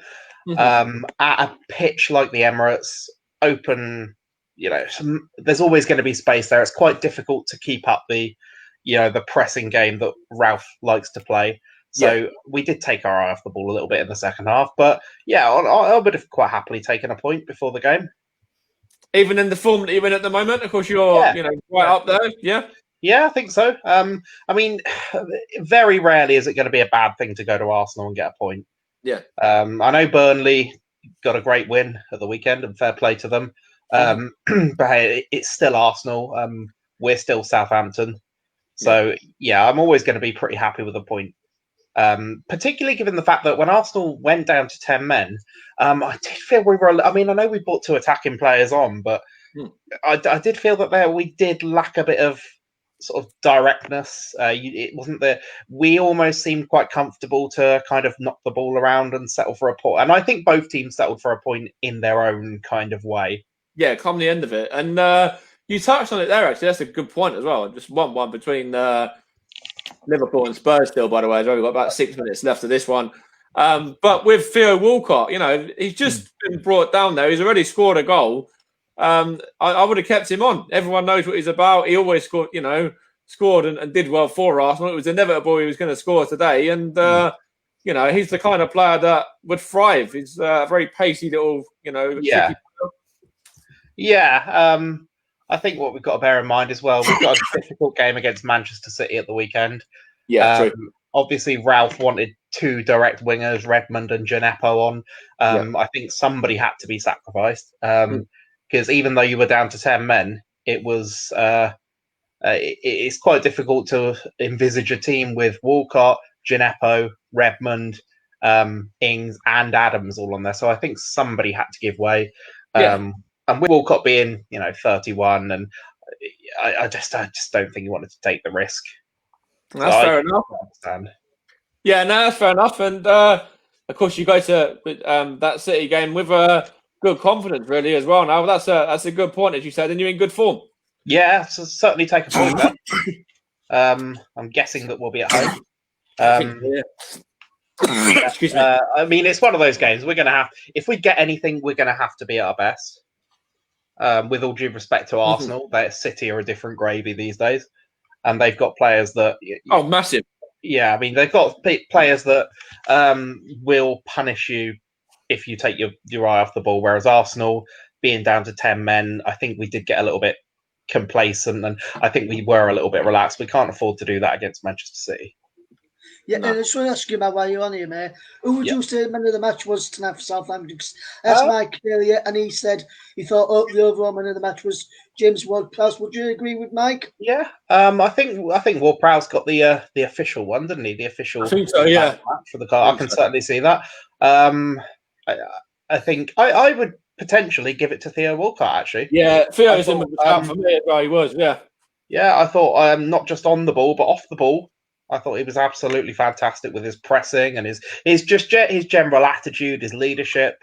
I thought they were all just great from him. And they're elements that you, as an Arsenal fan, might not have necessarily seen from him before. No, that's true. We didn't really. Yeah. Because I think, don't get me wrong, I think Theo Walcott had a great career at Arsenal. I know he gets a bit of stick because he wasn't the next Pele, but let's be honest, he won a few FA Cups. I think, did he play in a Champions League final? I think he possibly did. He was involved in it. I know that. Campbell got the goal and it was disallowed. I don't know if he played in that or not, but he hasn't had a bad career. Yeah, Lehmann was sent off. Yeah, and I know. You were just saying there with Walcott. Of course, he's I rate Walcott. I've always rated Walcott very highly, and even just the goals against Spurs, and in the couple of 5-2 victories. And even the little setup when he goes off on the stretcher and he's doing the finger. The 2-0. Yeah.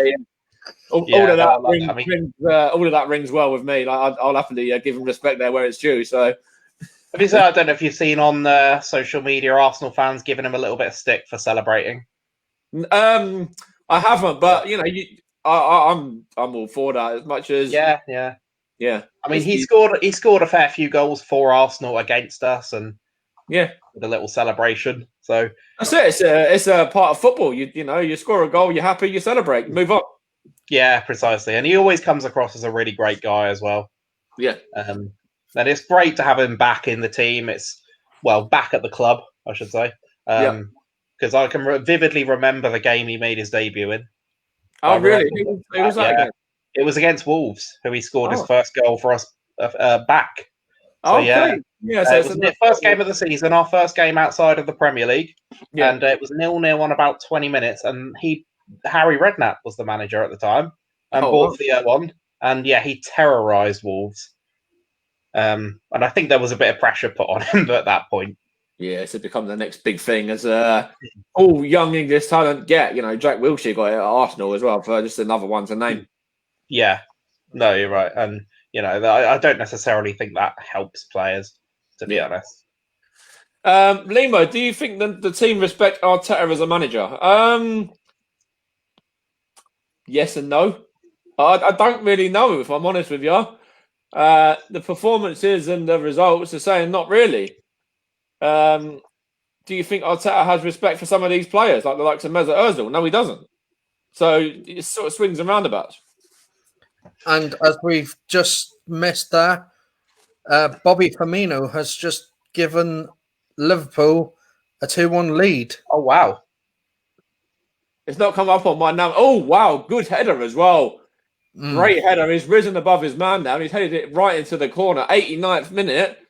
I was going to say, actually, with this being 1-1, you might have been regretting not getting 3 points. But actually, on the balance of this now, you wouldn't have been top anyway. No. I mean, let's be honest, we're not going to be top at the end of the season. We're not going to be in the top 4. I think we're just kind of enjoying the ride at the moment. Well, yeah. Going back to what you were saying a minute ago about Arteta. Yes, yeah.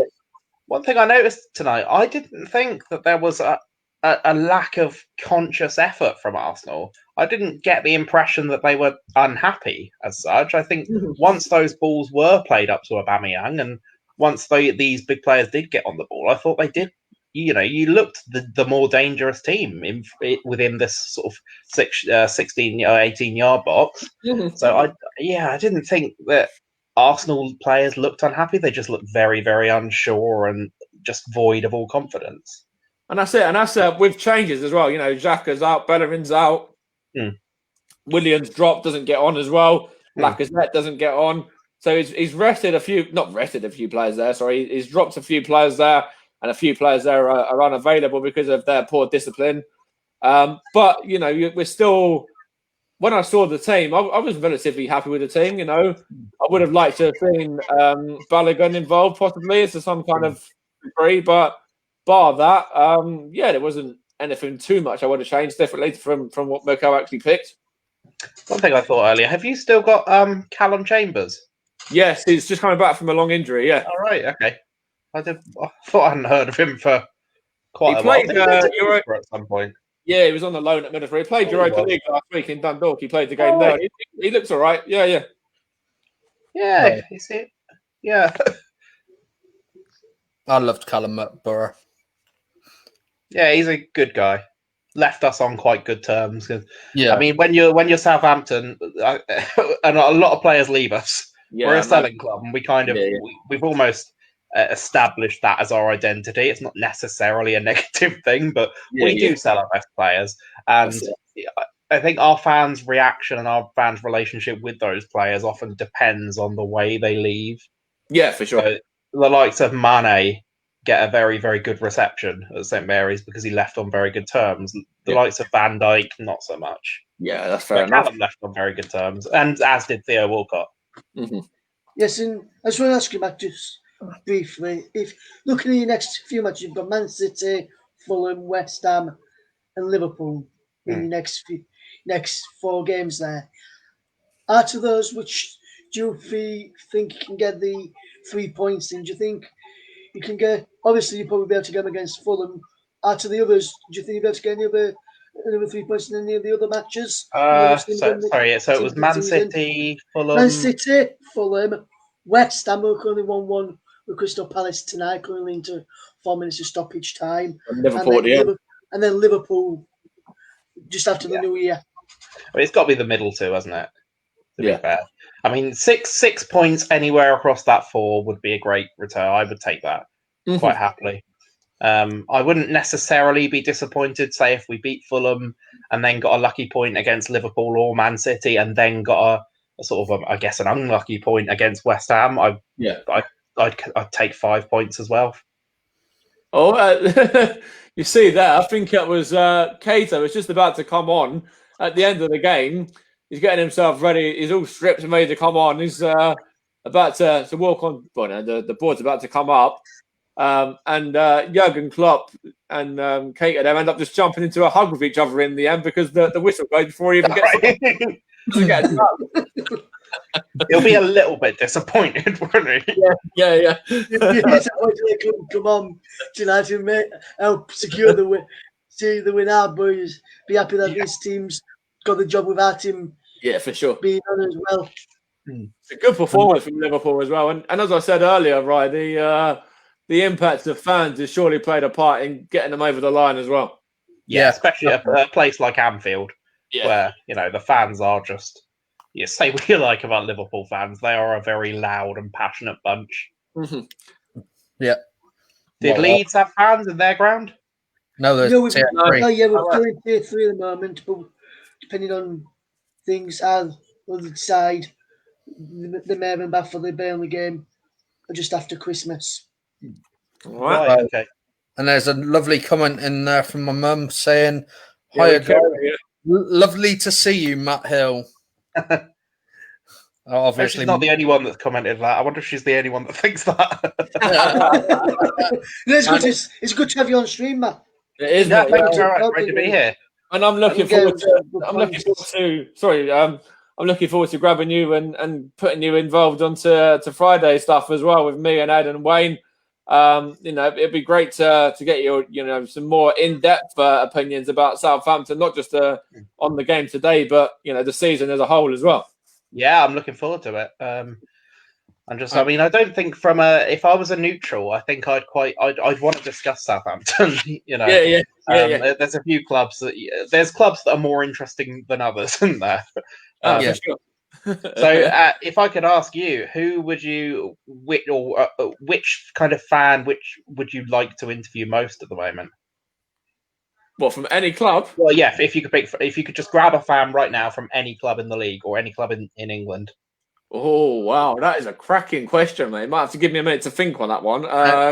And while Mike's thinking on that, it's finished 0-0 between Brighton and Fulham, so no goals there. And it's still 1-1 between West Ham and Crystal Palace. Just found a few seconds, and I think Crystal Palace have either got a corner or a free kick here in the last few seconds. Moyes and Pierce just getting the instructions across to the players before the final few moments. It is a you corner. Would have thought West Ham Palace. I would have thought that's another one where both sets of fans will probably be happy with a 1-1. Yeah, of course, it's tier 3 London as well, so no fans in there. I was just going to say I've actually had a little think about that, and just based around the whole situation of Slaven Bilic and Sam Allardyce. Well, I was going to say that too. West Brom. Yeah, absolutely. No, I was going to say that as well. London Stadium. 1-1 is finished between West Ham and Crystal Palace. Benteke, the Crystal Palace scorer, put them in the lead and then got himself sent off for a second bookable offence. Sebastian Haller has got an acrobatic goal to give West Ham a point in that game, and he's now just finished in London. And West Ham United 1, Crystal Palace 1. 5 Super 6 points coming my way. I'll take that. That's not bad for either team. Well, I think I've only just gone and got the 5 Norwich Reading. Oh, what did it finish? Well, it's finished 1-2. Oh wow! Okay, I think that's 5 points for me as well. Then I think it might be for me as well. Let's have a look. Yeah, so I got the Cardiff one, the correct score, but not the right way around. I know we're talking Super 6 and that, mate. Do you play yourself or? I don't know. I think it's one of those things I've always wanted to get into. I just never know where to start. Start with us, mate. Come and join the league. Come and join the RS Media League. Yeah. I mean, we can always run through a few for the weekend, some predictions. Yeah. So I've got 2 points for the Norwich one. So I went for 3-1 Norwich, not 2-1. I thought it went 2-1, but I've just double checked. I've got 2 points for that. I've got no points for the Liverpool game, no points for the West Ham game, no points for the Fulham game, 2 for the Reading game, and 2 for the Cardiff game. So I've got 4 points tonight. And with Jeff Stelling, I'm head-to-head against, he's got 12 points tonight. Got the Liverpool one spot on, and the Norwich one spot on. Got 14 out of the 6, so that's not too bad. 2 for Liverpool. Beat Jeff as well, mate. Yeah, 2 for Liverpool, 5 for Palace, none for Fulham, 5 for Norwich, 2 for Cardiff, and none for Cov. So that's not bad, really. 14, yeah, I'll take that. I got 7, and my mate Abby is blooming 10. So I think she just got every result. But like 1 or 2, yeah. Well, What is the fixtures for the weekend anyway? While we're on stream, we can have a little look at them. To be honest with you, I don't think they've actually. They won't have put them up yet, man. They'll put them up a little bit later on, I would imagine, because it's still live scoring them, and they've not announced which ones they're doing yet. All right, that's fine, Matt. We'll run them over on Friday. Why not? Yeah.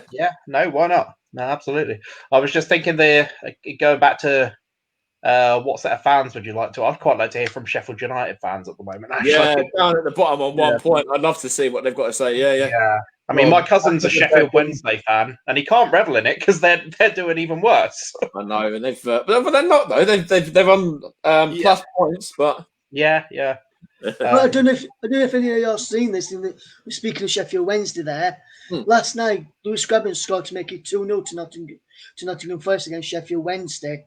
Yeah, Moses Odebajo, the Sheffield Wednesday right back, smiled at him and gave Lewis Grabban an high five as Lewis Grabban was celebrating. Wow.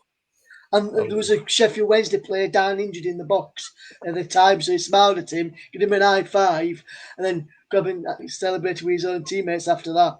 Well, when I thought Granit Xhaka shouldn't play for the club ever again, that guy's the same. Yeah. Yeah, I agree with you there, Mike. I wonder. I do just wonder though. Is that one of those things you have to really watch? Because I mean, if somebody runs past you and puts your hand out, it's just instinctive to high five them. Oh, for sure, of course. I think I'd have to have a watch of that before actually making a judgment. Well, I've just looked at Moses Odebajo's Twitter. Yeah, and it confirms here the loss is frustrating for myself and the team. I would never high five another player for scoring against us. I said to Grabber, no way is that a goal because of the foul, and laughed it off, thinking the goal wouldn't stand. Yeah. We're bottom of the league. No one at the club wants relegation, and there's no chance I would celebrate a goal that keeps us at the bottom. Out of context, videos can be misconstrued. I hope I've cleared it up with the fans who doubted my commitment to the team. Not really. Yeah, I mean, what's he going to say? Well, really, what else is he supposed to really say there? Yeah. Maybe he's had to say, maybe the club have asked him to put something out like that, because I don't think he would have really put something out like that afterwards. Maybe the club have seen the video and asked him to put something out like that. But it's down to him. If he's done it, then obviously they can't say he hasn't done it. But no, but it could be misconstrued. That's fair enough. Like, yeah. It can be misconstrued, and I suppose it's now up to him to prove it's been misconstrued. Absolutely. Did you have a heart in mouth moment, no Matt, at the end of that game today when Rob holding at the crossbar? No, because my stream was about 30 seconds behind, and I got the notification for full time on my phone. Oh, okay. Yeah, no, I didn't. So when it came up full time and I saw you had the free kick, I knew it was going wide. But yeah, what a header! It was a bullet, wasn't it? I'm glad it didn't go in, of course. But if I was a neutral, I'd be gutted that didn't go in. I was gutted it didn't go in, but yeah, of course, you'd have taken anything. But yeah, I think the woodwork saw a few bits of action tonight, didn't it? Yeah, even this Spurs game, Spurs hit the bar and the post, I think, and I think Liverpool hit the bar as well. So yeah, Everton hit the bar. Yeah, I think Leeds hit the bar as well. Well, they hit everything. Yeah, I know. Yeah, Leeds hit the bar, but then he come back down and Bamford headed home. Yeah, to equalise for us after we went behind. I think Brighton hit the post as well. So I think all 6 games. Most games, yeah. Would have been an interesting accumulator to have. The woodwork wouldn't it? In all 6 games. It would. What will the woodwork beat in this game? And go down all games. Yes. Look how much you could have won that. Instead of it saying both teams to score, both teams to hit the woodwork. I'm just surprised that you can do that. I don't know. I'm just saying here, actually, there's a tweet come out from Aubameyang an hour ago. We know this isn't good enough, but we keep believing and working hard. That's it. And he's put like a little praying emoji thing. So I think that goal will do his confidence the world of good today, though, as well. Yeah. I know he's obviously been lacking a bit since the United penalty, but and obviously even more so on the back of the own goal at the weekend. But, you know, he didn't finish it like a player out of form, did he? No, it was a brilliant No, he finish. didn't, It Mike. was a great ball in as well. So I'm sure he'll kick on from here, rightfully now, yeah. I mean, from my point of view, I thought I'd have been tempted to, just as cynical as it sounds, just shove, because you knew what he was going to do. Shove him over outside the box and take the yellow card. Yeah. A bit like Gabriel got sent off for. I think he knew exactly what he was doing. But sometimes you've just got to take one for the team. I've just seen the sending off that Sam Morsey got sent off for Borough. Yeah. And it's very controversial as well. You'll have to see. I'm going to have to put EFL on in half an hour and see. So Yeah, I might have to do that as well. Well, I'm writing up I the don't match think quotes won't be out after the Newcastle game. it shouldn't be a straight red. no. He's on the floor. Oh wow. Wow. Let's have a little look at the Prem table for one, just to give you a little once over of that for anyone that hasn't seen it yet. See what the movers and shakers are at the moment in the division. With tomorrow, of course, there's 2 games as well, as we said. Burnley, Villa, and United, Sheffield United, Man United, Sheffield United as well. I want to see who the main movers are. The main movers are Liverpool. Liverpool top of the table now, but let's see what else has happened in terms of anyone else. So Liverpool have overtaken Spurs. They're at 28 now. Then it's Spurs. Then it's still Southampton on 24. Good little run of form, actually. Win, and draw in the last 3. Not too bad. Leicester City just behind as well. They'd lost tonight. Everton breathing down their neck. We beat them. And then Chelsea, West Ham, City in 8th, United in 9th, Wolves in 10th, Villa 11th, Palace 12th, Leeds 13th. We still haven't reached Arsenal yet. 14th, Newcastle. 15th is Arsenal. 16th is Brighton. 17th is Fulham. 18th, Burnley. 19th, West Brom. And 20th, still on that solely, individual point, is Sheffield United. Yes, and I've just got a result in here, mate, from the Scottish League Cup tonight in the quarter-final stage. Yeah. St Mirren have come from 1-0. Ryan Hunter's side have come from 1-0 down to beat Rangers 3-2 with a goal in the 92nd minute after Stephen Davis equalised in the 88th minute. I bet you he's Our Discord. old boy. I bet you he's either Discord me or he's WhatsApp me. He's actually WhatsApp me the score, and then he's actually WhatsApp me with his hand over his mouth, as in disbelief. Looks like he's crying some happy tears tonight. Yeah, fair play, Ryan. Nice one, mate. Of course, it's a big win for St Mirren. You're right, Steve, as well. Evening, mate. Hey, Steve. How you doing, my friend? What's up? As Steve said. You work with Steve then, Ryan was saying then, Matt, yeah? Oh, I used to, yeah. Yeah, I said you worked with him, not worked with him. Oh, yes. Yeah. Worked with him at Telebiz. Yeah? Telebiz. What was that then? You did that for a while, did you? You worked there for a number of years? Or? I was there for 2 years, yeah. Oh, what? Yeah, and then I left. So I better not say anything else than that. No, right, okay. And then Steve worked there for a while as well. And yeah, they become good friends. And then I got introduced to Matt. And then we went for a quiz night once, didn't we? That was a good quiz, yeah. Did we win? Second or third one, Ryan was saying earlier. Oh, yeah, I knew we did quite well. Because I went with Steve and we won. Yeah. Oh, cool. And I mean, we'll do it. I'm definitely going to come to Plymouth at some point after lockdown, and get the 4 of us together and go for a quiz night. It'd be good fun. Well, Stevenage in the same league as Plymouth. Yes, mate. No. Yeah. No, not at the moment, but it's a good opportunity if we stay up and Plymouth goes down. It looks like maybe at the moment, but and the thing is, I think at one point during that quiz that me and you took part in, Matt, we were actually bottom for a bit, and then we started. Yeah. And then I think we hit second. thought you were going to say we hit the post. Well, We did on a few answers. But no, like even if it's not through like when teams are playing or whatever, I'd still do it. Like because I don't mind that part of the country. I think it's nice. So yeah, Yeah, certainly worse places in the world. yeah, for sure. Portsmouth. Anyway, guys. Anyway, guys, I'm gonna shoot off to writing up some of the quotes after Leeds win for Bielsa for one of the websites to I4. So good to meet you, Matt, tonight, and good luck, And you, Southampton. Apart Thank from when you you very play my team, Leeds United, that is Matt. But apart from that, good when luck for the that's rest of gonna this season. 20th of January, and then it's like 15th of May. The games. Oh, okay. I've not quite got over the one of my favourite Saints, well, not favourite, well, least favourite Saints Leeds games was being 3-0 up with 15 minutes to go and losing 4-3. I've never got over that. That scarred me for life. That Theo scored that one actually. Yeah, and the player who won it for Leeds was Liam Miller, who's sadly no longer here. He was on loan. He was on loan for Manchester United at the time when he netted us out. Did he score a penalty?